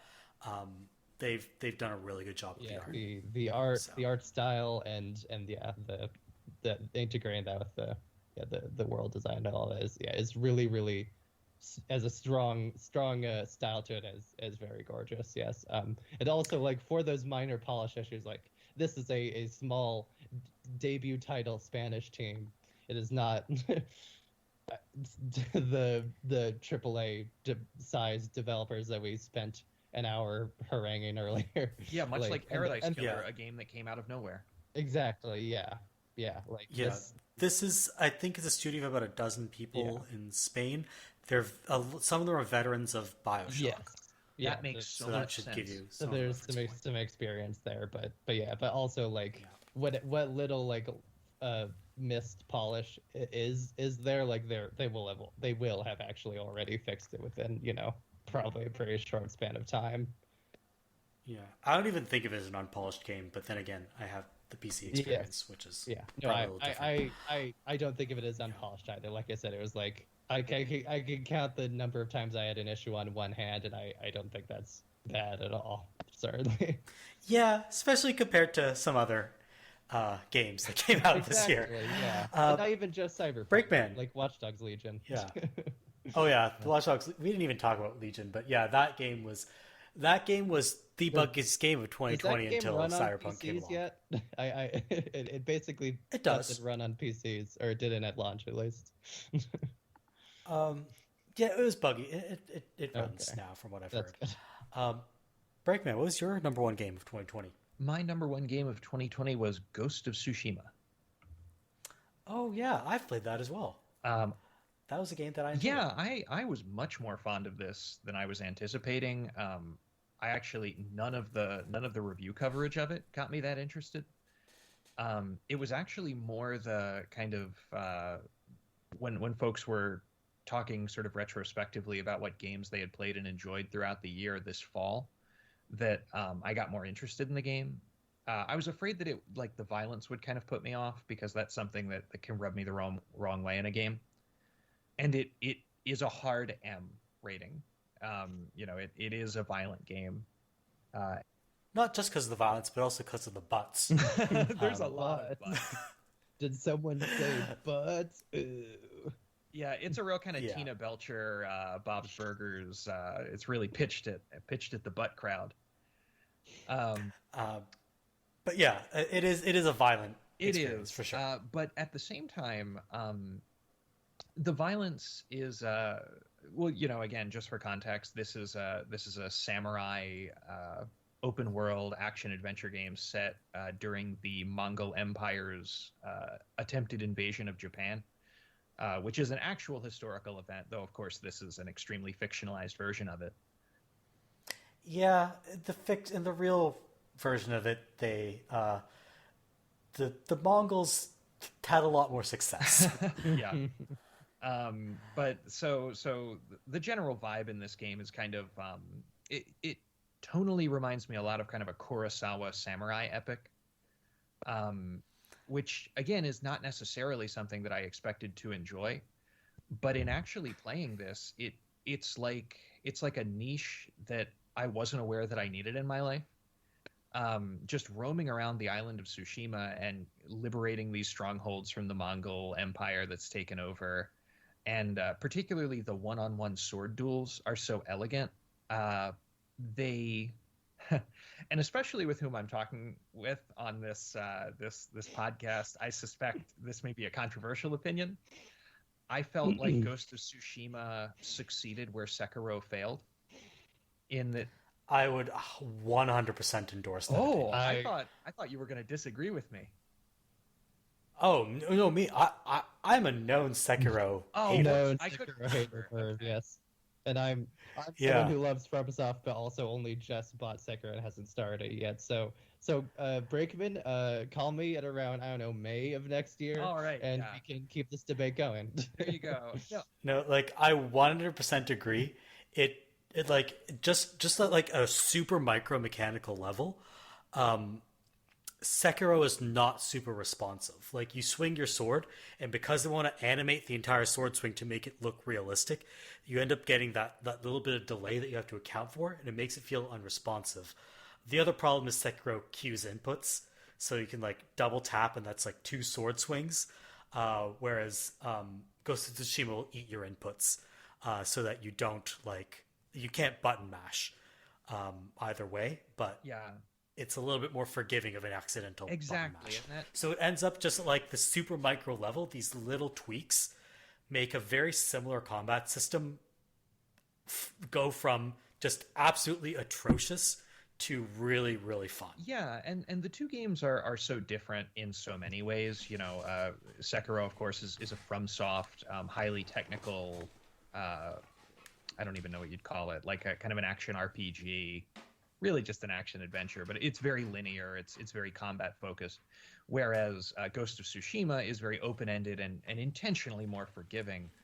But it's impossible to avoid making the comparison. Number one, because they're both very kind of feudal Japan oriented aesthetics. But number two, because their combat is actually very similar. The way that the combat plays out with regard to its especially its duels, is very similar in execution between the two. Yeah. It's just like you have to learn how to parry. Exactly. Yeah, it all hinges on parrying and dodging. But the Ghost of Tsushima is just much more forgiving. The tells are clearer, like you said. The inputs are more efficient. But really, overall, it's the art design of the game that pulls me in. The mechanics are cool. They succeed where a lot of open world games fail for me, in that every part of it's fun. Like moving is fun, sneaking is fun, and straight on fighting is fun. But exploring the island is just staggeringly beautiful. It is maybe the PS4's. Well, I didn't play Last of Us 2, so maybe that's more engaging. But it feels to me like the PS4's kind of technical showpiece, and it's a joy to wander around in, especially when you're locked inside during a pandemic. I 100% agree on like the art direction. Just like that part where you're walking through like the Golden Forest for the first time, it's just so money, for lack of a better word. You know what I mean? Good. Like it just feels good. Like you can see like there are dollar signs going off of the back of my head, thinking, how much like effort do they pour into making it look this like good and like framed, like a movie shot. It's incredible. Yeah, it reminds me of Horizon Zero Dawn in that way. Like both of those games look expensive. Yeah. I have no idea how much they spent on it, but I think it was worth it. Yeah. All right, so Kappa, what was your number one game of 2020? I'm not saying this one to be like cool and like nobody's gonna, but like I didn't see this one anywhere, and it's really surprising because I loved every like minute with this game, and that's Wasteland 3. I'm not seeing. I don't know if it was more the like maybe just kind of faded out, kind of got released. Not a lot of people noticed it. I think people just forgot about it.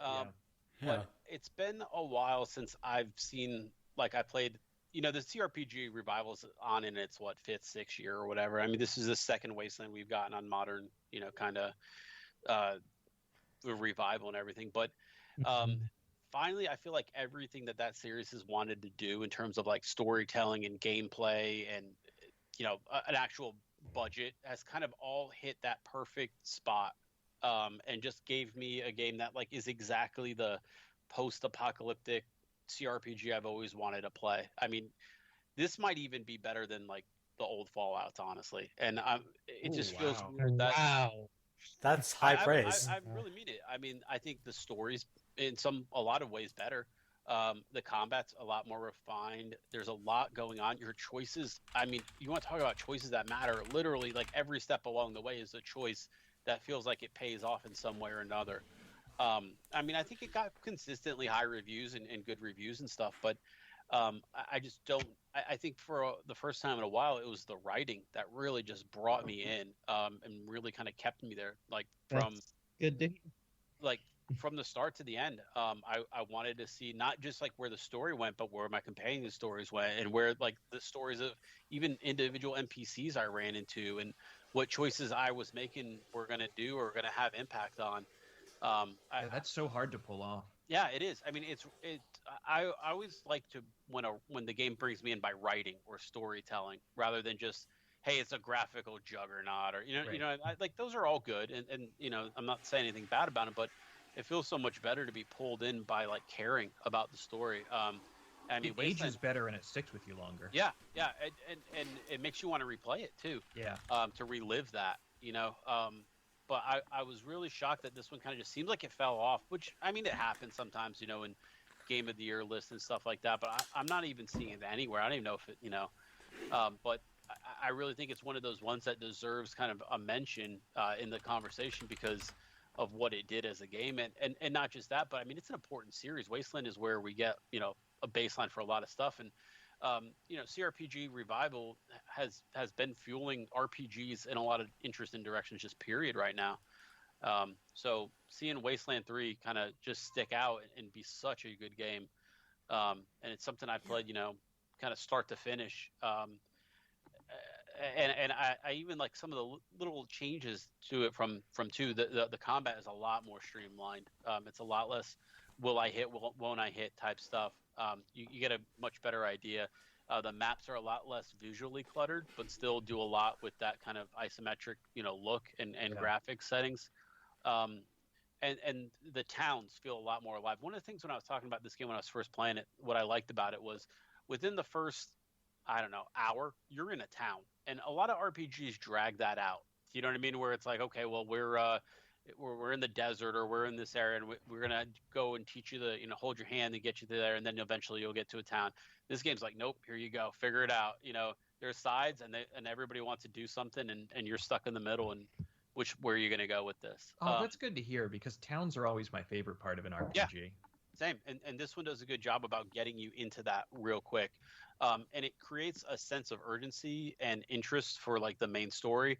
And there's like the player faction, right? The Rangers, right? And what does it mean to be a Ranger? What is the goal of the Rangers? There's a lot of that going on, where like the game kind of points out for like one of the first times in the series, like, hey, you can't save everybody. Everybody's going to want something from you. You can't save them all. So, maybe you think about it from the good of the organization, or maybe you think about it from the good of this, but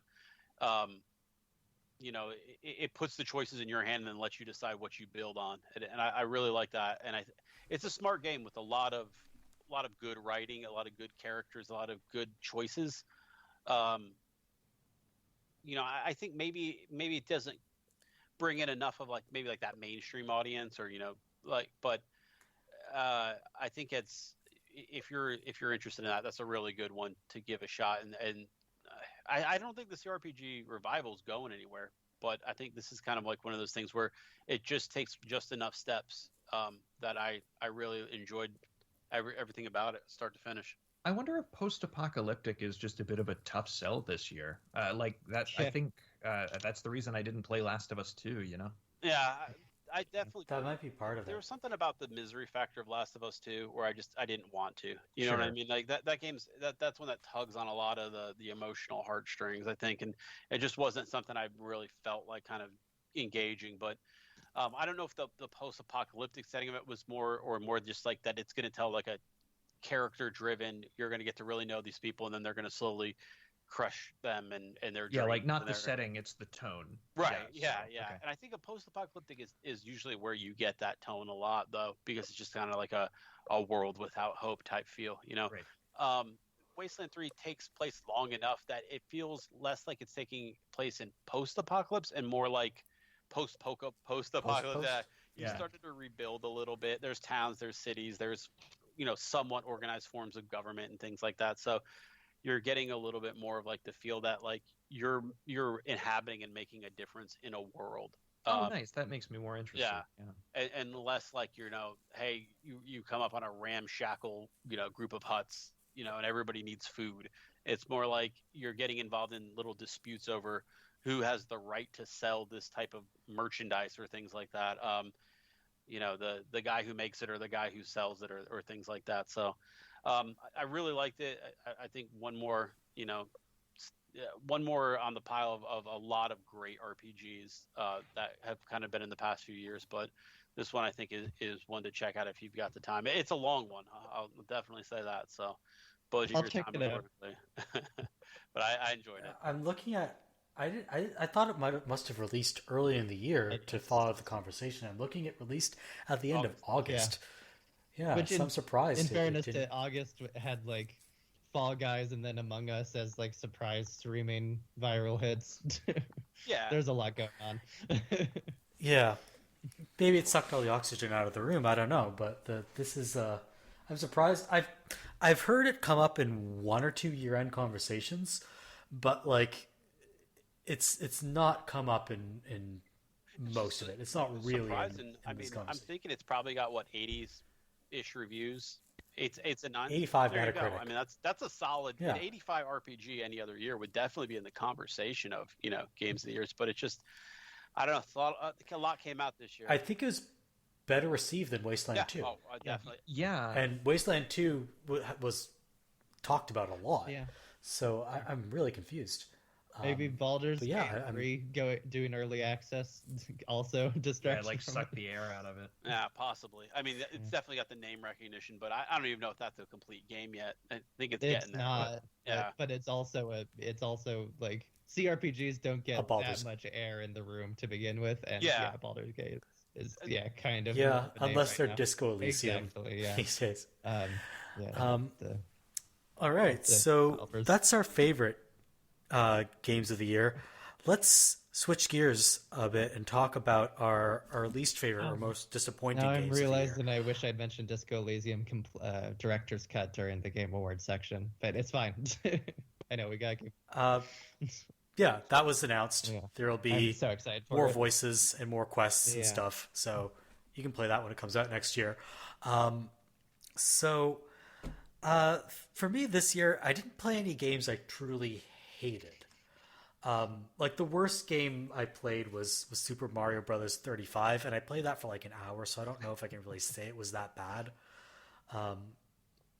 But like I did have a lot of really big disappointments this year, and I'm going to mention two of them because I think they like really crystallize what it means for a game to be disappointing. Sorry, I wrote down 6 because I wrote down. But those were like games that are like that I wasn't anticipating for any reason. I just saw a trailer or a good review and thought it would be good, and then played the game. I was like, I don't like this. Yeah.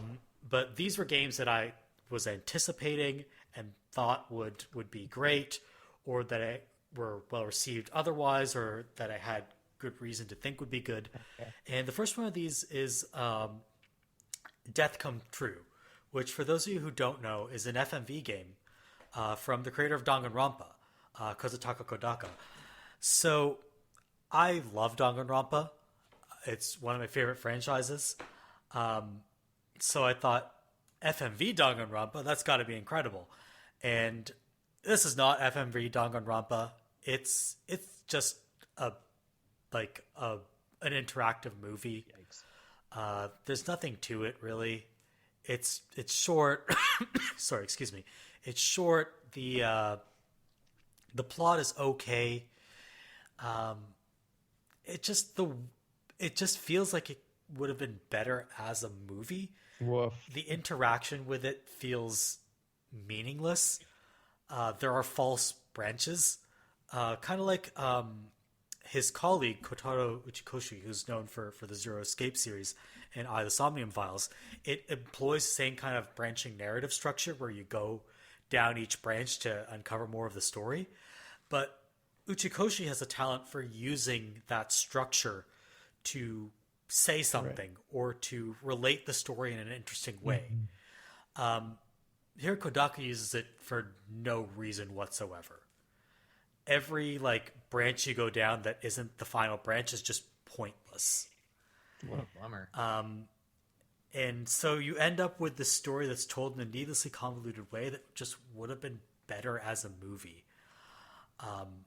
On top of that, the localization is just it's a shitty job. Frankly, there are plot relevant signs and text in the game that just aren't translated. There should be subtitles and there just aren't any. They sold the game with behind the scenes featurettes in the West without translation or subtitles. Gracious. Which is just completely stupid. That's real dumb. Yeah, why would you sell the game the game itself subtitled and then show me the behind the scenes featurettes and expect that I know Japanese? It's just sounds unfinished. I don't even know what they're doing. Yeah, it really feels like they rushed the localization to market, and they probably could have waited. They would have to pay more, obviously, for more localization. So, there's probably a budget issue here, but it really feels like they should have taken the extra month or so and released, a better product. But yeah, not a great game, and I would not recommend paying $20 for 90 minutes of content. Ooh, yeah, sure. Not great. So the other game I'm going to mention, and this is going to be probably the single most controversial thing I've ever said on the GamesCast. I hated Act 5 in Kentucky Route Zero. Oh no! I was wondering why you weren't talking about it. Now it makes sense, because I figured this would have been Yeah, I remember when you were first talking about this at the beginning of the year. As someone who's currently only played the first two acts, I really have no contribution right now, other than you were right. I agree with you that the first two acts are good. I hope I like the rest more. The first two acts of Kentucky Route Zero are probably two of my favorite gaming experiences of the past decade. I still think the first act of Kentucky Route Zero is just utterly brilliant. It's really good. And it's so deflating to play Act 5, and it be as disastrous and ill-conceived as it is. So it's hard to talk about why it's disappointing without spoiling it a little. So I'm just going to spoil a little tidbit and plug your ears, listeners, if you don't want to hear. I'm actually gonna go for a second. I'm sorry. I'll be back. So in Acts 1 through 4, you play as a human being. In Act 5, you play as a cat, which sounds like it would be like it'd be interesting to get the outsider's perspective on the events of what happened. Instead, it controls like ass, which is not a great thing for a point-and-click game. And you're supposed to kind of observe snippets of people's conversations to pass through the game and to kind of get that, like, and you're kind of supposed to experience it as an outsider piecing it together. The problem is the game doesn't advance unless you stand there and listen to entire conversations. But you can only find these snippets by running around the map, but you can't control the cat very well. So if you run past a snippet, then you have to run back to but you miss the rest of the conversation. You have to run back to catch the rest of the conversation, but it restarts. And it's just the most frustrating and obnoxious thing to play through. Just at a fundamental interactive level. Like, I can't understand why they thought this was a good idea. That passed it's QA just testing. Good gracious. I mean, I think some of that's probably like an artistic thing, maybe. I don't know. It's hard for me to tell. like, I get the artistic choice, but give me a cat that controls properly.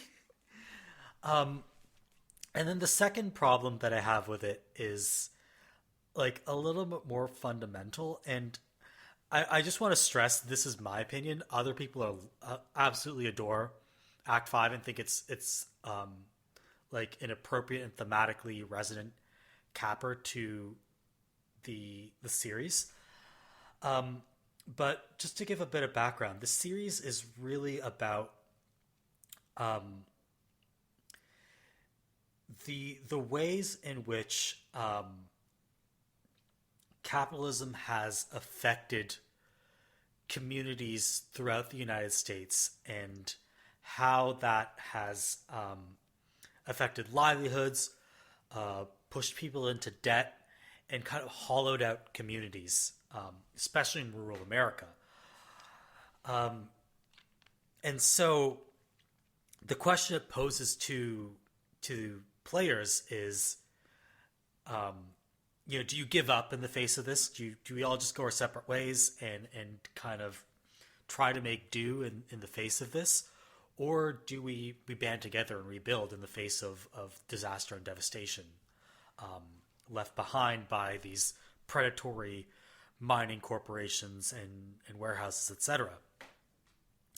And if you ask me this question in isolation, just as someone who has opinions on things, I would say the latter. I think communities should build together, should engage in mutual aid, should do all those wonderful things to stand firm in the face of these destructive forces. But if you ask me that question in the context of having played the game, my answer is, of course, go your separate ways, because I don't care about any of the characters at the time I've reached the end of this experience. It's not because I didn't care about the characters initially. It's because the game threw so many characters at me in the fourth and fifth acts with just these fragments of story that I have no way to care about them. And at the end, I'm like, I don't care about these people getting together to build a community. Let them go do their own thing. What do I care? And that's just the fact that I answer these questions differently is proof that the game has just utterly failed at what it set out to do. And that is, it's disappointing to me to say this as someone who loved the first two acts of this game. And I know I'm describing this all like rather pretentiously, but this is a game that people say is literary, has elevated the art form, has done so much for gaming. And when I play through the Act 5 and I just hate the act of playing through it, and I think it's just fundamentally failed at relating its message, that to me is just one of the most deflating gaming experiences I've ever had. Merve. And that's just not even getting into... having only played through the first three acts so far and finding them an utter masterpiece, now I'm really scared to finish it. These sound like the exact same kind of complaints that I will have when I eventually play it. I think I should say there's every chance in the world that you will listen to what I said like 3 months from now or whenever you get around to it and say, what the fuck was Merv talking about? what a fucking moron. And that would be a perfectly respectable opinion to have. I understand my opinion here is unpopular, but this is honestly it's the most disappointed I was in a game in 2020. And as someone who loved what this game was doing initially, I was a little bit more mixed on Acts 3 and 4. But as someone who just loved the atmosphere and what this game was saying about history and the meaning that spaces are imbued with, and how that relates to livelihoods and like the lives we build inside these spaces, having it just amount to like, it's not even like it amounted to nothing. I can see mechanically what they were trying to do with the story, right? Like, I understand what they were trying to say. They just didn't argue it properly. And at the end of the day, I'm like, well, why didn't you just write an essay? Yeah. Instead of making a video game? That would have taken you, 2 weeks instead of 7 years. Does it retroactively make you like the game less, like the other acts? It retroactively, paradoxically, it retroactively increases my respect for the themes it was trying to tackle, because now I really understand what it was trying to tackle, and it makes me realize that this is something they were making up as they went along, and had no clue. They had every idea of what they wanted to say, and no clue how they wanted to say it. Yeah, I don't think that's surprising given the delays that it encountered. Yeah, this game took my money 7 years ago and was supposed to all be out by 2015. Do you think that they just kind of wrote themselves into holes and didn't have anywhere to go with it, or was it? I think they second guessed their original plan like 18 times too many. And if they'd kind of pared back their narrative ambitions and stuck to kind of the original cast of characters, like, it's in this awkward when it comes to persuading someone of something. Can I ask that about, there are two ways about that? I'm sorry. Hi, I'm back. As someone who just played Acts 1 and 2 on Friday, I haven't expected any other characters than Conway and Shannon to recur at all. Like, the impression I got from doing Acts 1 and 2 back to back was like, okay, each of these will be a set of characters and a part of this world, and they'll, like, there are obvious thematic connections, but I was never expecting to see most of the characters again. I mean, like, the guy with the antlers shows up, but... So, I was kind of expecting it to be an anthology, basically. Like, that was the expectation I got for my first part of playing it. So I was a little surprised from your perspective. You do follow Conway and Shannon, sure. Right? And you would expect that characters. You would expect Conway and Shannon to remain important throughout the story. And I don't want to spoil it for you. I can't say I would even expect that. Personally, okay, but I'm being very esoteric, and I respect and I acknowledge that. Let's hear Merv's answer. I want to hear where he's going with this. Okay, let me pare this back and say it's not so much about whether you expect this to be an anthology or not. Like, to bring it back to how a story relates its themes. If you want to persuade me of something, there are two ways of doing it, right? There's anecdotes and there's statistics. And anecdotes work best when you have 2 or 3 of them that really persuade me of something. And statistics work best at like the macro scale. So how is this affecting people more broadly? When you're in that awkward, mushy middle where you have like 15 anecdotes but no clear patterns, I don't think that is very good at convincing me of anything. I don't get that. And that's kind of where this ends up. I can accept it. I accept that makes sense from your frame of thinking, and that's fine. Yeah, and I want to stress this is an unpopular opinion about this game. Most people are playing it are like, this is poetry and it's incredible, and I'm just like, yeah, and that, oh God, and in my experience, that's been happening both from people who've been playing since the beginning and people who have only played it like since TV edition came out, like myself. Yeah, I suspect that my opinion will end up being closer to Merv's, in that the things that you like about the earliest parts are the exact same things that I liked about the earliest parts, so it wouldn't shock me if the things that you disliked about 5 prove true for me as well. 5 is very different from the other 4 acts. I will also say that. It's extremely different in a way that might be jarring. And I'm deliberately trying to make sure I do the whole thing as closely together as possible, so that if that feels jarring, that's that's a different experience than it would be to have. It's intentionally jarring. Sure. So that's not my source of disappointment with it. But it's still, I just want to sorry.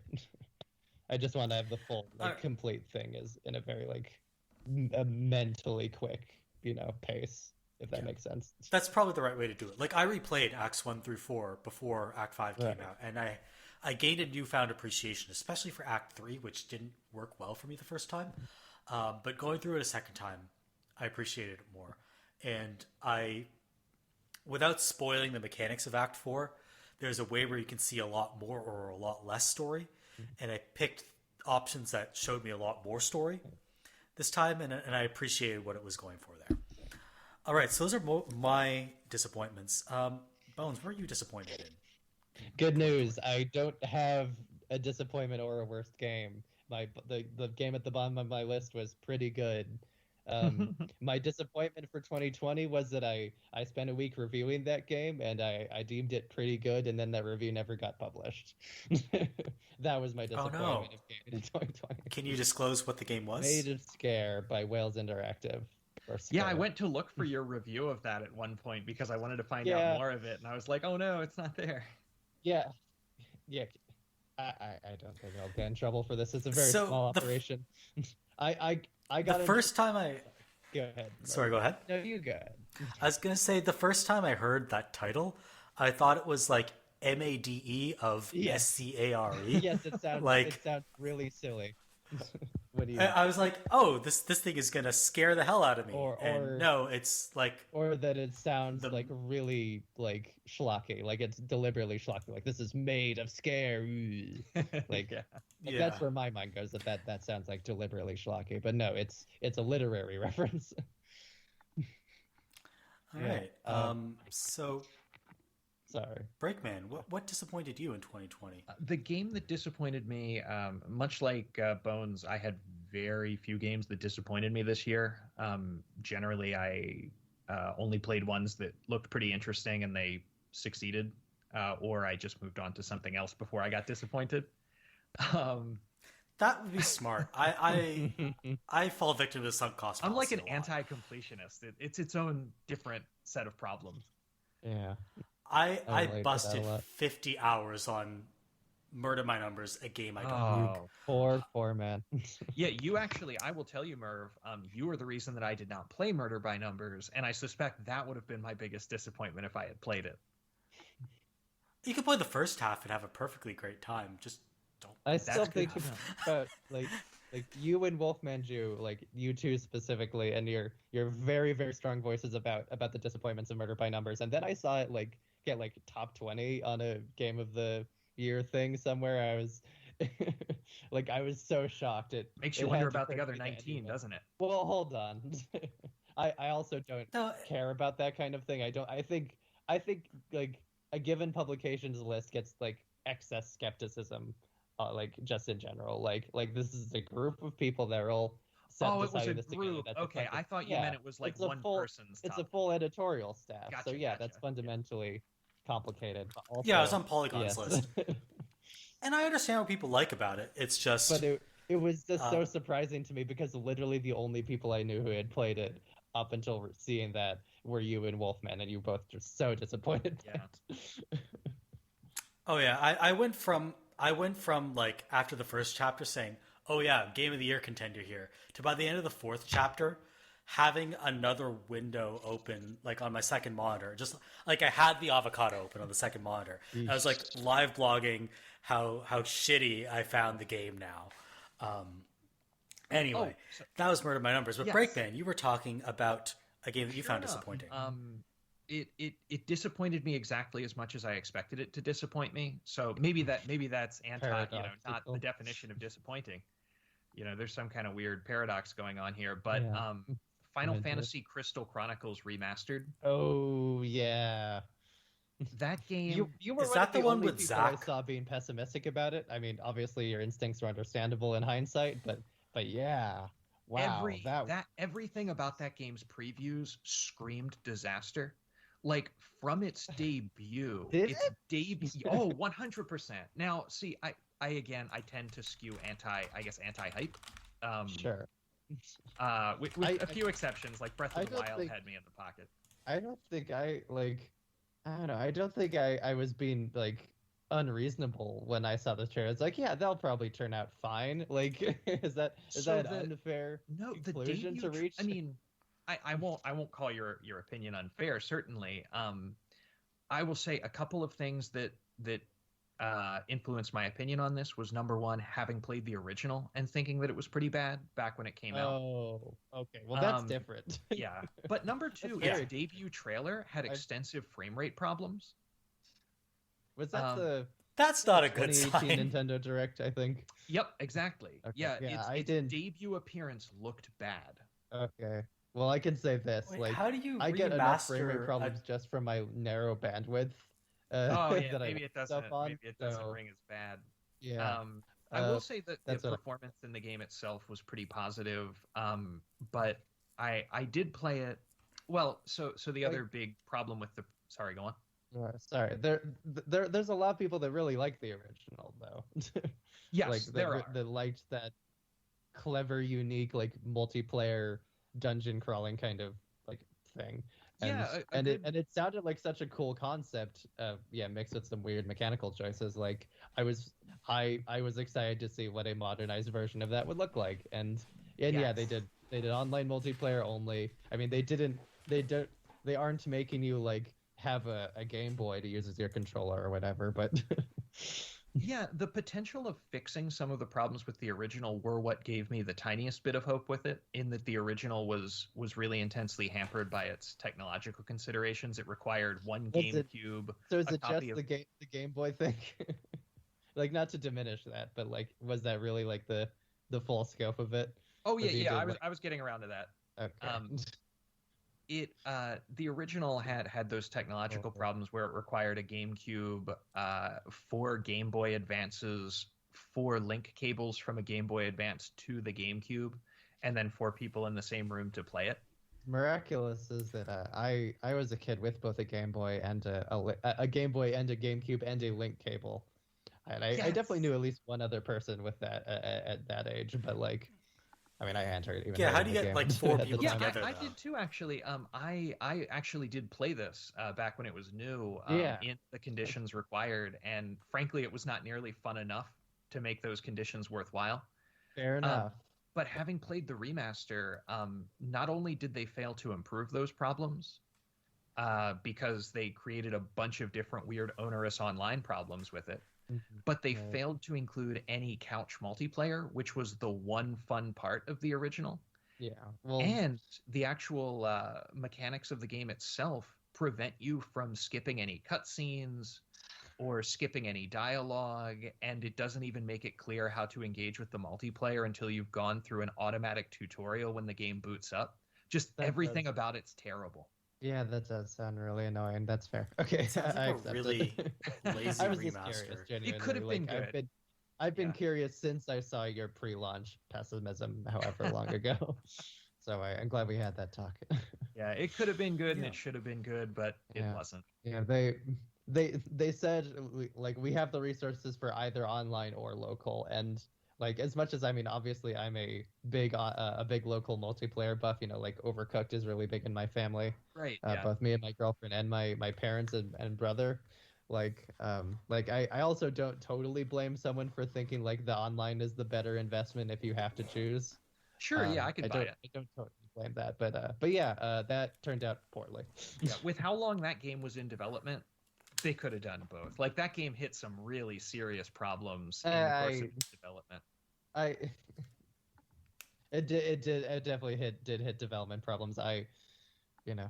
Cyberpunk took 8 years, and like what the end result was, you know. Right, exactly. Yeah, it's never a good sign when there's that many delays. Not really my point, for sure. So Kappa, what was your like biggest disappointment or worst game of 2020?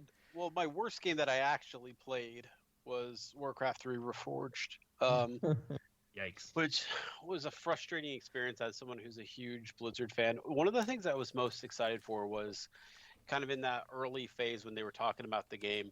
They said that there was going to be ways to kind of morph the missions or change the missions so they kind of conform more to WoW lore and maybe less Warcraft 3 lore, and then maybe some types of branching opportunities or something. They kind of played a little fast and loose with what they described as what they were going to do with the campaign. But this, how I was talking good stuff about Tony Hawk, this is just a graphical remake, and even then it doesn't really succeed. The graphics don't look that much better. I think they're still a notch below StarCraft 2, which is a pretty old game at this point. Also, they very famously marketed heavily around fully remade in the style of Blizzard's current CG trailers and stuff, CG shorts. That was what the cutscenes were going to be, and then they did not do that. Yep, they just upscaled them. And Blizzard CGI is usually really good. There's just so many weird things with this one where, I'm not going the full CDPR route and saying they lied to everybody, but they definitely didn't. They kind of made all these announcements and then they went dark for 6 months. Yeah. And then the game came out and was like, hey, where's all this shit that you guys said was going to be there 6 months ago? And they kind of backtracked. Sorry, I just rewatched the Matt McMuscles video about that game, so I remember all the stuff. The last BlizzCon showcase before it launched was all multiplayer when the main interest of the game was in the campaign, And it's still that way. All their patches and stuff are to fix the balance in multiplayer. No one gives a shit about Warcraft 3 multiplayer at this point. Do you know what I mean? They've all moved on to 500 other different games. If you want to play multiplayer, it's more for a nostalgia trip with some buddies. So I guess the disappointment kind of across the board was really felt by me. But I think the one thing that really kind of shows, so they announced it at BlizzCon. It kind of comes out the door. And I don't like that they kind of blamed the fans in a way for expecting the stuff that they said they were going to do. Where they kind of said, look, our ideas were, that we were going to give you this experience, and this experience isn't what you want, but really what they were kind of trying to say is that they knew better than us. We tried to redo the story, but we wanted to be consistent with lore as it was presented at the time. Kind of the same shit they pulled with WoW Classic, where they didn't do some quality of life patches because they, just want to say, well, that's how it was at the time. I feel like they pulled some of the same shit with Warcraft 3, but people want the improvements and stuff. That's the point of a remaster, right? Otherwise, you're just doing what they did, which is just give us a graphical update. And I think that's a huge disappointment. Warcraft 3, I think, was a gateway for a lot of people into that realm. And I think there's lots of people still interested in WoW who would want to go back and find that basis for the stories that they've been playing for the past 10, 15, 20 years. But Warcraft 3 isn't the way to do it, which sucks because it could have been a great way to put the whole franchise kind of back on that map. But yeah, I don't know. That was definitely my worst game of the year. My most disappointing game, Avengers, but I feel like we ground that one to dust at this point. But the other one I wanted to bring up was Disintegration, which I'd probably don't even remember. It was a game. So Disintegration was made by some people who worked on Halo, right? So it was I've never even heard of this game. Wait. That makes sense because nobody played it and the multiplayer shut down. Sorry. Well, Marcus Leto, I think, was the first. Yeah. It was Marcus Leto. I totally heard about that. Holy shit, that came out? Yeah, it did. Yeah. And its multiplayer was shut down within a month. This game, I think, of all the games it took inspiration from, I bet you wouldn't have guessed Brutal Legend would have been. I was just about to say that. Yeah, it's that same combination of action, but you jump into something that allows you to see the battlefield from above, and it kind of turns into an RTS. So it really it is I think everybody who says anything about Brutal Legend says, "Wow, what a cool world! What a cool soundtrack! Jack Black, perfect casting. What the fuck was they trying to do in those fights?" Right? Same thing with this game. You got kind of a generic. It definitely looks like Destiny, right? I mean, I think that's kind of what they were going for there, right? I would say it looks kind of like Halo 4 Yeah. with the color scheme, with like the oranges and stuff. But yeah, I see what you mean. So I think they were hoping people would jump on. Obviously, they wanted the multiplayer mode to take off, which has this kind of unique feel of you commanding people and stuff like that. But anyway, like There the were game never got multiple any. multiplayer games that launched this year and shut down the same year. Oh yeah, yeah. Oof. Crucible. I mean, I think Yeah. it's probably going to go down as one of the biggest disasters financially in gaming. People don't even know what that one is, but. Oh yeah, I totally forgot about Crucible. Exactly. That happened. That was That the was Amazon for- game or something. Yeah, Right? Yep, and it was that was Amazon. not a cheap game at all, and they just Nope. scrapped it. Because Amazon's been kind of prodding around what's our first big game going to be, right? Yeah, like Valorant just completely ate Yep. its lunch. Oh, yeah. And then I mean, I think New World, the MMO that they've been working on, has probably gone into reboot phase 5 times by now. I mean, I think it was announced a long time ago. It was going to be this magical realism MMO, and now it's just kind of like this kind of generic survival game. But yeah, so I mean, Disintegration was one that was on my radar for a long time because it was like maybe they can do something cool. But as soon as I saw that they were doing this grav cycle / brutal legend type combat, I knew I was out. I mean, what do people highlight as one of the greatest things about Destiny and Halo and all these other Bungie games? The shooting, right? The shooting is crisp, it's clean, it feels good, tactile, good guns, good scopes, good everything. Why you would take that out of a game that's designed for Halo fans is just why. I mean, what a big old craziness. So that was definitely my biggest disappointment. I steered clear of buying it because I waited for reviews, and the reviews were not kind at all. So while it wasn't one of my worst games, it was one of my biggest disappointments. Yeah, that looked like, and I don't think it's inherently a bad idea to kind of mix tactics into an FPS, but this just looked like a game made by someone who'd never learned any lessons from other games. Yeah, and I mean, these guys, they know what they're doing as a studio. There's a lot of smart people, I'm sure, there who knew what they were doing, but it's just when you see somebody make a mistake. I mean, the multiplayer was shut down within 3 months of launch, which was just, and I mean, I don't know what the company private division is going to go on to. I think their webpage has just been nothing since September.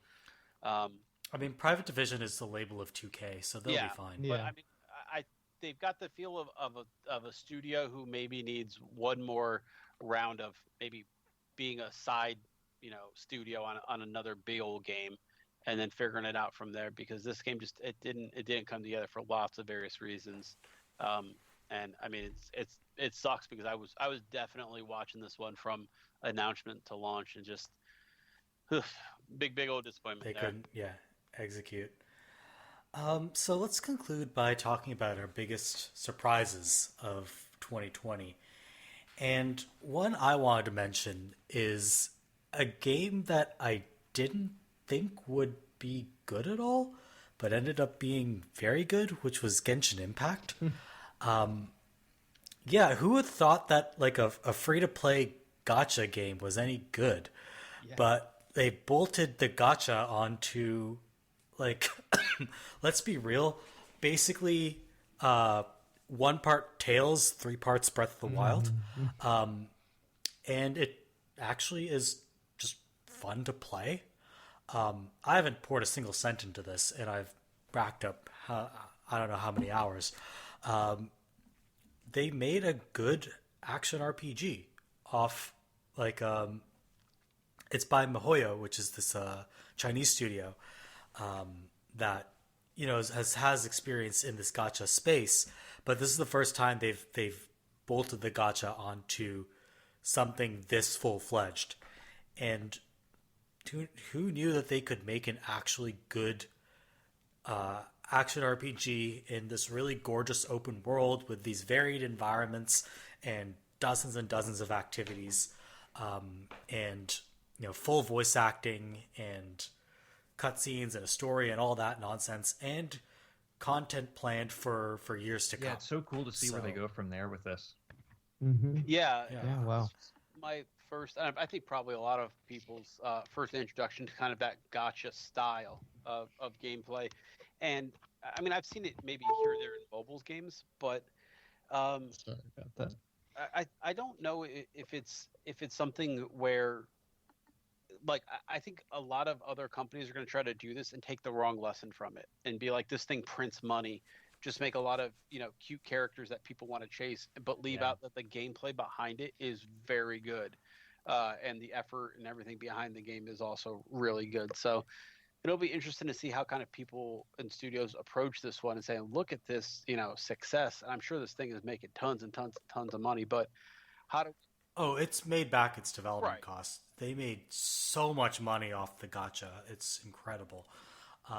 But then you have these gacha games, even without the goodness, like the good game underneath, even crappy gacha games make plenty of money. Like, remember we talked about Contai Collection for half a podcast for some reason? Still the Like background of the my ship desktop. waifu game. Not really. Like that's a fucking game that made oodles of money and had a fucking anime made about it. But like nobody talks about how fun Contai Collection is to play. Whereas Genshin, all I hear people talking about is how much fun they're having running around the world, setting things on fire, and it's like every fighting conversation about trolls. it starts with like, this isn't like all those other gacha games. Like that's how it starts out, So I think they found something here. It's just going to be interesting to see, like, how everybody's going to try to copy it from here on out. That's how I always do it. What is the lesson? Make a good game and then basically just monetize the shit out of it, or just monetize the shit out of an average game and people will buy it because it has cute characters, Merv, just as the sad thing is, I think both of those things are true. Exactly. Just as a quick question, as somebody who played the first 20 minutes of this and got so kind of turned off by the just sort of the loudness of it, like it was there's a particularly loud mascot character. Paimon. Does would you recommend pushing past that point? Because I uninstalled it, but then I've heard such good things, I thought maybe I should try it out again. So what I'd say about Paimon is that I wouldn't go as far as to say she becomes endearing, but the game is kind of in on the joke and is like constantly dunking on her. Like at one point you can you'll meet someone and they ask you, hey, is this your travel companion? And one of the dialogue options is, no, she's emergency food.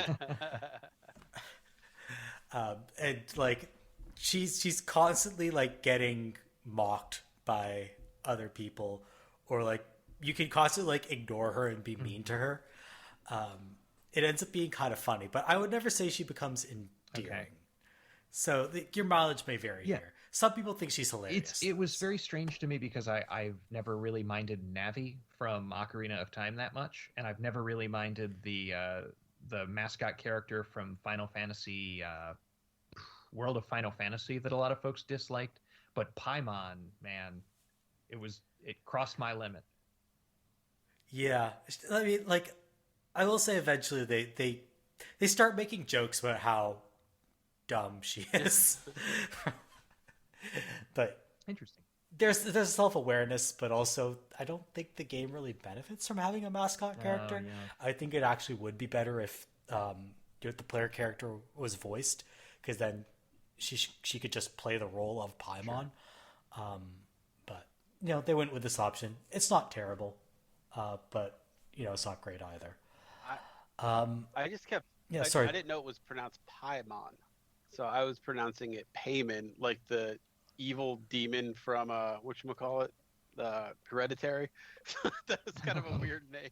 That's very close to payment too, which is what you have to do for those gacha mechanics.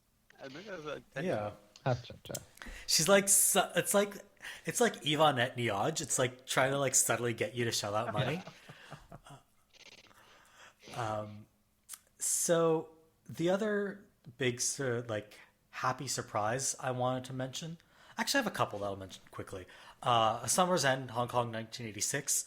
I am not someone who likes romantic visual novels. This is a great romantic visual novel. Go play it. If found, again, I don't usually go in for like these like deliberately emotional indies, for lack of a better term. This one is extremely well made. Annapurna always publishes great stuff, and this is yet another good game that they've put out. And kind of the biggest surprise for me is I was not a Halo fan at the start of 2020, and I end 2020 as a Halo fan. Of the year. Yeah, like Master Chief Collection, I mean, it came to PC last year, but it was just Halo Reach, and the rest of it came to PC this year, and I played through essentially the entire Halo series except Halo 5 this year, and I liked it. It was great. I had a lot of fun Becoming a Halo with the fan. single-player campaigns. I'm playing Yakuza. What's going on here? Yeah, everything's upside down. And like it's not that surprising. I like first-person shooters. I don't talk about them that often, but you know, I like shooting things in games, and I just felt like first-person shooters have left me behind in the past few years. And now I'm back in. I'm like, okay, this is what it feels like to play a good FPS again. So I had great fun with that, and that was a pleasant surprise. I'm really glad you enjoyed it. You and Bones have gotten me really excited for a lot of these games on the Xbox now. You're welcome. Thank you. It's what I do. I get people to shell out money for video games. Publishers should love You're an me. influencer, Merve. Yeah. Bones, what were your surprises of 2020? My surprises of 2020 were that I started playing a Danganronpa inspired, like deeply sensorily overwhelming and mechanically intellectually complex game, and I want to keep playing it. That's my surprise. I like Paradise Killer, and I want to keep playing it. I never would have expected that in the slightest. Yeah, especially because it feels like it's clearly taking inspiration from Danganronpa, but let's face it, Danganronpa is self-consciously edgy in a lot of ways, and I can see why that's off-putting. Well, the thing with Danganronpa, but I also kind of like the. Sorry, go ahead.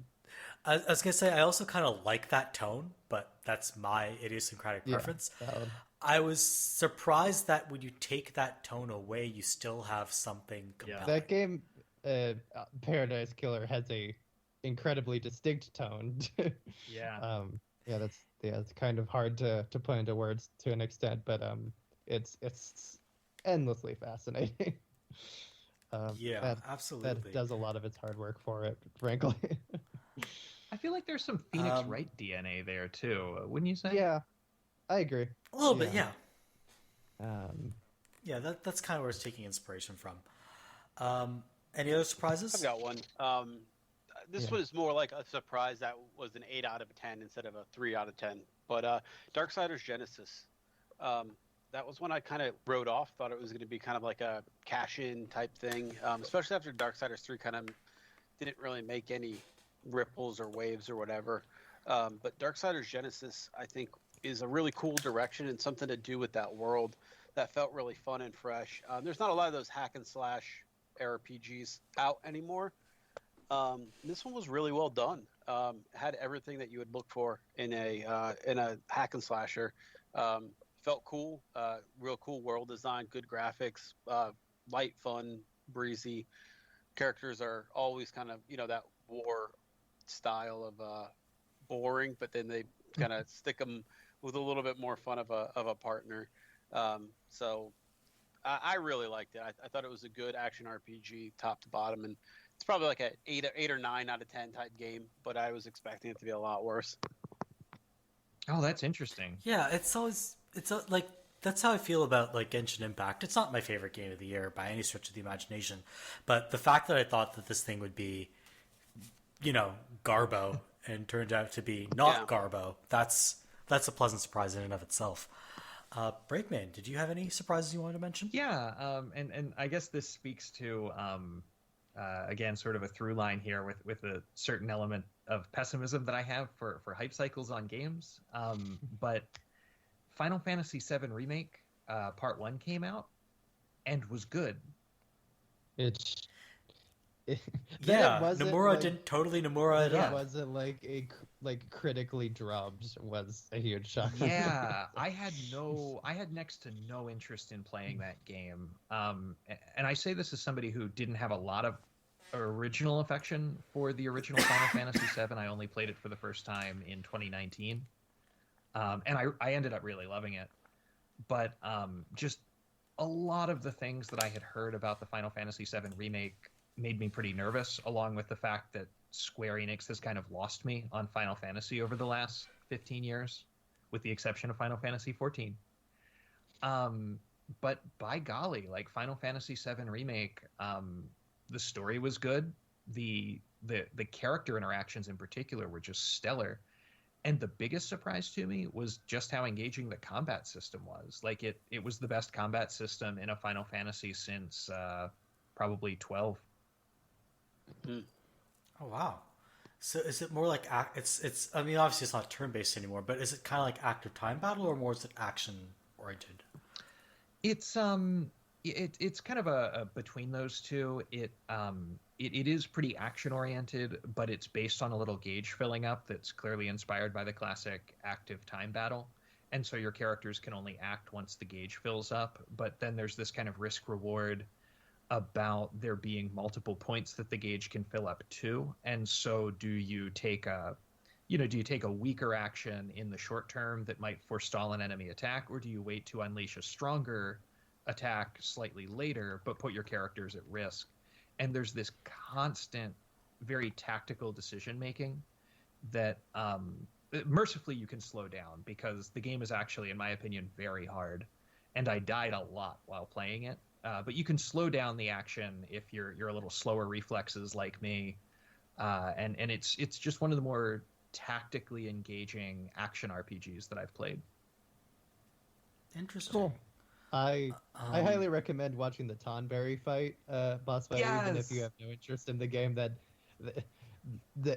very well rendered, very entertaining is all I'm gonna say. As someone who played FF7, the original, as a kid, and has a lot of nostalgia for it. Yeah, that is a high point of the remake. That's a real slam dunk there. Yeah. I love seeing Tonberries and Cactuars rendered in like the later high fidelity entries, right? Because I'm so happy that they steered into the skid. They could have made them look like more realistic and like textured at the same level of fidelity as everything else, but they're like, no, straight up, we're just gonna take these and make them look as cartoonish and wacky as they were in the original games. Yeah. And that warms my heart so much, because they're just leaning into the silliness of these characters. Yeah, it's good so stuff. that I get a kick out of that. Yeah, for sure. Any other surprises we want to mention before we call this podcast to a close?